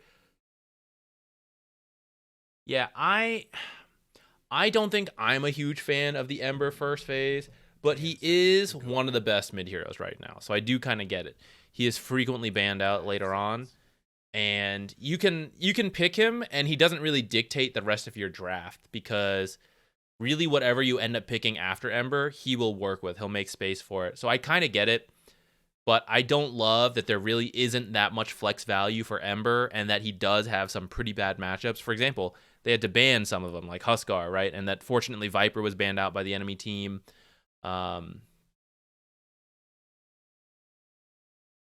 Right, like that's why I don't personally love it, but I understand if why teams are kind of doing it. Especially like this is part of my process, right? Learning the players, but especially if they have a hero or a player who feels very confident about Ember and there's likely to be like some targeted bans, especially in the second phase, like I get it. Yo, Cryptic, what's up, man? Are you going to be streaming later this series? I'm a little under the weather today, so like if this game goes to the best of 5, I don't think I can cover it. Who's that? I'm already tired. We've not even begun and I'm tired. So if you're going to stream later, let me know. I'll definitely probably raid in. Monkey King still in the pool? Yeah. Hey, Jenny The... 10 seconds to go. Can I read? I can't read. My eyes are tired. Jenny The... 5 Thank seconds. you. I hope I didn't totally butcher that pronunciation. Thank you for the Prime sub. Boom Esports taking Venge. Good support in general. And I also like the idea that you can think of it as a little bit of a deny pick, because when Doom goes in and Doom's a target, you want to save that target. So Venge can be one of the heroes to swap that target away and actually give them a barrier that will help maybe save them a little bit from the Doom, because you can't heal them while they're doomed. So kind of nice. Not that we knew Heroic had to pick Venge versus Doom, and they certainly don't have to, but kind of cool in that sense. They're instead going to go for Undying, who is not the most popular position 5 at all. He has dropped off a lot from his nerfs, but still good against certain heroes, especially melee strength heroes like Doom. So he still has a place there, and whatever carry they end up picking versus Doom should have a pretty solid time, even if they don't pick someone meant to counter the Doom. Ooh, and then maybe they're doing their own steal. They're grabbing the Grimstroke, who would have comboed really well with Doom, the Inkswell double Doom, double Venge stun. When she gets the shard, double Venge stun. So nice steal pick there. 10 seconds to go. Dyer's pick. Seems the most picked, 54% win rate on Dota 2 Pro Tracker. She seems to feed. Yeah. Well, the pub games are pretty different the higher up you go. I think his laning stage is really strong, and I really like the early item timings. I personally like when they don't get Midas. Just like 10 seconds to Veil, Shiva's Blink into the other stuff. I like it. 5 seconds. Smiling Death, thank you. Thanks, Ricky. Okay, no problem. Let me know if you do. We can also talk over it together if you want, if you do decide to stream, but I totally understand taking some time off. They already playing? Why is your stream late? Because the official cast will be live. They are playing, but for everyone else watching Dota TV, there is a delay. So yeah, we're just going to be delayed. No spoilers, please, in the chat. Try not to spoil it for people. If you want to see it live, I totally understand. Head over to the official cast. I'm not sure which stream channel they're using, but it's one of the ESL ones. So if you want to see it there with some great casters, I'm sure, check that out. But we'll watch it here. I won't be sneak peeking looking forward. So if you don't know what's going on, I don't know what's going on. It's essentially live for us. Okay, sorry. So the other picks, Dark Willow, pretty nice with Doom. Bedlam, you throw it on Doom, who's just running at people, plus the fact that Doom is very likely to build Veil Shivas, amplify the damage from Bedlam, which is one of the highest damage early spells in the game. Bedlam can do a ton of damage once you're sticking next to the target, which Doom is great at. Also just more general crowd control. And then a Tiny as well. So I imagine this is a mid-Tiny, unless we're having like a core Dark Willow or Venge. Oh, and we're going to get a Meepo. Let's go. Let's go. Is K1 a Meepo player? I don't know this. It kind of makes sense. K1 is known for his super farming. Meepo is one of a great hero for that, as well as getting active early. But maybe we've seen some offlane Meepos. Why is Gork allowed to stream the Twitch stream? I don't exactly know the rules on it, but I think it's like a React content kind of thing. Maybe he's right. Maybe I'm not supposed to do it this way. I'm pretty sure you are. I'm pretty sure Dota TV is always fair game. I don't know the exact rules for restreaming the live stream, but I see it all the time. I just kind of assume it is a thing people can do.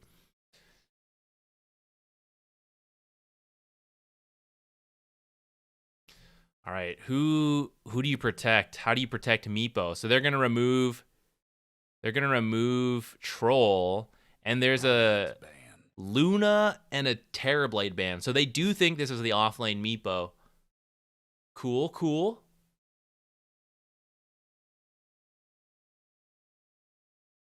Co-streams are just React content. It's boring. 10 seconds to go. I kind of get it. 5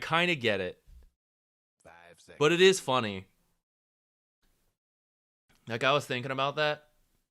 My girlfriend pulled up this. She was trying a show, like a Korean variety show. And the concept of the show was that these two people were watching an old Korean drama and reacting to it.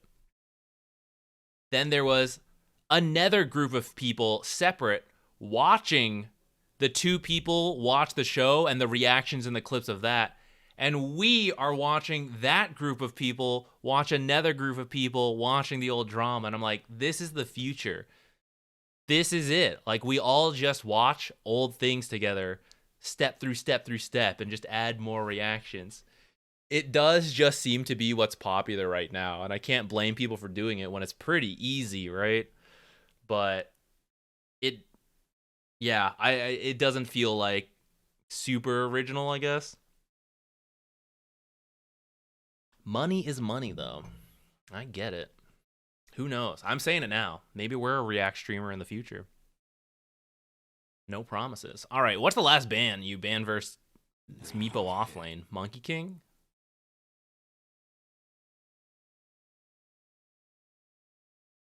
All right, then what are they going to pick? This will reveal if it's Meepo carry or offlane. I suppose maybe you guys already know. I have not been watching that many of Heroics games. So maybe this was a for sure Meepo offlane kind of thing. Yeah, Monkey Kings looks like it would have been great. 5 seconds.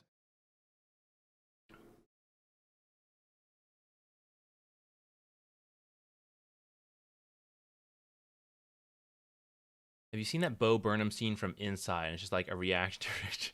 No, I don't think I have. That sounds funny. I like his stuff. Wraith King. There's a K1 classic. This feels kind of greedy, K1 plus Meepo, but I guess when you pick offlane Meepo, you try to be more involved rather than farming, but it does still feel like my take on Meepo is Meepo's in the game, Meepo is the carry. Well, let's see how they balance this farming out.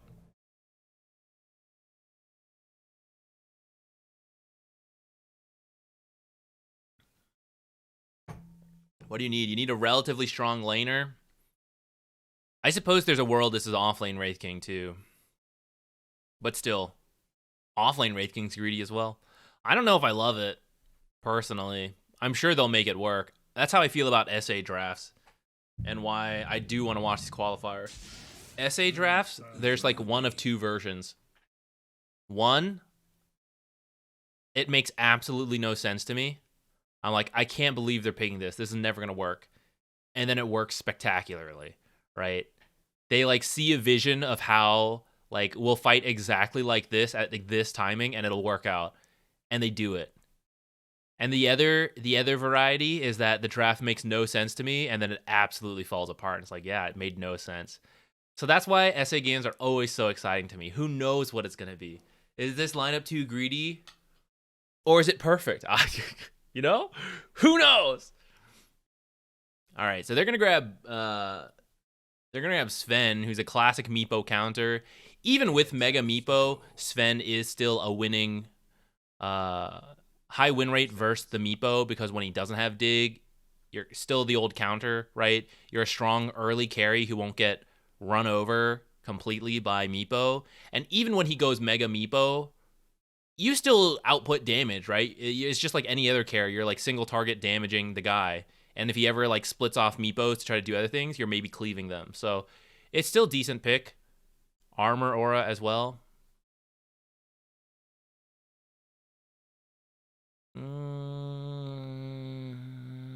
We may need to watch this Undying lane to start. I think the 2 side lanes are going to be interesting. One, Meepo. Meepo in the off lane. How's it going to do, right? I think the early level shouldn't be that exciting because Meepo just needs to get farm and get going. But this Undying response to Doom, like I think Doom could be big part of this game. Doom, classic powerful ability. Not so good against Skeleton King, but you could shut down Divine Llama. You could shut down Meepo from being able to do anything if you Doom him, and you have percent HP damage on Infernal Blade, which could be really good versus Mega Meepo. So I think Doom could be a very impactful hero if he's not shit on by this Undying. So I'm very curious how that lane will go. In theory, it should be in the favor of the Undying, but you can always do weird stuff to try to have a laning stage where you're not supposed to be able to. Okay, let's see the items. I feel fine. Don't know what everyone's Smoke talking out from Boom. Scattering out to place their wards compared to Heroic, who are all sticking together, but no smoke from them. Okay, Night Smoke is going to break. He's going to ping it out. And Heroic actually knows as well because they have already placed their Observer. So they did see the Dark Willow. They're suspecting maybe there's an Observer over here. But actually, Dark Willow did not get around to placing anything. The wards are up here. Now, this is an interesting one that you won't really see. This kind of Observer doesn't make that much in your pub games, all that, like unless you're a very high level. But in pro games, there's a lot of rotation from the supports into the mid lane, and that's kind of why you're seeing this kind of Observer, which will scout out what's his name, Grimstroke, who could come over to the mid lane. Though I find it interesting that they actually put both, because like they both see the same Grimstroke, and they didn't like put it on opposite sides to see other supports come in. So I guess they're really worried about these top rotations, which I think actually, as we're talking about it further... Oh, no, sorry, I got a little confused. I thought maybe Undying was on this side, and I was like, okay, actually, if you can't play versus Undying, maybe you do just roam. But no, Undying is actually on this side. I don't know.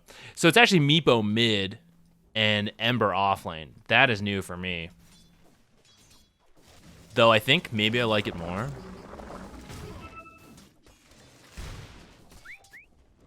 I don't know what lane we should watch now. I want to know how Ember offlane's going to work. I don't know if I believe in it. I'm pretty sure I don't. So I'd like to be proven wrong, because that's always cool. Or we'll see that it's not very good. And they're really trusting this Meepo to pop off versus this Tiny mid. But Tiny seems like he has the base damage to start to deny off the Meepo. But Meepo will get the levels at some point and be able to farm back up. So I guess getting denied by Tiny to start isn't a huge deal.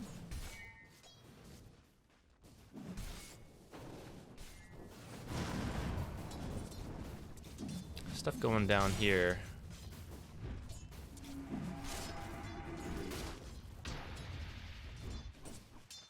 Doom not totally dead to start.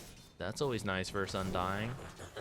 Undying did get nerfed, so his laning stage domination is not as strong. I'm pretty sure like the cooldown or the mana cost, I forget which ones, like went up on Decay and stuff. His Shard got nerfed. The Shard actually could be good versus Doom this game. Let's see if he rushes it or hopes for it from the Tormentor.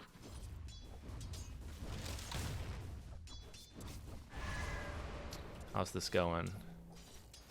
5-1 to 7-3. creeps split up. So he's not like, in theory, he's not that far behind yet. He still has like last hits to get. I mean, I guess you still build Mage Slayer on Ember Spirit and you just become a more active hero rather than farming and scaling. You just fight all the time with the Mage Slayer. And Mage Slayer is good.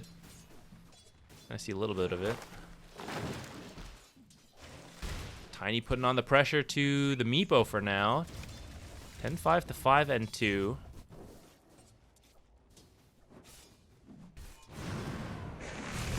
Stun down here on the Doom, but I don't think we'll be seeing a kill happen quite yet. Especially because KJ is out of mana. So no more Decay or Tombstone harass for a little bit here.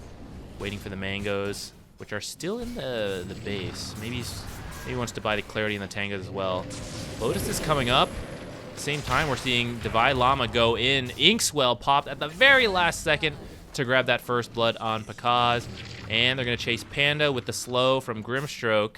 Okay, well, she did pick up a Healing Lotus and has the Fairy Fire. Decided she'd just rather die, or maybe didn't think about the cooldown on Sleight of Fist. But she probably would die. She was quite far from safety, so she'd have the Fairy Fire and use the Healing Lotus, and she might still die. So it seems like she just chose to die, come back with full resources, plus still having the Fairy Fire and Lotus for a future attempt. Doom got the Healing Lotus on the down here. Should be relatively safe. He's playing it close though. It's pretty scary down here. 70 HP on that guy. Okay, Meepo's got his first clone. Let's see if this starts changing the matchup, or I guess not really a clone, just like the first Meepo.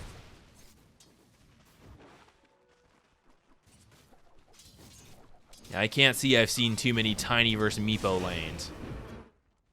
I'm neither a Tiny nor a Meepo player. I don't truly know how that matchup goes. Tiny coming up here. Slatums, is that how I pronounce his name? We'll go Slatums for now. Finding the Grimstroke, starting with the Venge Stun. Buys enough time for Avalanche Toss to come in.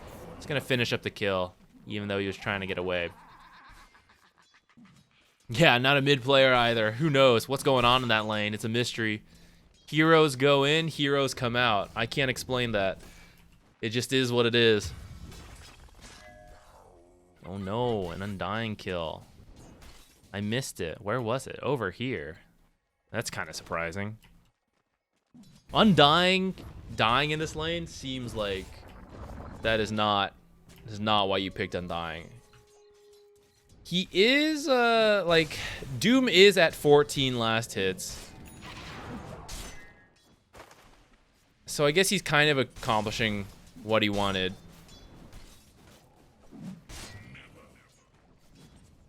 Doom is about 100 gold off of Helm of the Iron Will. Should be a lot easier for him once he has that. That'll reduce the damage from the Wraith Queen quite a lot. Give him the regen to survive through decay. Meepo rotation, running in here, but spotted out by Panda. So, doesn't look like much will happen. He's gonna just run down this courier. That'll be funny. Do it, yes. Hilarious. And then poof back out to the mid lane.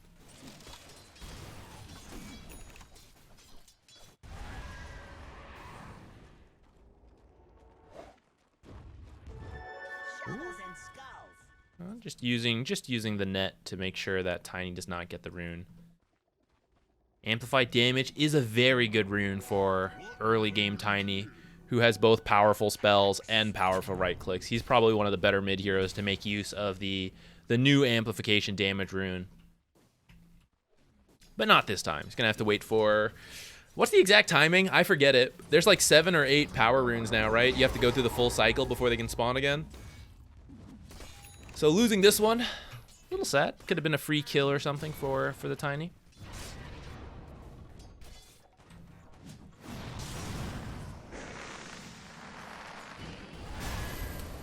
Mobile work here, not getting hit by any of the Bramble maze.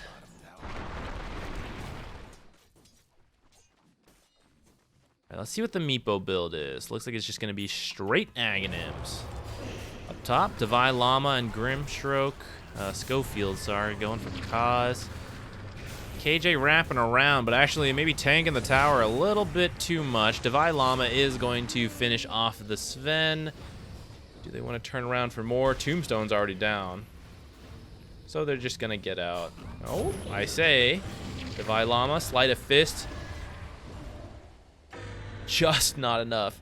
15 health from the Searing Chains and Sleight of Fist. Avalanche Toss, so this is where we had that amplification damage rune. Maybe Schofield's just burst to death already. But looks like Divine Llama also gonna grab another kill. So how many? 3-0-1 on this offlane Ember. Certainly making a case for himself. Brought him to the top of the net worth after all of that. Passing out, K1. That's a rarity.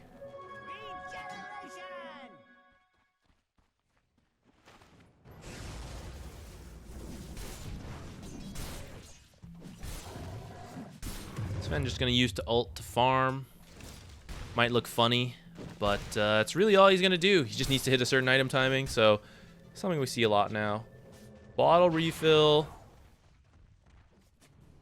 Blink at 800 gold. So Blink should hopefully come online by like 12 minutes for Slatums.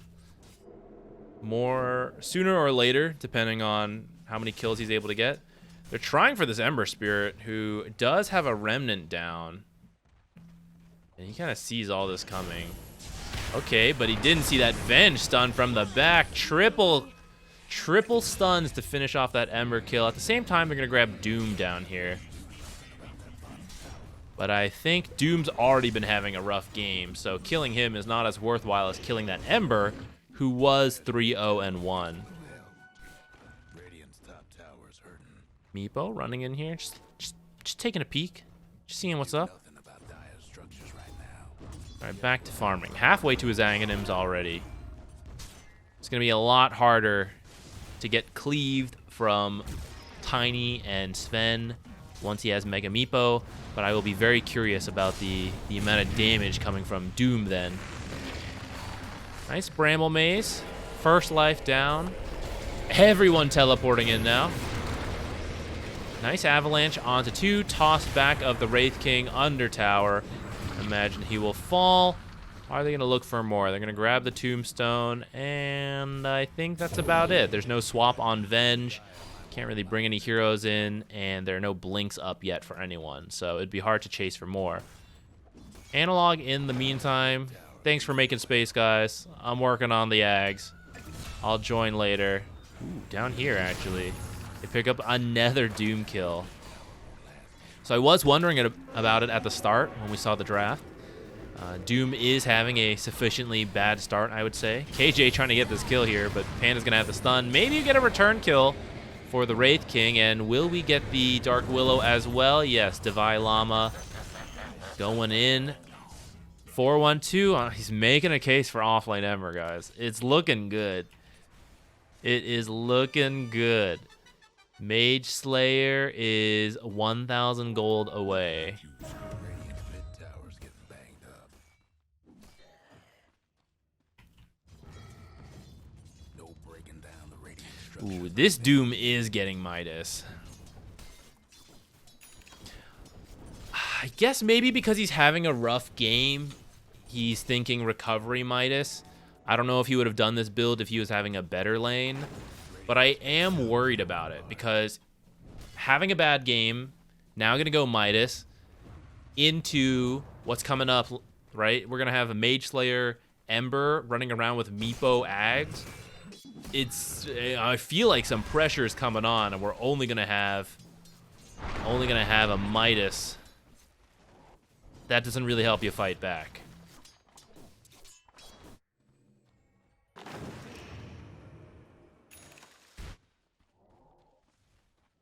He's barely above the Grimstroke.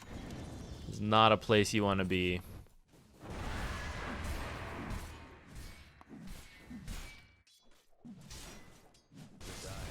Ooh, I like this. Wraith King's going for Armlet into the Desolator.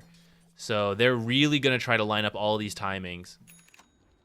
It's going to be a pretty scary next 10, 20 minutes for Heroic. Now, if they survive past that, I think it's going to start looking pretty good. Because is pretty farmed. Comparable to the other heroes. And Sven is the kind of guy with the cleave and the god strength, right? As long as he is farmed, everyone else can be having a bad time. But if Sven is farmed and the enemy just groups up a little too much, one fight can suddenly make a huge difference. I think that's the state we're at. Pekaz is going to have to continue to farm. The team is going to have to survive through all these timings coming up. It looks like it'll probably start around the 14-minute mark. That's when probably Diffusal and Mage Slayer are online together. Maybe we're starting right now. Tiny has an illusion rune, but it's not going to be quite enough. Toss the Ember back, but the 3 heroes from Heroic gonna grab mid Tiny kill and go towards that tower. Okay, I don't think, even if she tries to swap one of these Meepos, not really gonna do much for her. Probably just gonna get her or her team killed. Ember now with the Remnant down. Don't think we're gonna see an aggressive swap here. The boys are here to help. They're team players. This is what they need, I think. I can't say I see too many Ember Spirit offlane with the Meepo mid-draft, so I'm not sure I have the full read on their game plan, but I do think they're very much going for this early tempo. And they got the 2 towers and the item timings lining up nicely. So I think it's looking good. I'm a little surprised. KJ is going for Solar Crest, which is a great item. I would think maybe some auras for the Meepo might be better, but I guess if you're playing off of Mega Meepo, just buffing up the Mega Meepo rather than, you don't need the auras then at that point.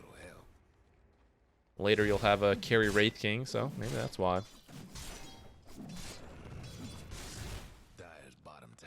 We're smoking down to bottom. Last tier 1 tower. Wraith King honestly might take it on their own. Boom Esports is afraid to engage down here. Maybe they suspected this smoke. I'm gonna find the Meepo clones, maybe. Okay, Meepo sees it, starts to back off. You get any wards in here?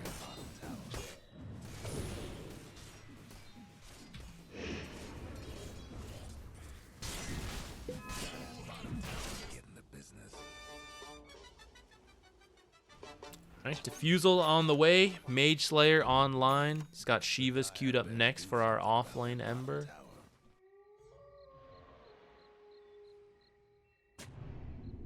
Interestingly, Schofield didn't get the shard, but maybe the shard is a little bit countered by Doom.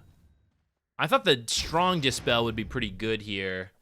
But I guess with an AoE stun like Sven's and AoE Avalanche, maybe a strong dispel on one of 3 or 4 Meepos isn't that useful if the others still get killed.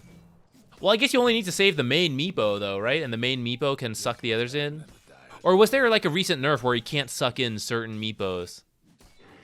I think he can still suck everyone in, right?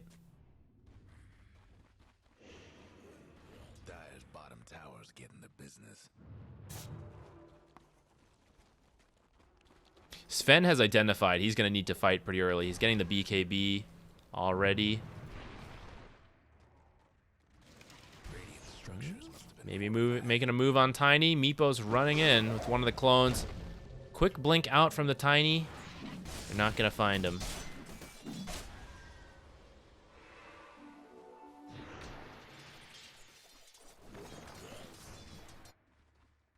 All right, Meepo Wraith King just going to start on this Roshan nice and early here at 16 minutes.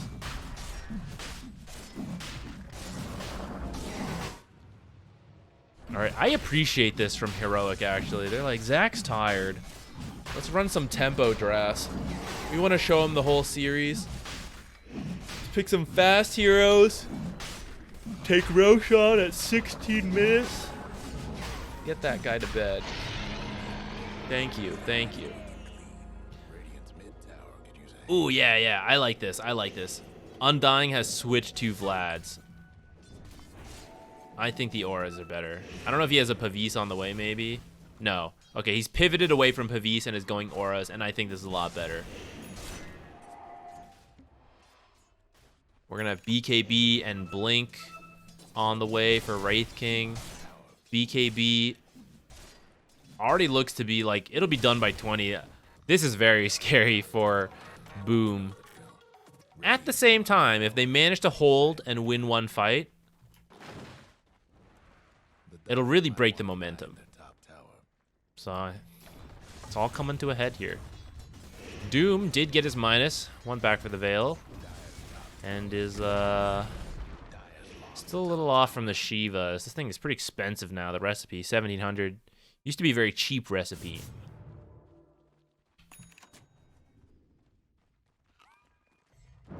Okay.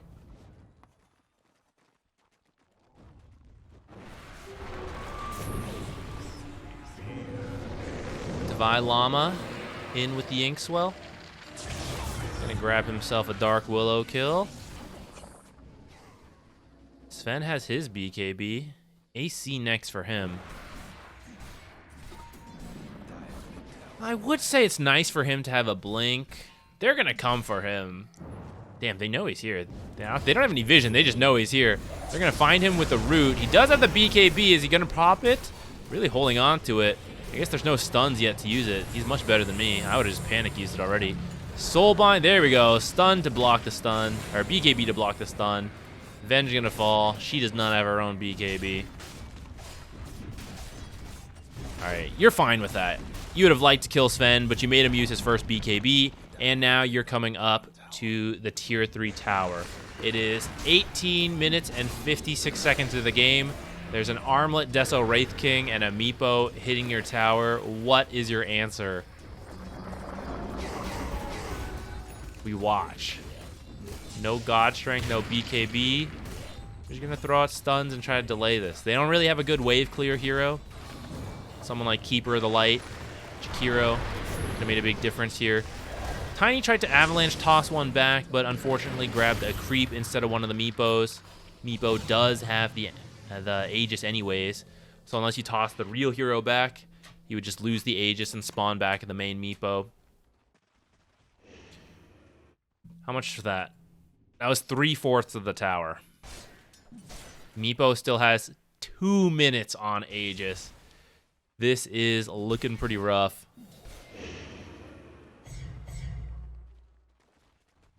Now, Tiny was doing pretty well versus the Meepo in lane, but it feels like Tiny got the first Meepo, or Meepo got the second Meepo, and just went straight to farming from there.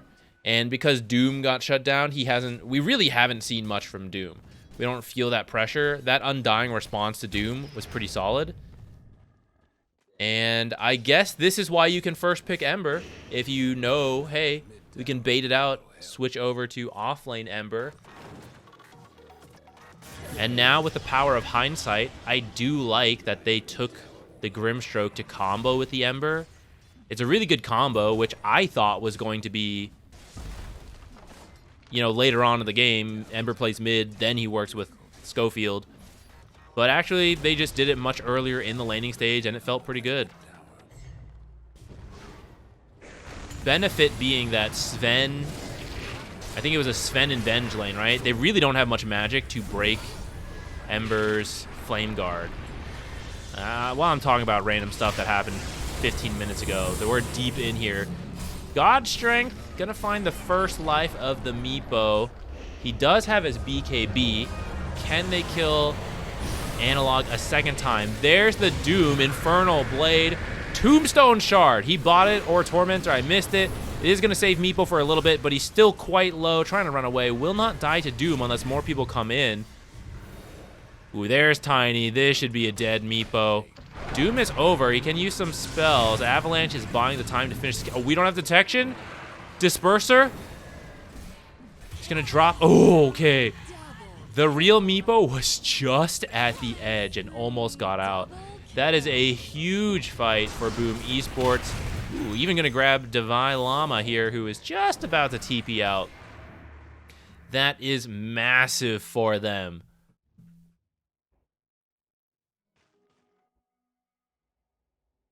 I was worried. I thought that Meepo was about to get away. He cannot get away there. But fortunately, the cleave off the two healthy Meepos up here, the damage actually hit the very low health Meepo and managed to get out. That is big. That is very big. I feel we have time to go back and see, like, how did that happen? So, the high ground defense, always a tough thing to do. Oh, this fight was so long, we had to go, like, real far back.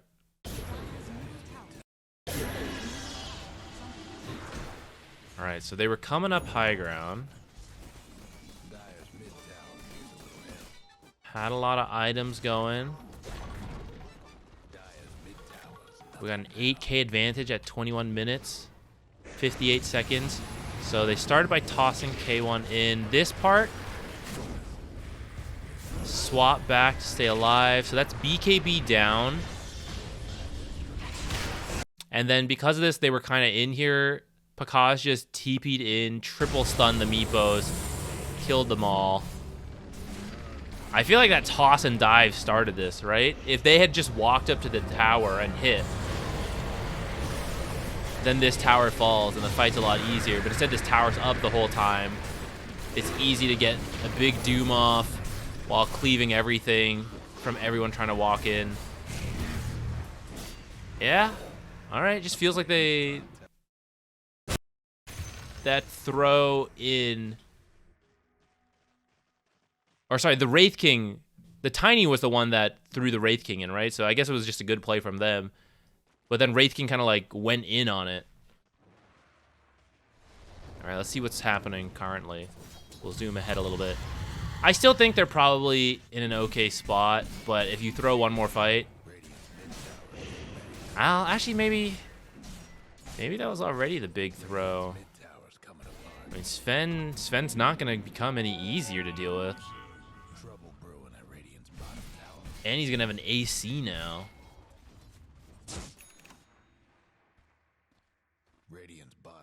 You know, I didn't think about it, but the Wave of Terror versus Meepo is really good, isn't it?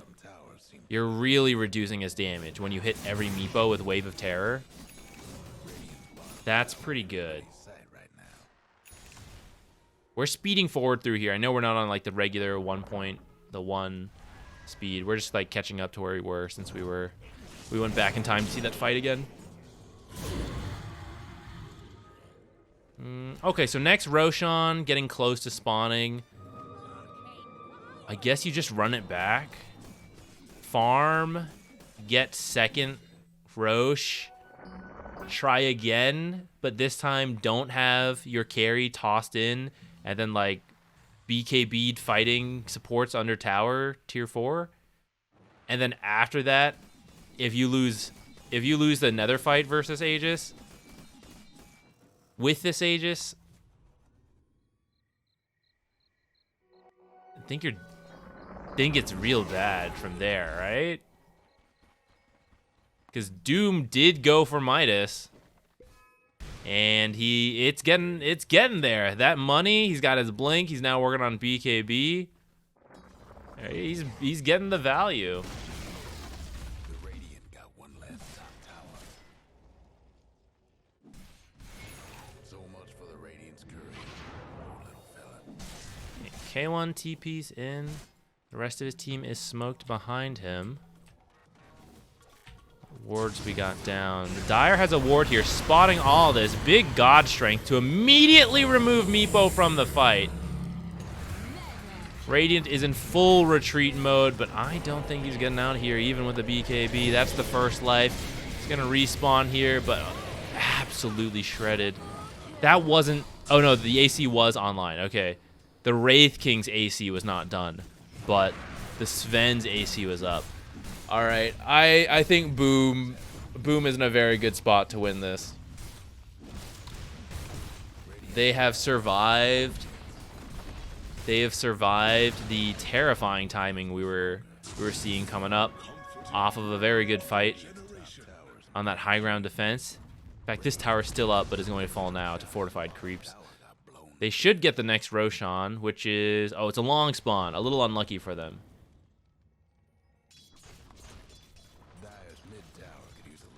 I am surprised ET is not more popular. I think he's just a weak hero right now compared to others. But he does seem like good versus Meepo, good with Veil on his team, good versus the higher Agi carries who are all building Disperser, getting more Agi stats. ET is good versus them. In theory, it is a little tough. You have to survive standing next to them, which is pretty scary. But when you do stand next to them, you're removing so much armor. Double smoke from both teams. They're hoping for Roche. They're going to be a little bit too early.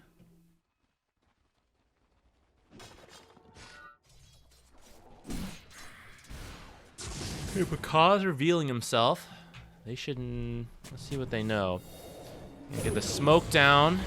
Sleight of Fist and Searing Chain's going to find 2. Bakaz waiting for his time to jump in.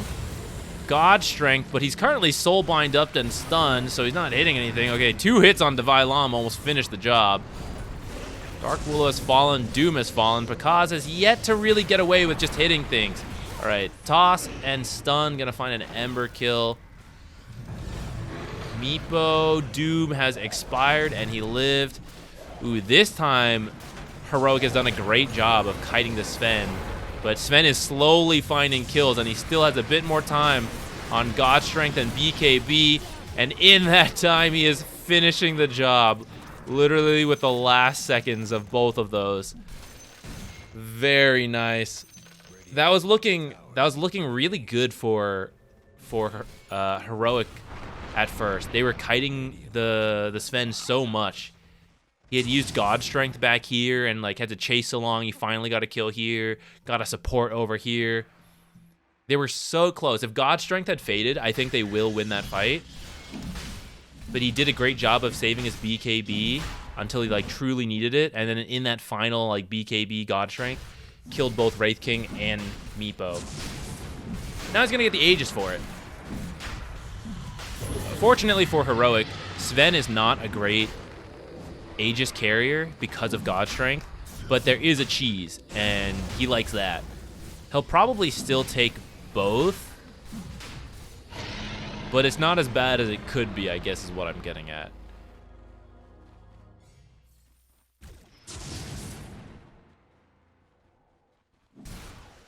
For my coffers. Okay, are there other armor items we can get? It's going to work on Butterfly on Meepo. That should help a lot once he has the Mega Meepo. Sven does not have any True Strike at this time. We get an MKB? Or Bloodthorn? I guess Bloodthorn's not nearly as good on him as it used to be anymore. He is not the kind of guy who benefits from the flat 60 damage every hit. So probably just an MKB if he decides he does need True Strike once he sees his Butterfly in the works, which I'm sure he imagines like is a possibility.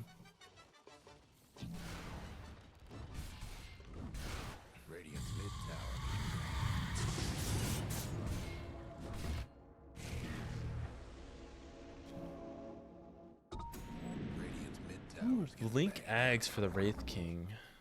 See if he gets there. Undying finished the Vlad and actually did go back for Solar Crest. A little bit more armor versus the Sven.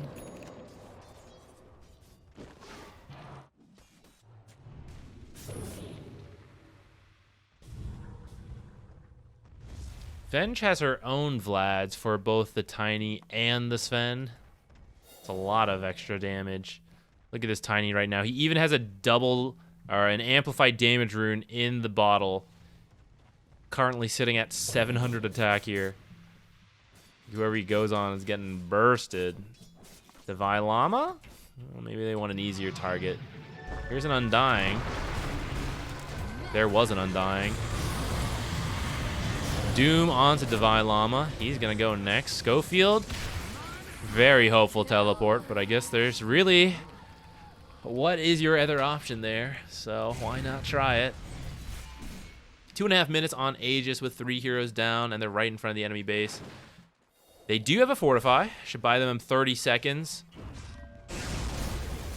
Actually less, because actually this creep wave's coming in. Sometimes you get a little lucky with where the creep waves are. But the next creep wave is already on the way. So they will lose 1 set unless they want to commit buybacks. I think they'll just give up the first set, though. There's the Fortify. And now we're currently split, actually. Okay, so here we go. Pakaz finishing off top racks. Tiny and Doom start working on mid. Everyone is now up. So there's the first set. Are they going to try to push for more? I think you wait for God Strength. Divine Llama looking for it. You see the Venge and the Dark Willow. They send him in with the Ink Swell. He's going to be bursts. No, manages to get a Sleight of Fist into a Remnant out of there. K1 going to come in and start whacking away, but it actually feels very slow. Meepo jumps in, but doesn't really find anyone. Has even thrown a Meepo away. Pakaz getting pretty low in the back, though. His whole team is dead besides Dark Willow, and she's real close to dying. She's going to throw in a big fear. BKB from Pakaz trying to find a kill on Schofield before he goes. Oh, he's going to work. There's the Wraith King, but not quite enough. Turnaround fight from Heroic.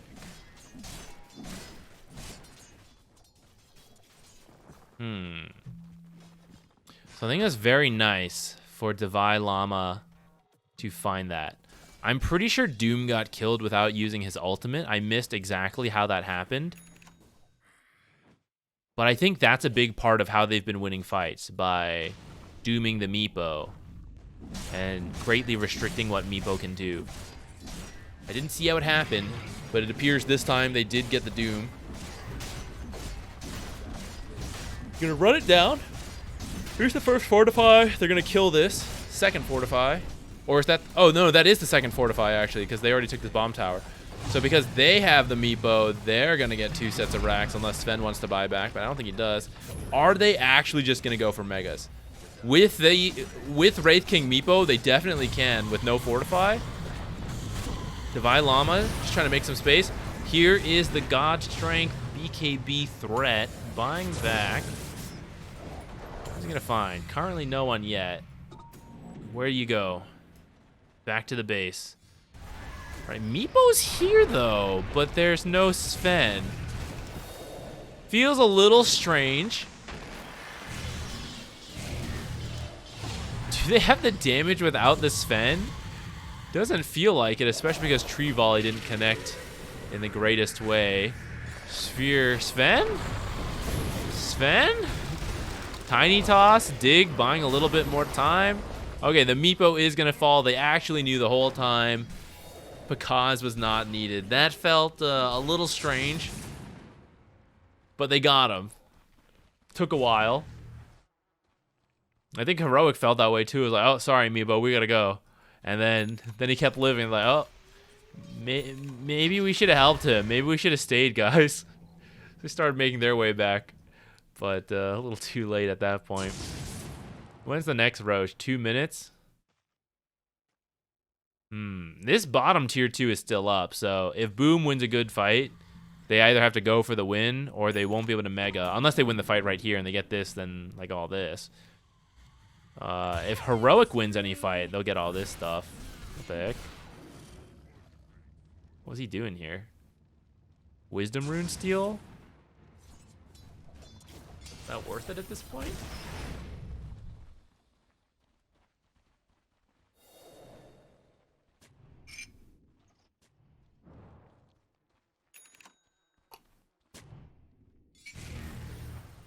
It's live, but we do have a delay. Shield Rune on Tiny, an extra 2,000. Wait, I don't think he saw the regen. Or maybe he just doesn't care. I don't know. Now, he's working on a Daedalus. I kind of like this. Tree Volley is very good versus Meepo. Whether he's Mega Meepo'd or regular Meepo'd, Tree Volley is a ton of AoE damage.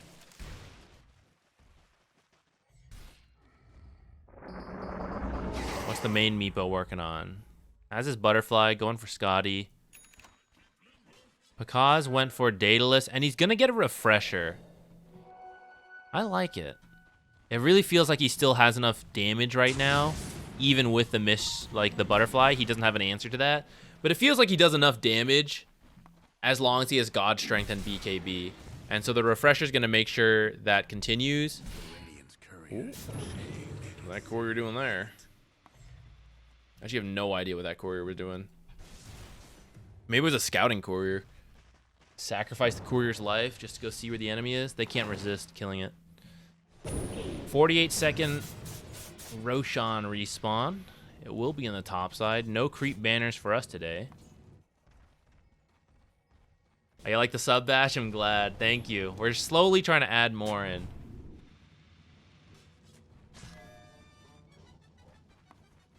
There's been a little bit of a delay in it. We just haven't gotten around to it, doing other stuff. But we'll slowly add more duck badges to cover all the years of support from you guys. Thank you. I got Midas on Dark Willow. When did she build that? I missed that. Is that an early Midas? Ooh, wait, forget that. Sven found out on his own?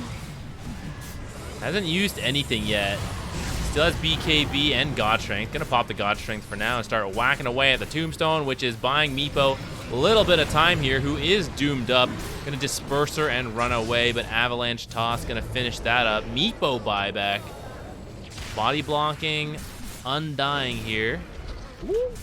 You're not going anywhere.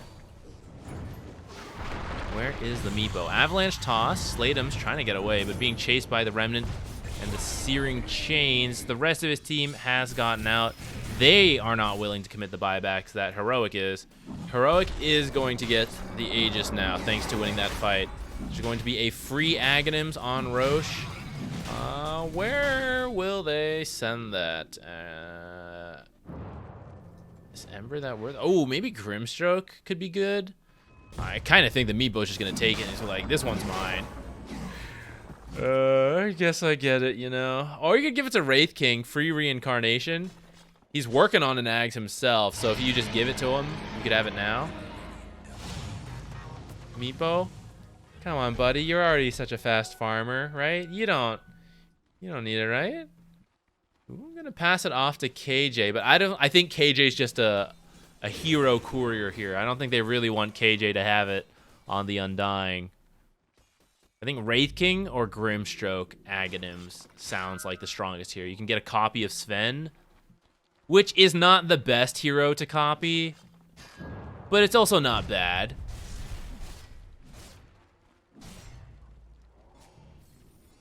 All right, they did give it to K1.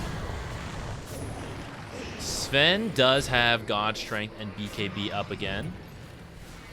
He's taken the front line. Doesn't have buyback, but he is very difficult to kill. 2 minutes away from buyback. It's kind of scaring me. But he is quite tanky. He's got the Satanic Dispel, the Trickster's Cloak Invis, BKB. So when they go on him, he's trying to he's trusting in the Venge swap and the rest of his team to counter initiate. It's scary when the carry has no buyback though.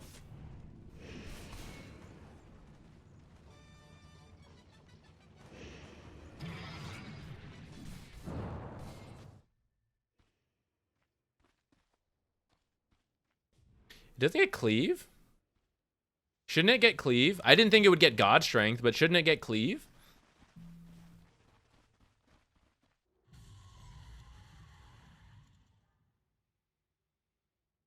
Speed the brush. Illusions are unable to cleave. I didn't know that.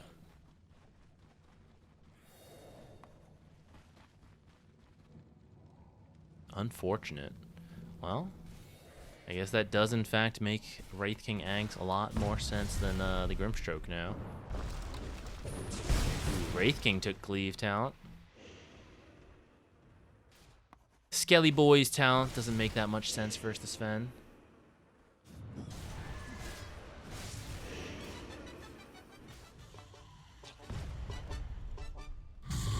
Hex from Grimstroke. It's pretty nice. Gem on the Ember to try to get all the vision, but all the wards are actually off to the side lanes. I think in preparation of Roche, but unfortunately due to this fight over here, didn't quite make use of those wards.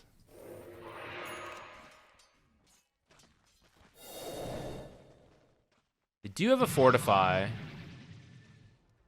but Meepo and Wraith King will take these buildings really quickly. So when Radiant does choose to push, Boom has to be quick on taking this fight. Otherwise, they're gonna have to deal with the megas. They're gonna start by taking it easy though, and just get the map control, grab out all these wisdom runes. Maybe waiting for Meepo 25. They only have 1 minute and 45 seconds to go on that though. Meepo, coming to grab another wisdom rune. How close is he? He just hit 24. This illusion rune is worth a lot though. Whoa, he's very close to 25 now.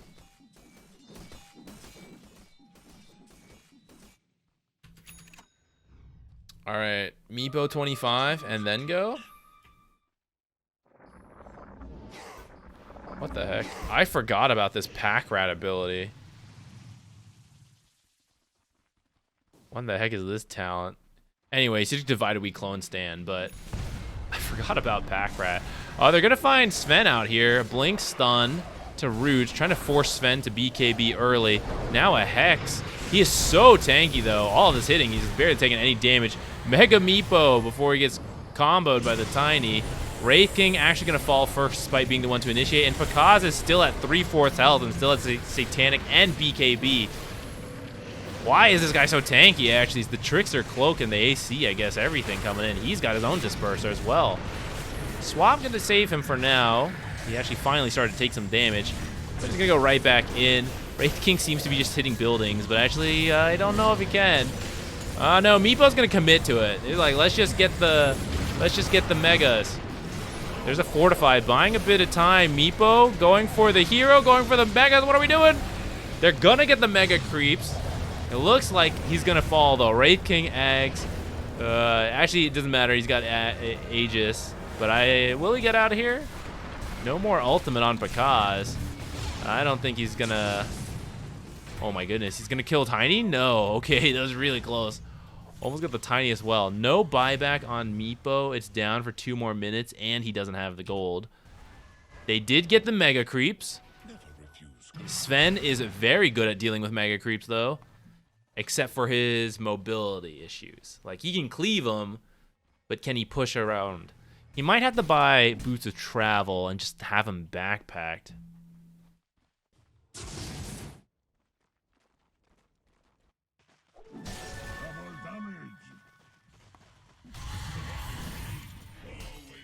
Man, Sven was so tanky there.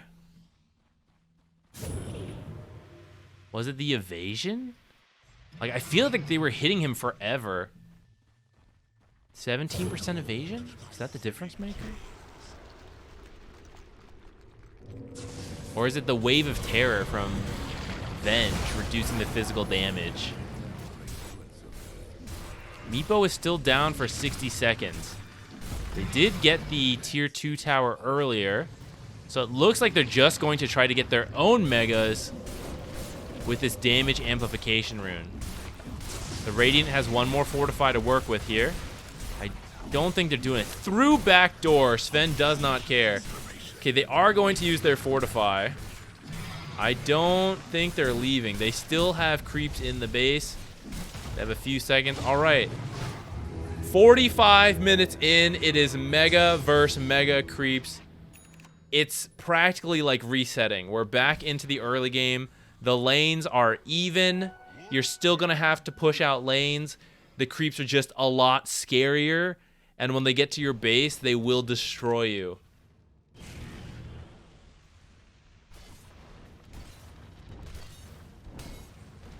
I think this should technically favor a Meepo, who does still have a lot of pushing in. I mean, obviously you'd prefer to have megas and they don't, but I think the fact that it's all mega creeps, like, Meepo will still be able to push in waves, and it'll be very scary if you don't keep up with that, because the mega creeps will wreck your buildings.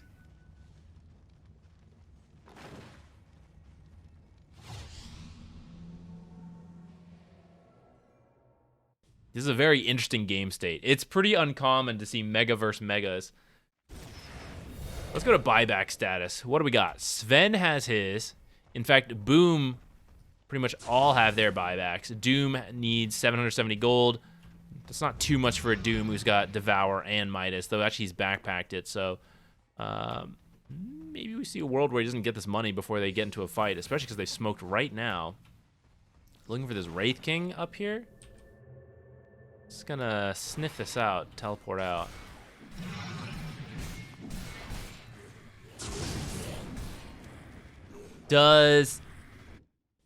I think Creep Banner gets some extra value here.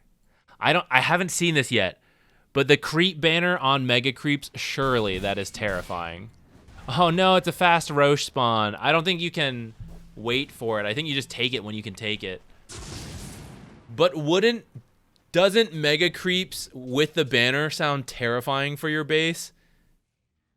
Even if you do like what we've seen people do, which is to put it in your base to make it hard to kill, and they lose the buff by the time they get to the enemy base, but it's always pushing, right? It is Mega Creeps pushing into your base. That is scary and a lot of pressure. Trying to bait it in. Come over here. No, I think they do want the cheese on Sven, although it's very awkward for him to juggle all these items. They're gonna start the Roche.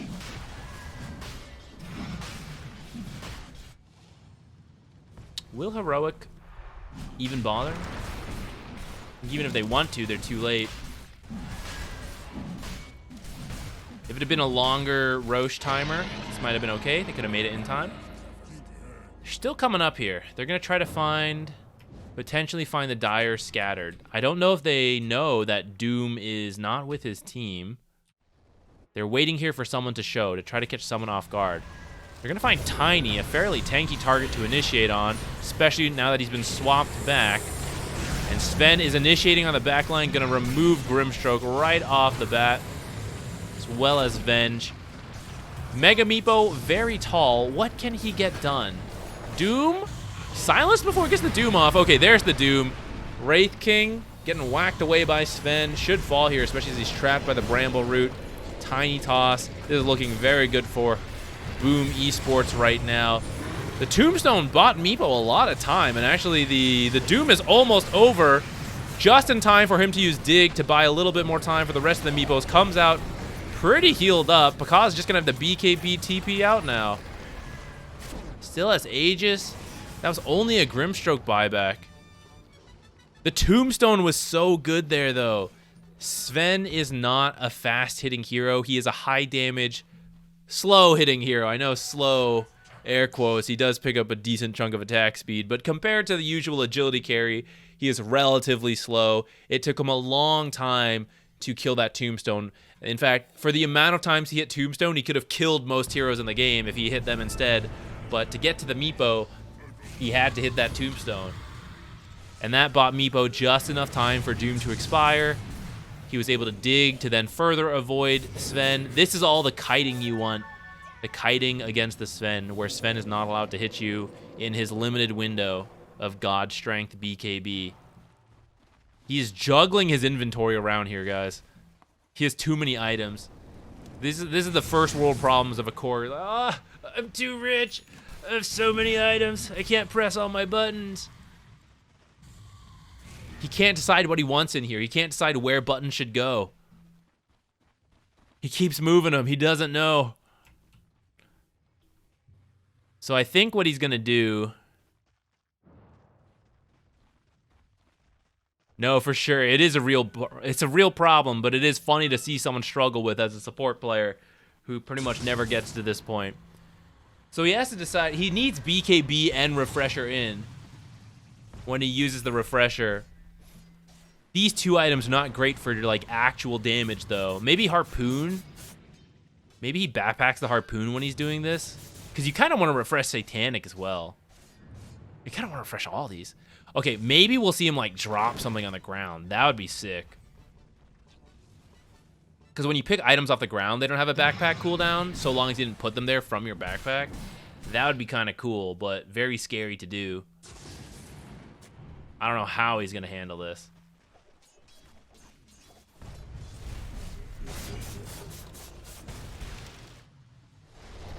K1's got a Bloodthorn now, which means they have some True Strike for this evasion on the Trickster's Cloak, which has been really helping him out.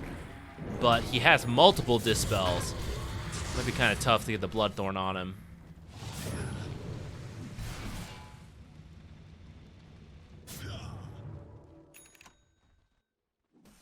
The nice thing about Meepo, your whole team's up here sieging, you're up here sieging, you're also farming the entire back half of the map.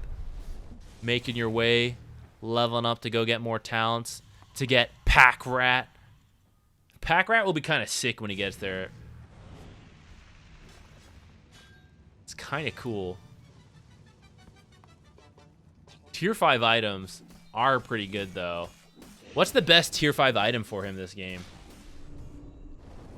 I don't think we're going to see Unwavering Condition.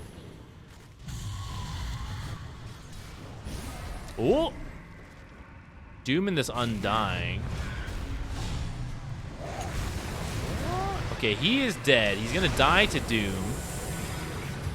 No Doom save. Now with Tombstone out. Just kidding, he's going to buy back and come back. Divine Llama is jumping the supports in the back, making their life miserable. Ven's gonna drop, but she does have the Aghanims. Just kidding, that Aghanim's illusion is gone. Second Doom onto, I don't even know, onto Ember. There we go. Now we got the Tombstone save since he bought back and made it here, but that Tombstone should fall soon. They are gonna grab the kill, but the Wraith King Ags letting him participate a little bit longer, which apparently he can use spells while Doomed and Wraith King formed, or unless that Doom just expired. Because I'm pretty sure I saw him with that. But he bought back and immediately remnant back into the fight. Is this it? 2 heroes dead, no buyback on Boom. Grimstroke is down and out. Meepo and Wraith King still have buyback. No buybacks for anyone else on the Dire. They're going on Sven, but Sven's standing his ground and fighting. That's the first life of Wraith King, who already used his refresher. It's going to be 100 seconds until he has another life. Kaz getting kited a little bit. Gonna go for an Undying kill in the back. Cheese buying a bit more time for this Undying while Meepo and Ember try to finish up this Tiny kill. That was a dieback on Tiny. Sven is getting kited up. I think they're doing it, but we have a little longer on God Strength. Can we get any big hits? We can on the Meepo who is in the fountain. He has buyback.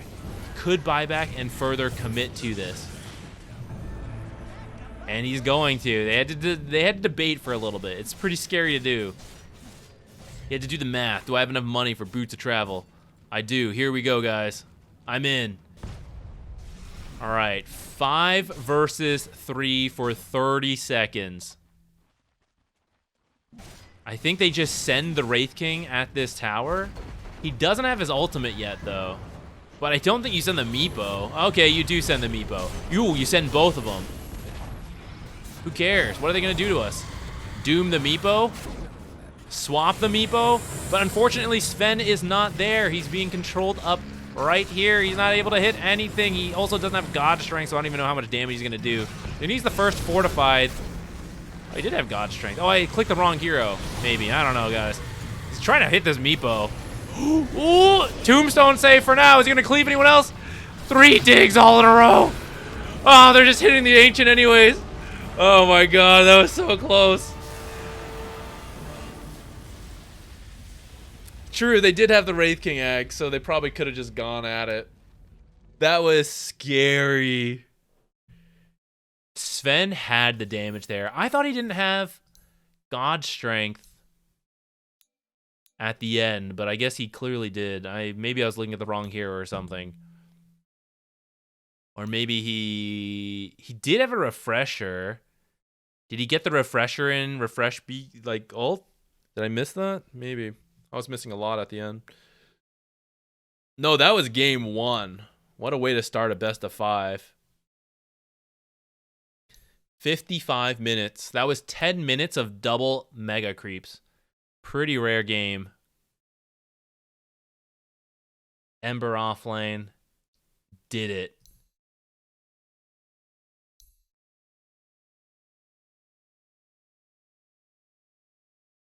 He did the refreshers in 180 seconds. I didn't see it. I wonder if he Did it get delivered by the courier? Maybe I just didn't see it. We can go back. Oh, okay, we can download now. We'll go watch. We got some time. It'll be a few minutes while they take a break. Yeah, this is the upper bracket finals. Well, whatever you want to call it. Whoever wins this qualifies. This is like the last best of 5 to qualify for DreamLeague Season 22.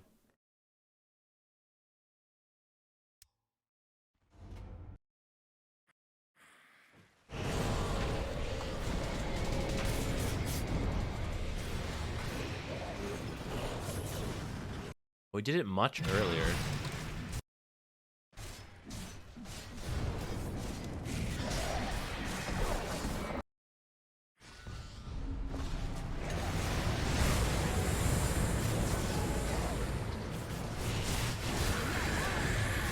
Let's go watch the player perspectives on these like hectic ass fights. Alright, he's swapping a bunch of shit into his backpack. Pops the BKB. He's whacking away. Swaps in the refresher. Puts in the BKB as well.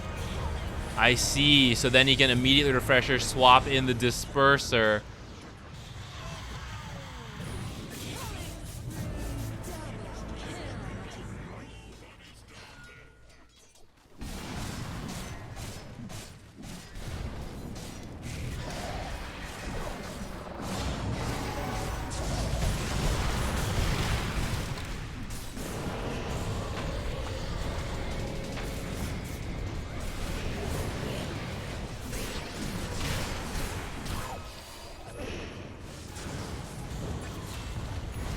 I think there's one more tombstone too, right? That cheese was big for him because it allowed him to do a tombstone save on the Meepo at the end here.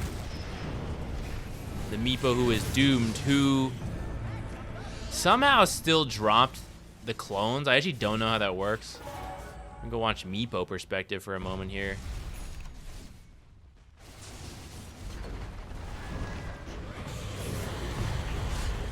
I thought this guy got doomed. Can you hop out if you select the other Meepos? Swap back with his 7.3k health.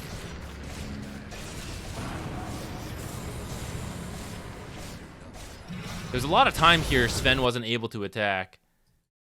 I guess God Strength just came up again naturally or something for him there at the end. I thought he didn't have it, but I guess it must have just come up because this has never left his backpack. It's just been sitting here the whole time. Then Meepo, just trying to wow. Look how fast he's attacking. So yeah, they all leave. I guess you can do this. I guess you can just do this. So then Tombstone save on the main Meepo that was doomed, and then these Meepos aren't doomed, so they all dig, and Picasso isn't able to finish them up. Without that Tombstone save, Meepo just diebacks there, and he can immediately turn on K1. And look at that, like. Probably kills K1 a little faster. And maybe these guys at the side finish off the Ancients still, but it would have been a hectic ass fight.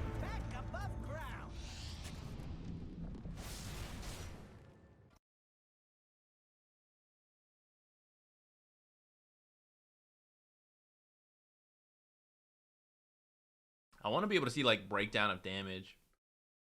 Check out the Wave of Terror in the first fight. Ooh. Do you remember where? There was quite a few fights there at the end. Yeah, everyone drink water. Oh, an automatic ad break's about to start. I guess we might as well get that out of the way too. Sorry for all the ads, I know. It does make a big difference to the channel. Just go walk around, go eat snacks. We're waiting for the next game anyways.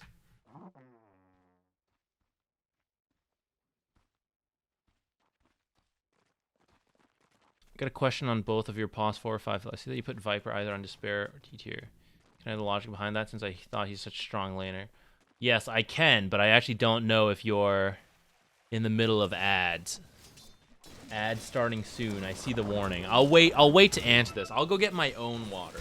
We'll come back. We'll answer this question.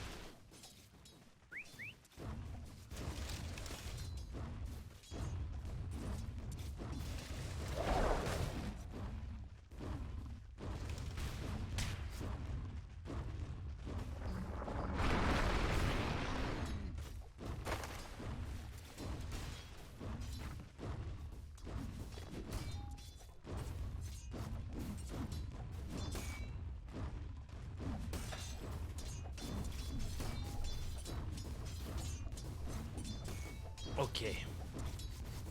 First blood. First blood in flames. Double kill. Oops.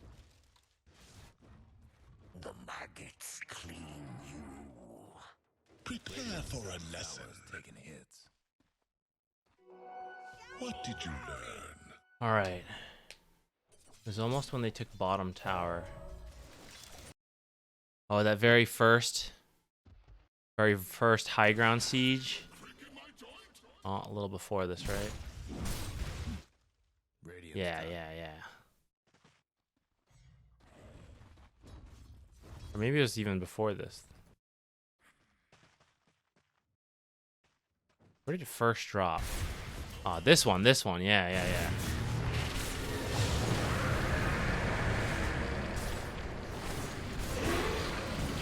Killing Tombstone. She's just about to die. Wave of Terror to clip him at the end. Which maybe pushes him over the edge. Radiant's top tower's in bad shape. Wait, is this the right one? I don't know what's happening here. Is this some replay bug? I think so. Double kill.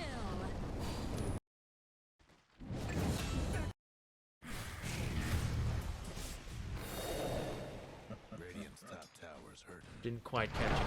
Got it. Okay, let me go back to answer that question. So Viper. So I think the issue with the Viper as a 5 Double kill. is that I think he just scales a lot better off of Killing spree. like the items. So if you have a really good matchup, you can win the lane.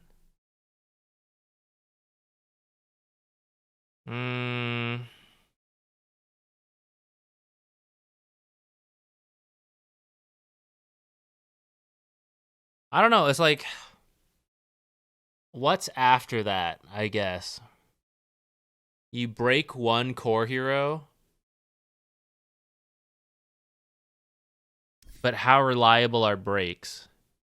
Right? Like, if you run Doom support, you're potentially picking up a stun with Devour, and Doom, like, fully removes any hero from using abilities and healing. That's applicable in most games. But the ultimate from Viper, it is good, the fact that it pierces BKB, but it breaks. And not every core cares about break as much as others. So it feels like you're committing a lot to winning a lane, and then like Viper Strike might not be that great. But also, because I think the sooner Viper levels up, the better his abilities are relative to the enemy. Like, as a support, it's just quite slow. I don't think he wins lane hard enough as a 5 to justify. Unless it's a good matchup for him. I can be wrong about that, but that's just like my current take on it from what I've seen. It doesn't quite feel good enough.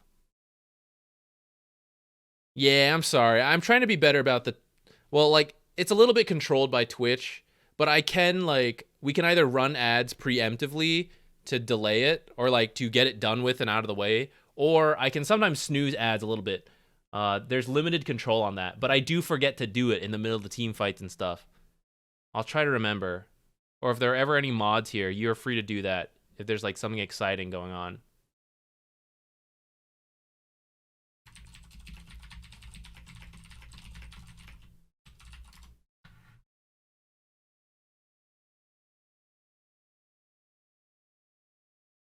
Maybe Doom could have won Ag's Bloodstone.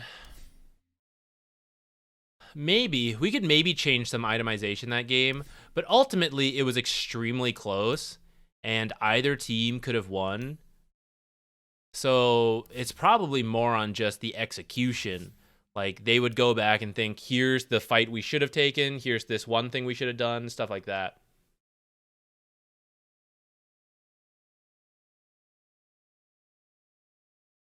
Does Twitch Turbo provide any revenue to the streamer? I have to double check on that. Actually, I'm not sure how that works.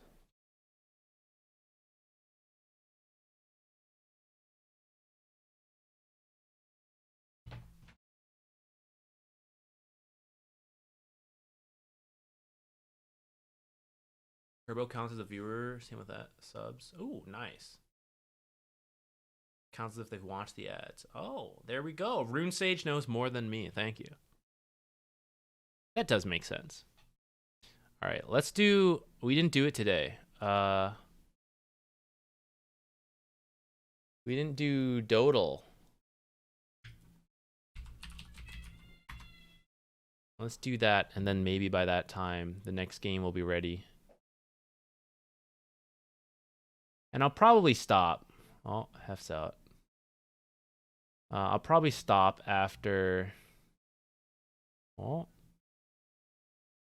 Oh, okay, here we go. It froze up a bit. I'll probably stop after that. I'm feeling pretty tired. I'm going to make sure I rest and sleep early so I hopefully don't get too sick. Oh no. All right, let's get this done. Okay, I won't read chat. You guys are free to talk and discuss amongst yourself and prove that you got this right way before me.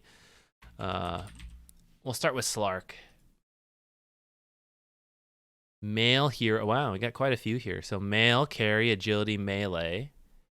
But either a 1-star or a 3-star. Probably 1-star. There's far more 1-star heroes than 3-star. Not a fish person. Who's a 1-star agi carry?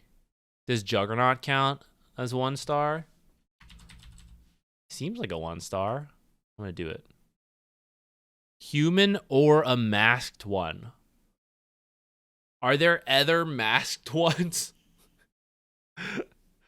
What's another agility easy carry?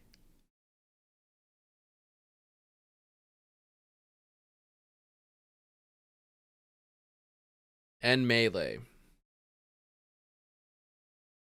I don't have a list of heroes in front of me. I'm trying to think off the top of my head. I'm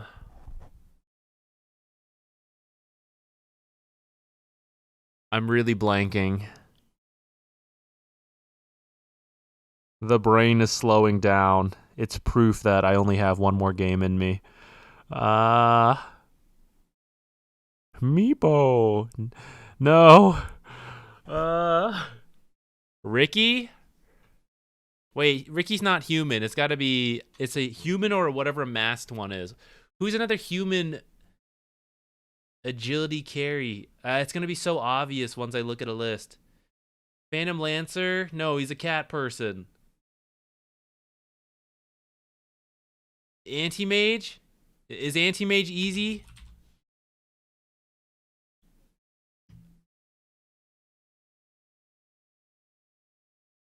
Oh, but he came out after. He came out the same year Juggernaut was. It is a human. Who's another human agi carry? Who's easy and came out a little bit later? Oh, it's gonna be so obvious, isn't it?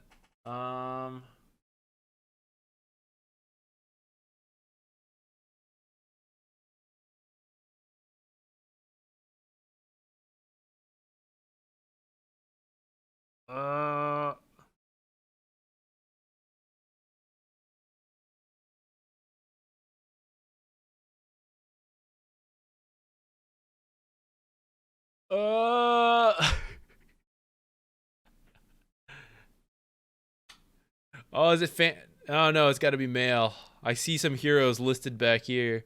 All right, let me pull up a list of heroes.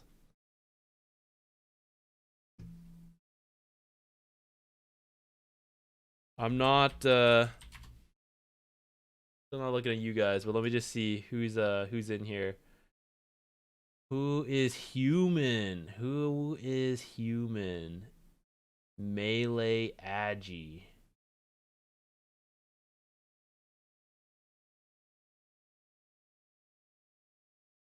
Wait, actually though. Oh, Troll? Troll or Ursa maybe? No, Ursa's not human. What am I saying? Wait, what am I saying? Troll's not human. Troll's a troll.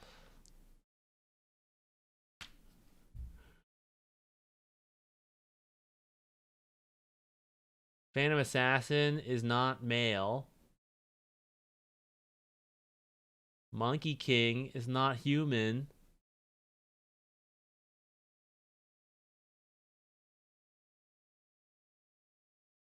What in the heck?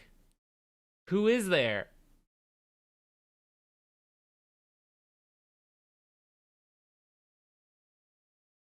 I'm so confused.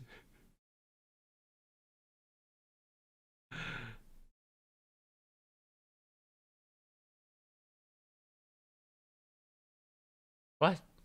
Hold on. I was looking at Dota buff. I'm going to go through the client. We got to go check back in the game. I realized it kicked me out. Agi, human. Oh, Bloodseeker is Bloodseeker?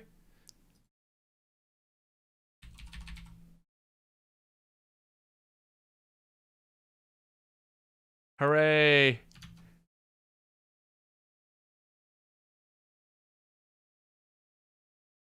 We did it. All right, let's go check if the game is going. I thought I was sitting in the lobby, but it kicked me out for waiting too long.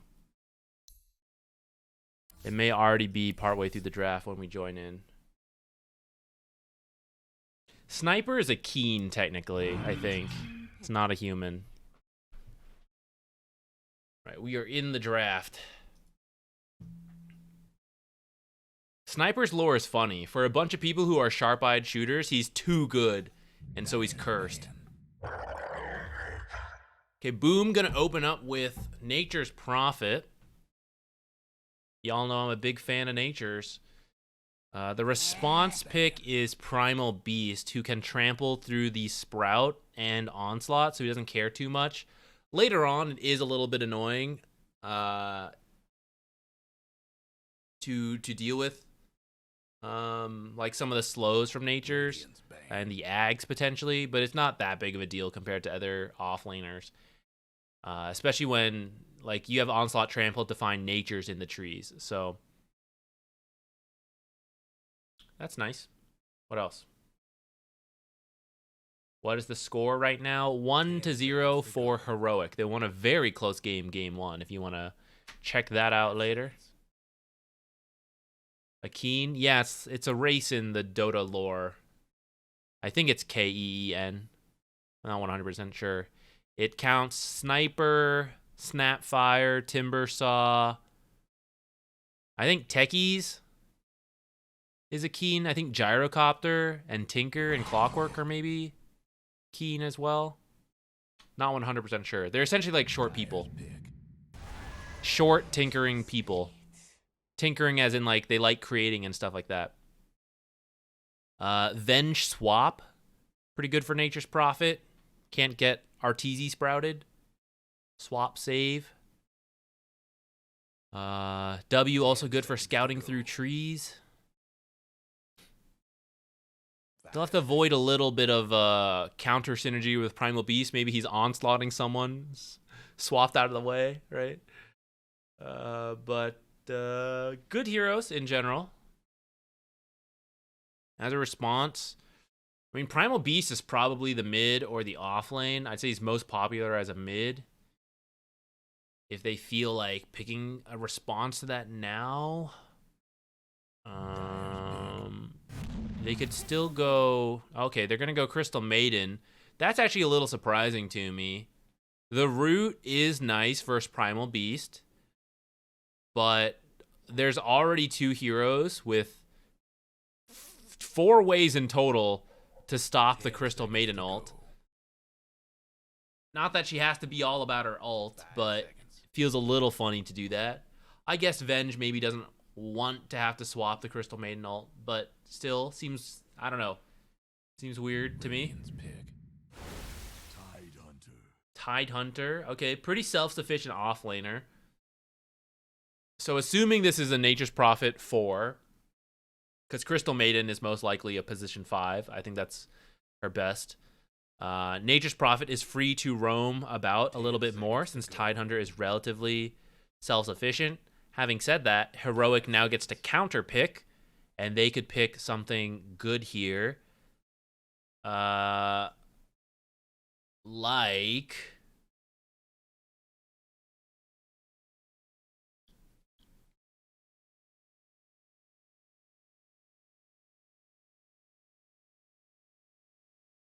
I feel like Luna's kind of okay. Like MK. Monkey King could be cool because you have flex. Oh wait, heroic. It's K1. I think K1 would play Luna.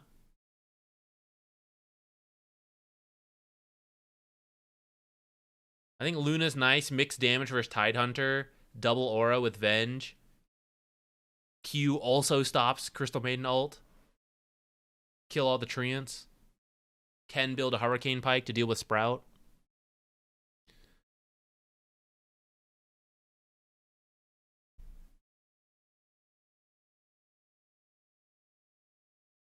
Monkey King could be interesting because Monkey King could be mid. Primal Beast could be mid. That could be your carry and your offlane as well. A lot of flex value. Monkey King could be the 4 as well. Radiant's pick. Oh, Grimstroke. Grimstroke's good with Primal Beast. Oh, they're just double up real quick. Okay. Grimstroke with Primal Beast. Well, actually, they don't have to lane together, but at some point, Grimstroke Primal Beast, good. Another way to stop the channeling. And the silence actually also stops Nature's Prophet from ulting, from using teleportation. Abaddon. Carry, I guess? Unless this is like offlane Abaddon plus mid Primal Beast. But Abaddon synergizes with Grimstroke. Whack Tidehunter silence him. But it's a little like he can dispel that. You can apply it again. But he will get to use abilities in that meantime. I was not expecting an Abaddon, but I guess they do already have 2 stuns from the first phase and now another stun in Inkswell.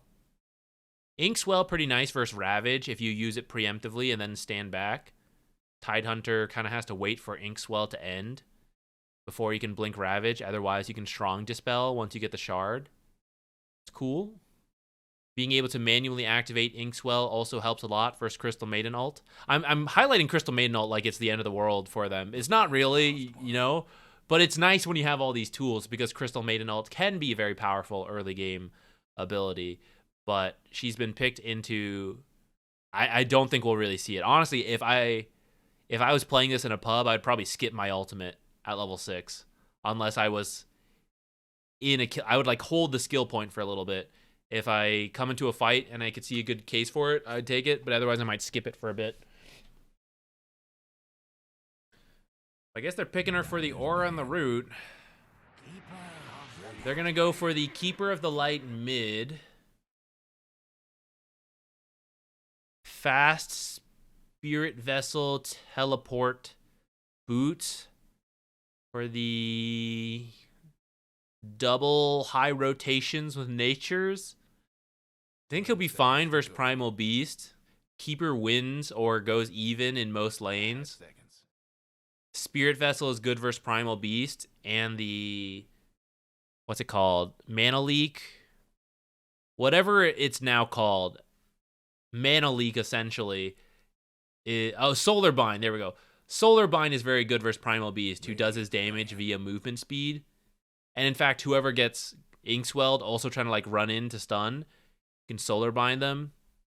You can also knock them away. That could be cool too with the Blinding Light. That's interesting. About time. Now you can run Nature's Carry. Could be interesting. Nature's Carry versus Abaddon Carry. Two unique carries.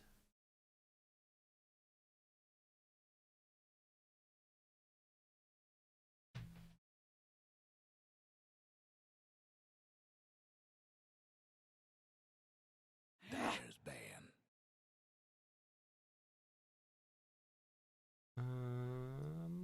Sorry, just checking a message real quick.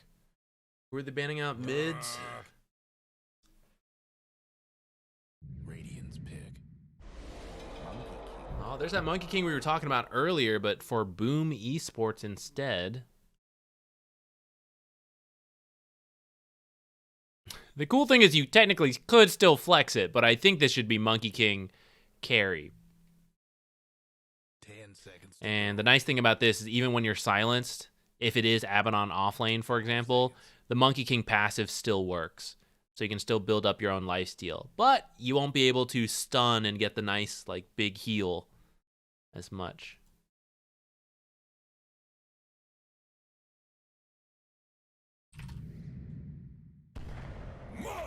Time to pick some of these folks.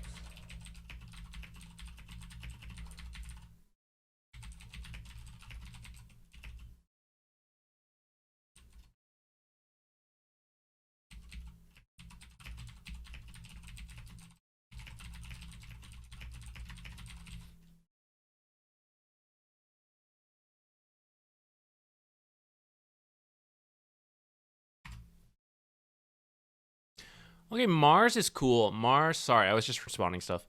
Mars Arena is very nice versus Monkey King. You can break all the trees. That, like, Monkey King jumps to an area, you're not sure. You, like, go blink ult. You just break the whole section. You stun Monkey King for 4 seconds. 5 seconds. Also a way to find natures in the trees. Not that you want to arena for him, but it's possible. You can also spear stun him in the trees, things like that. Also just good hero in general. Provides the kind of lockdown stun stuff that you'd like to have. Coddle, a very fast hero who tends to just like try to run away, but you can't in arena. You also got the spear to try to push Monkey King out of arena. Or sorry, out of his ultimate, Wukong's command, which actually, I say that, there's also Onslaught bumps you a little bit, but the big one is Vengeful Spirit.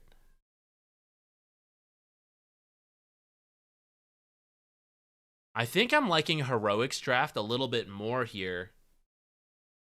I feel like this Crystal Maiden pick is strange to me, and I don't see its purpose in the end. Like with a Keeper doesn't need mana. Monkey King and Tide like it, but I don't really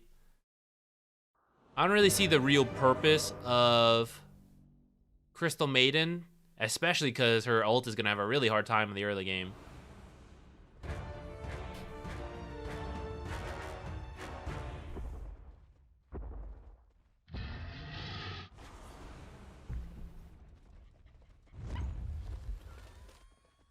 Right, the Nature's Prophet, TP out. Gonna drop the ward in the mid lane. And then what? Looks like he's gonna go top. Place another observer up here, perhaps? Now Ooh, an interesting one. This one's pretty conservative, like in all the places you could place it. I guess they're looking for the aggressive play from Heroic, which, let's switch sides. Where'd they go? Oh, it's because we're still in... I don't know why it switched us to that mode. Damn, that's exactly what this observer is for. Heroic did smoke up here. I imagine these teams have scrimmed together. They've experienced this gameplay. Really deep ward. This is for like some first blood stuff, for courier kills. All right. Boom called it. They have the right ward down first, thanks to the Nature's Prophet. Are they going to engage, or are they going to just leave it? It's going to be... I really haven't seen... I don't think I've seen Abaddon carry versus Monkey King carry. I'm not really sure who wins that matchup. If it does go like a relatively even game, and then it's got to be carry versus carry. Is that a candy corn cursor? Hell yeah. The best one. I got it from Dire Tide.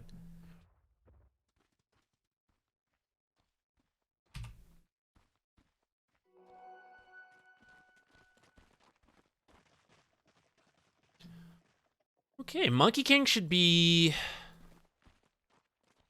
so who's coming up here? It is Venge, okay. So I think if it was Grimstroke, there might have been a little bit more kill potential. I think this lane should be okay for Heroic, but it depends a little bit on how the Monkey King versus Mars, right? Mars should always be able to spear and kind of like push away the Monkey King, but if he messes up and Monkey King gets the 4 Jingu hits, that is, you know, like that's how he'll end up winning the lane potentially.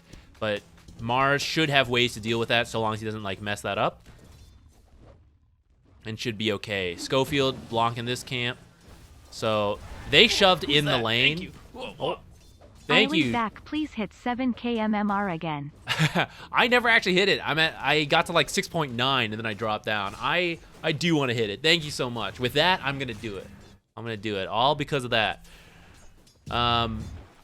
They shoved in the wave, so it should shove hard all the way back. But actually, it looks like they did a really good job of denying, and Schofield actually ended up having to do a creep drag instead to avoid, because even though we talked about what Mars has versus Monkey King, it's just easiest if you don't deal with the melee versus Monkey King, right? So they're just trying to do all sorts of weird stuff.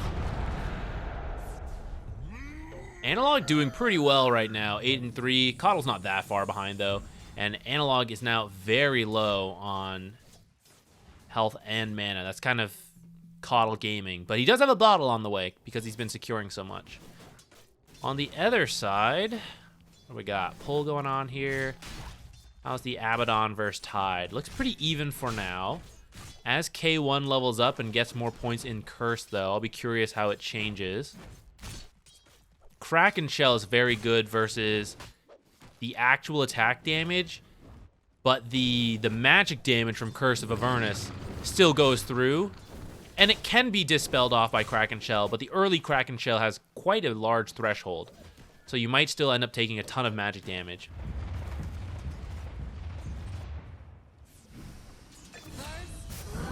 No! But speaking of which, let's go back. We're not an official cast. We can go back in time.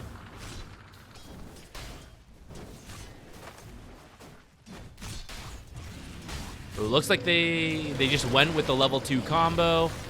Inkswell. Didn't even have to apply the Curse of Avernus a second time. Or like after the initial dispel.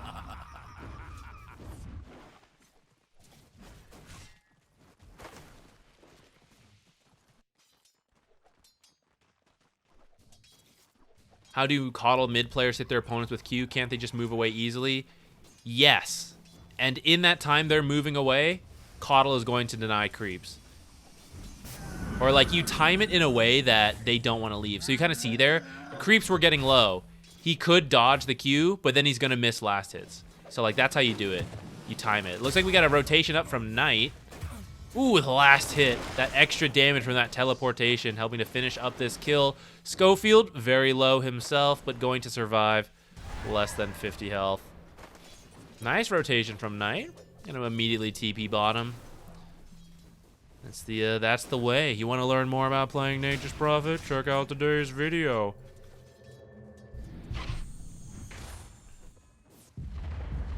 Ooh, hello, Hephaestus. You wanna come hang out?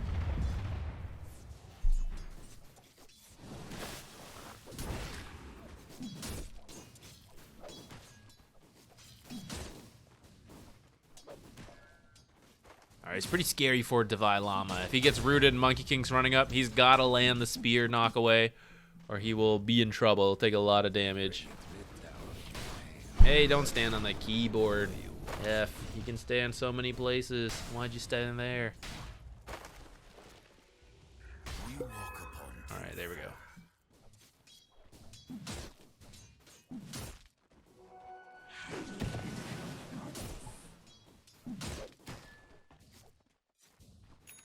Where could you find a position 4-5 tier list? Why, here you go.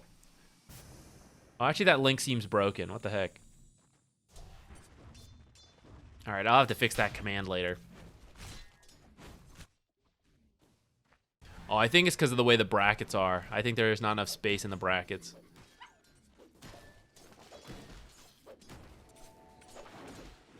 Okay, Mars getting away, like he's getting by in this lane. It's not as bad as a Monkey King lane can go.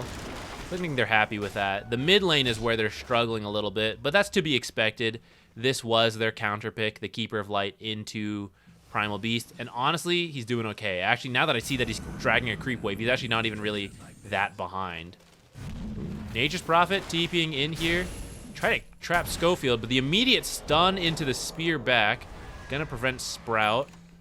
Monkey King trying to chase the Mars. Look at that. Working together to keep each other safe. Schofield's on an adventure.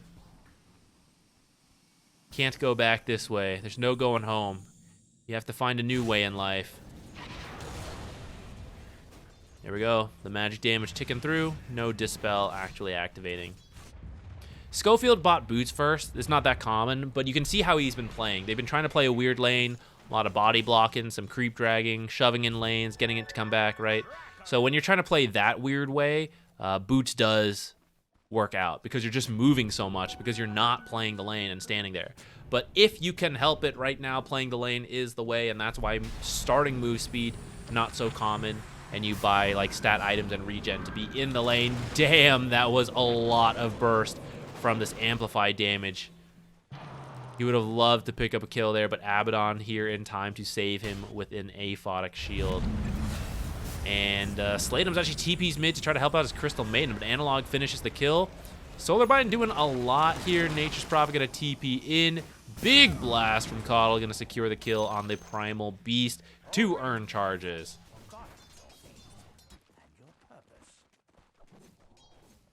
Yeah, my bad, NPR. I'll get it next time. 7 minutes. Radiant's mid tower's coming. Tide already cut off the Grimstroke. She's gonna give up. Sometimes we see Monkey Kings actually like hop over and secure the Wisdom Rune, but looks like this time he didn't feel great about it. So 1-1 split there, right? Yes, 1-1 split. Okay, we're starting to see a bit of a different start to build up. It started off pretty decently early, but oh, okay. But Mars is starting to fall behind. This is the shortest onslaught in the world.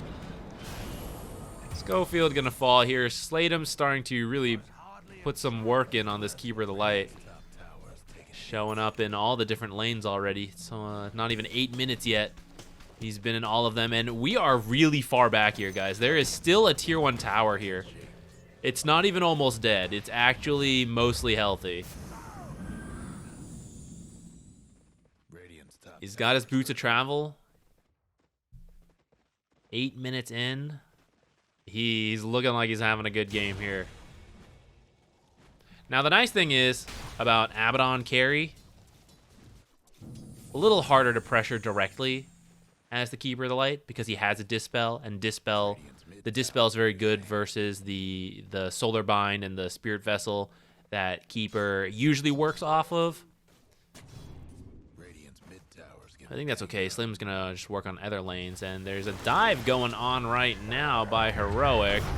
But they weren't quite able to catch anyone. Just kidding. They actually found the Monkey King. I thought he actually got out. Maybe he dropped back down. I missed how that happened exactly, but they're going to grab a Monkey King kill. It's a little surprising because it felt like Boom knew that this was happening. That's why Slatum's rotated up here. Both supports are here.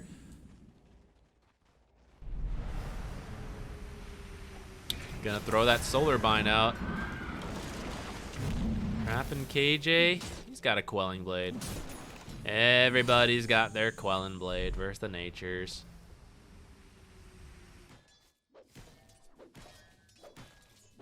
Walmart Rupture hits hard. Oh no! We missed Analog getting a double kill on the supports. He needs that. He was having a rough time against the Keeper. He's fallen a little bit behind, but double kill. Net worth, still a bit behind Keeper, but it's not too bad. Ooh, Tree Stun on Monkey King, another one? Oh, that is not supposed to happen. That is 2 deaths in a row. That is really gonna hurt Monkey King, who was doing well up to this point. Wasn't dominating the way Monkey Kings want to do, but he was winning. But with this creep wave, Divide Llama is now going to be on par with the Monkey King. Neither of them are, you know, they'd actually like to be like another 500 to 1,000 gold higher than here, but when they look back on it and they're like, you know what? Even net worth with Monkey King at 10 minutes, I'll take that. Oh, Power Tread's first on the support natures. Not something we see too often, but he's actually maximizing teleportation, and I kind of like this with the Keeper of the Light. Maybe trying to play really aggressive, and the attack speed from Power Treads helps you to attack faster to use the teleportation stacks and actually like output the damage. When you attack slowly, it just takes more time to make use of that bonus damage. Whoa, straight BKB for Mars? Or will he get the blink first? I sort of think he needs the blink because you have to jump on top of these heroes. If you just slowly walk in, even with the BKB, you still may not catch up to them. Like, they'll knock you back or sprout and like all sorts of stuff. No, he's going to commit. He's going to go BKB first. Okay. Let's see how it plays out. I'm not a Mars player. This guy clearly knows more than me, so let's see how those fights work out. It feels like it's going to be hard for him to get a good ult off these heroes. You can sit in the back. But I suppose when he wants to go in, he presses BKB and phase boost and just walks in and does it. It's true. They won't really be able to stop that.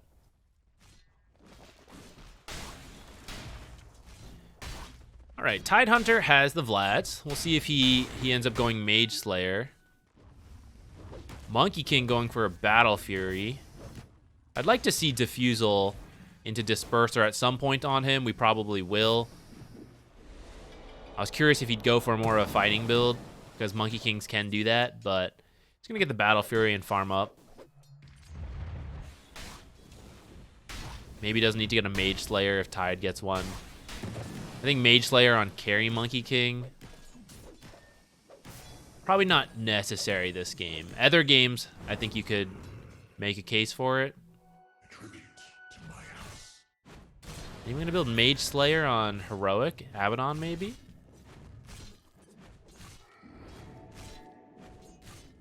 Going for the Harpoon first. I thought he would go into Manta. I thought I usually see that, like, Echo into Manta. But maybe there's more kill potential with the Harpoon first. Hello, Tidehunter. Whack, whack, whack, whack.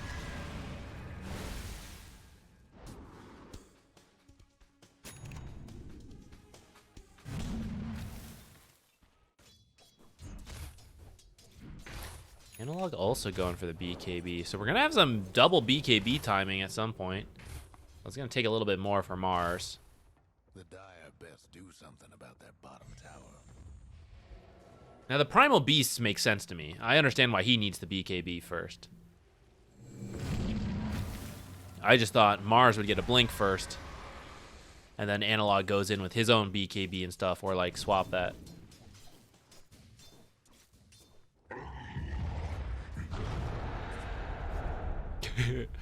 Onslaught that shield rune. Hell yeah.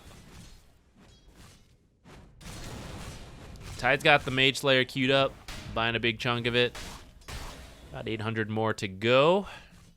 It's going to reduce a lot of damage with that.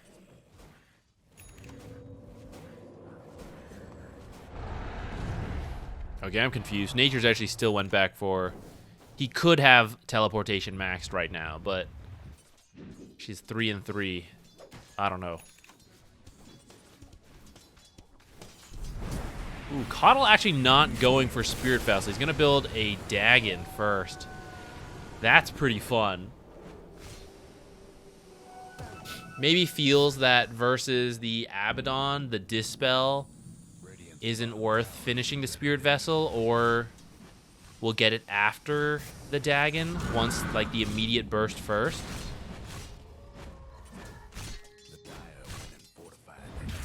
What's going on down here? They're running at the Tidehunter. First BKB charge to kill off this Tidehunter, who has been farming very well. He's at the top of the net worth for his team.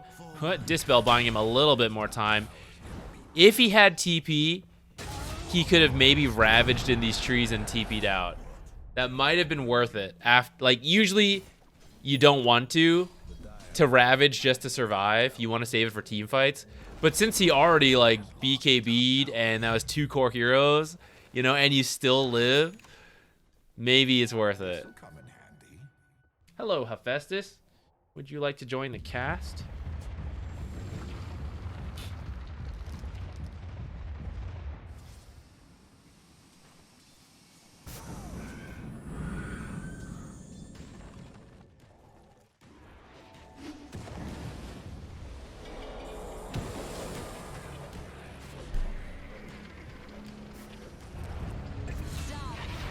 Analog charging in with that Inkswell.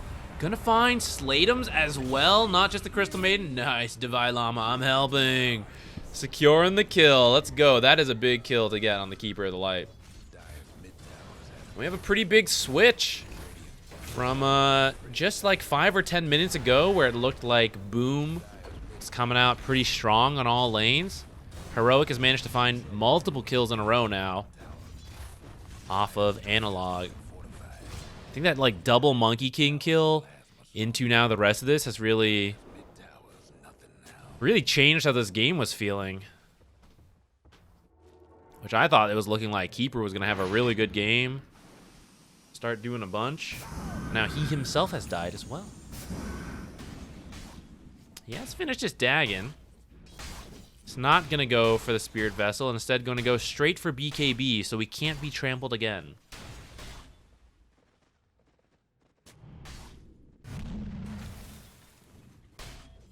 Monkey into Venge. Yeah, that's a little surprising to me as well. Ooh. No. As it turns out, simply running in is a little difficult to initiate. We do have the BKB on Mars, and he's halfway to the blink. K1's here. It's no longer any farm for you. Now you just watch other people farm. Ooh, stealing a triple stack of Ancients. Stealing this from the Tide's pretty nice. I didn't really... Tide attacks so fast, actually, with the Mage Slayer. It's funny to see. Ooh, lucky. Lucky that Dispel immediately removes that stun. Ooh, Arena. Dispel this, Tide Hunter. You can't. Holding Ravage? Does he want to use it? His team is not quite in position to rotate over. Okay, there we go. Ravaged, but a little too late. I think the retreat was already in call. It felt like Slatums wasn't quite going. Monkey King not ready to join yet. Has the Battle Fury, but finishing the farming item and then joining fights is not usually the play. You usually finish farming a little bit more with the farming item. So that felt a little weird.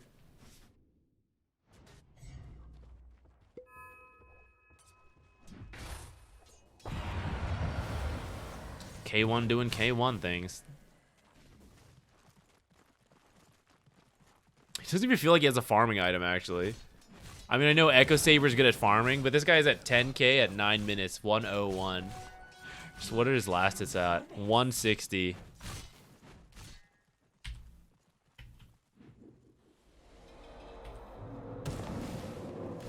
Ooh, are they gonna find Monkey King in here?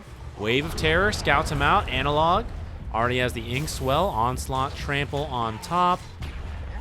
Gonna throw in the Pummel for good measure. Probably would have gotten it anyways. Analog from getting counterpicked in the lane. 6-1 and 3 now, doing really well. Finding a lot of big kills. I think 3 of those on the Monkey King. Oh, finding Slatums again? Or being found by Slatums? No.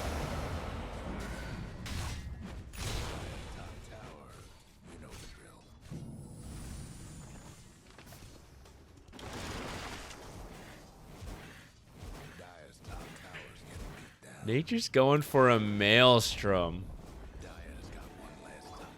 I gotta say, I don't fully understand this build.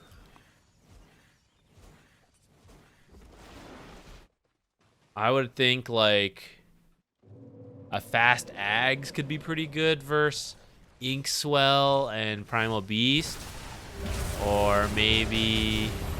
Well, hold that thought. Tidehunter getting killed in his own triangle. I'm telling you, the Analog having a hell of a game. Meepo last time.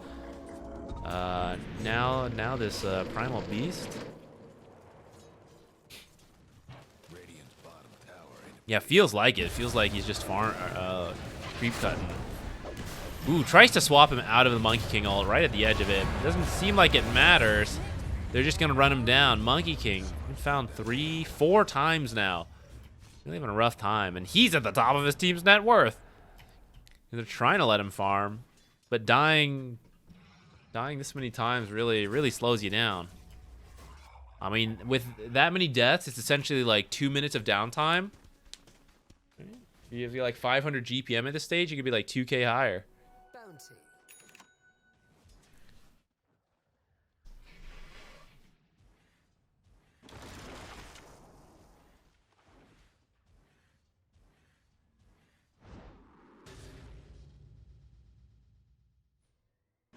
How much to donate to play a 12v12 game with me in chat?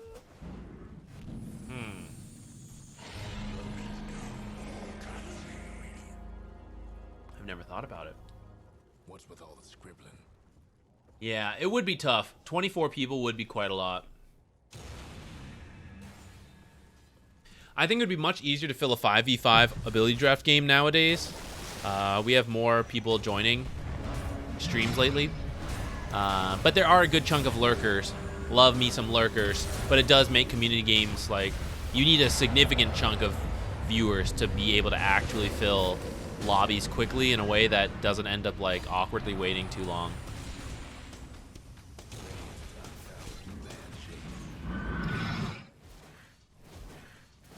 I'm having a good time back here. Don't mind me, guys.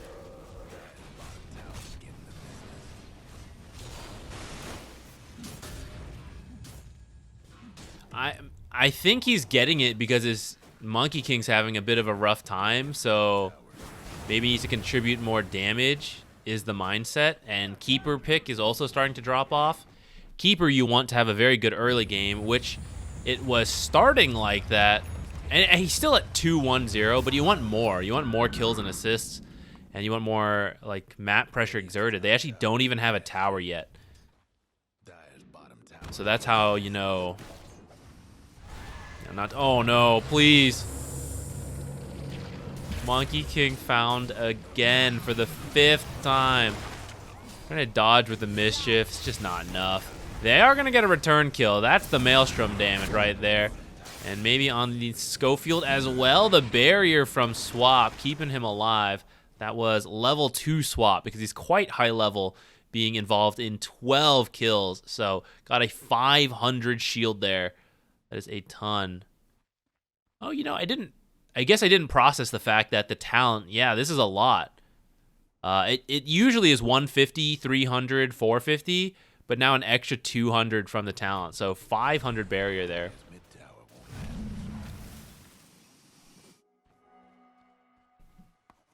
They need to change the way this tooltip reads. It does make sense, though. Back to my favorite part of the map. Will he cut the wave? I feel like if you're going to farm back there, farm here, you need to cut the wave. Which I understand adds more risk, like people are going to come here. But I think that's kind of the point, right? You draw them in so that your team has a little bit more space.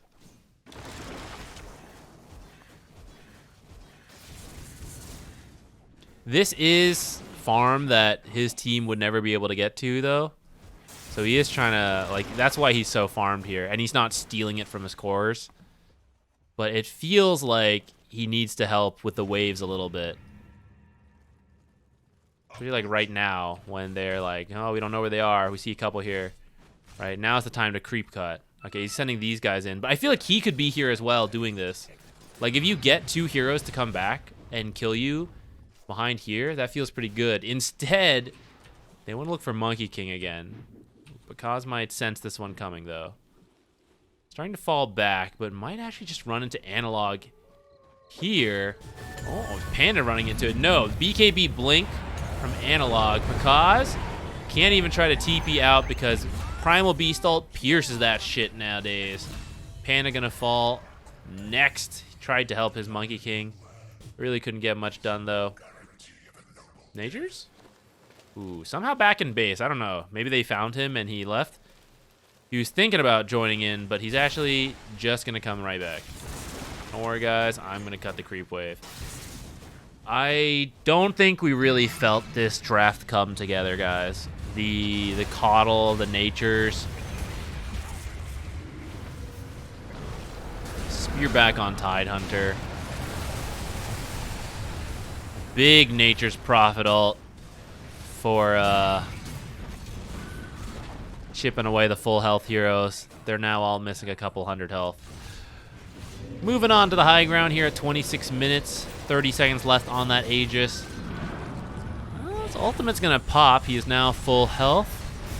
Can he bait them to go on him with the Aegis still alive?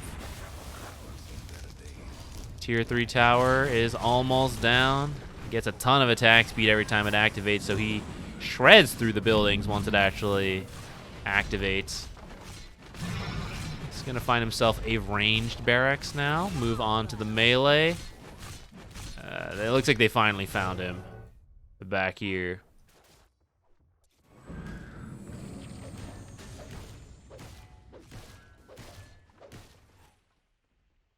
Let's go steal their Tormentor. Let's push them while they're down. Take their lunch money. Pour chocolate milk on them. School bullies right here.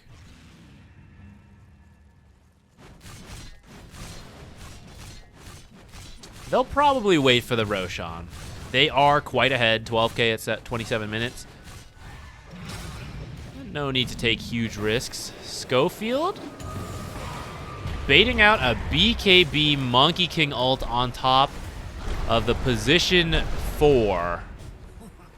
But you got him. You kind of need those kills right now. Ooh, nice Mars Arena on 3. Trapping them in here. The BKB from Coddle trying to get him out, but Soulbind has him stuck to the Monkey King, and Monkey King can't leave the arena. And that means both of them will end up falling here.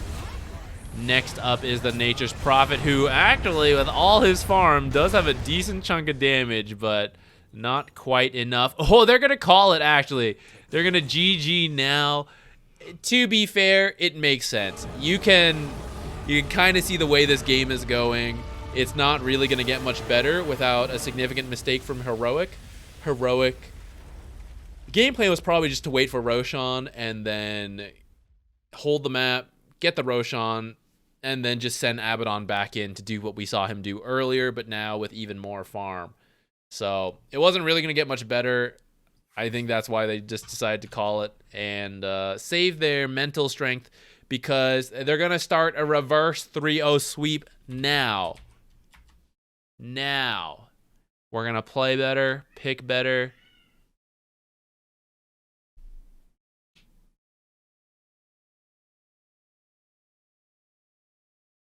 Nah.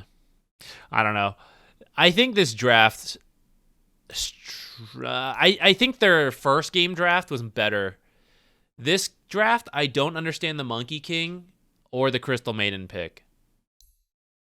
The Coddle pick, I'm kind of open to, but it also, like, I was more open to it because I thought it did better versus Primal Beast than what we ended up seeing. Which I guess in the lane, he did kind of, like, do okay, but I was open to it because I don't know mid matchups that well. And I don't know if it's supposed to go better than this, and they just got caught off by, like, other picks. But in the end, like, cohesively as a draft at the end of the day, it doesn't feel like it came together. Maybe they just didn't get to execute it. Maybe there was too many good fights by Heroic in that early game. But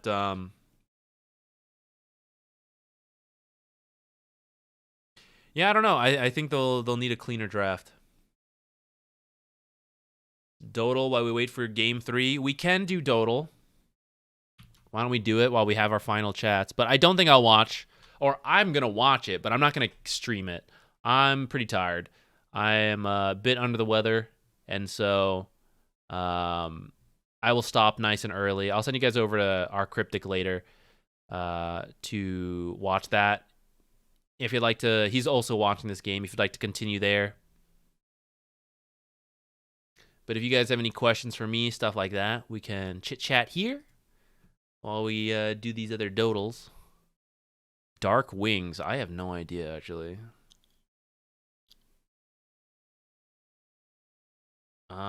Is this Night Stalker? Heck Who's that? yeah. Thank you. What?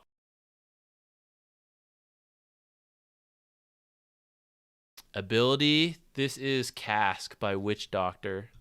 Paralyzing Cask. What's Challenger mode? Ability name clue. What is... I don't know what that is. Alright, what's the last thing? Is that it? No. Loading screen. Bounty Hunter. I'm pretty confident it's Bounty Hunter. No, wait. Let's think about this. This looks like a shoulder piece. The rest of the head and like a back weapon. I'm thinking of like a Bounty Hunter with a shuriken on his back. I think it makes sense. Potentially, maybe there's an Alchemist skin where this is like the weapon on Alchemist's back. I'm going to start with Bounty Hunter, my gut feeling. This color scheme seems right for him as well. Okay, we really struggled with human agility heroes, but we got the rest. Yo, Steven Johnson, thank you. Thank you very much. Let's play 12v12. Maybe in the future. Maybe we'll do more like community games in the future. I am not feeling up for it right now. I will be brain dead in the game.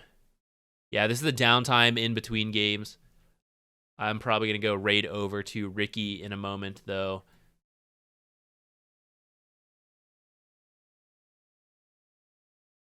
How would you feel if I got another drawing? I always enjoy the drawings, Angle. Feel free to do it whenever. Did we skip the main one? No, we did it earlier.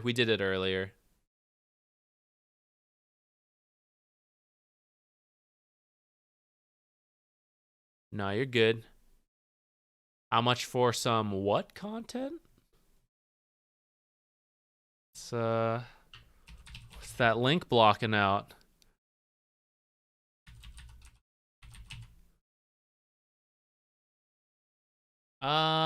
Yeah, so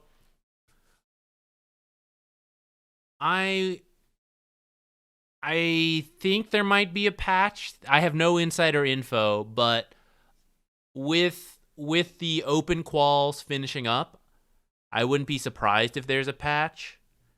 I guess they could also hold the patch until I think ESL. Isn't there some event coming up? Birmingham?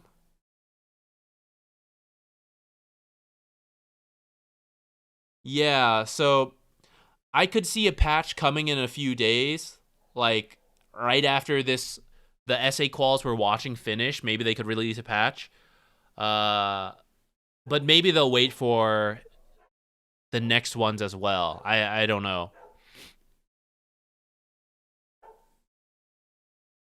Slither.io. Yeah, maybe the future. I want to bring it back. I've just been kind of like Dota focused since coming back to Texas and getting back into the groove of things. But I liked how we were doing things in like over the holidays where we mixed in some variety game like fairly regularly for a couple weeks there. I do want to do that more. I was having a good time with that. So we'll finish Outer Wilds and then we'll go from there. But for now, I'm going to send you guys over to Cryptic. You guys will get proper casting, not some like sick guy just rambling on over here. So head on over there. Have a good time. We'll see the rest of the SA games. Wait, you're in Texas? Yes, I am. I live in Dallas for now. My lease ends later in June. Maybe I might move around. I haven't fully decided yet. But yeah, I'm in Dallas. I visited Houston once, but I didn't really see much more besides that.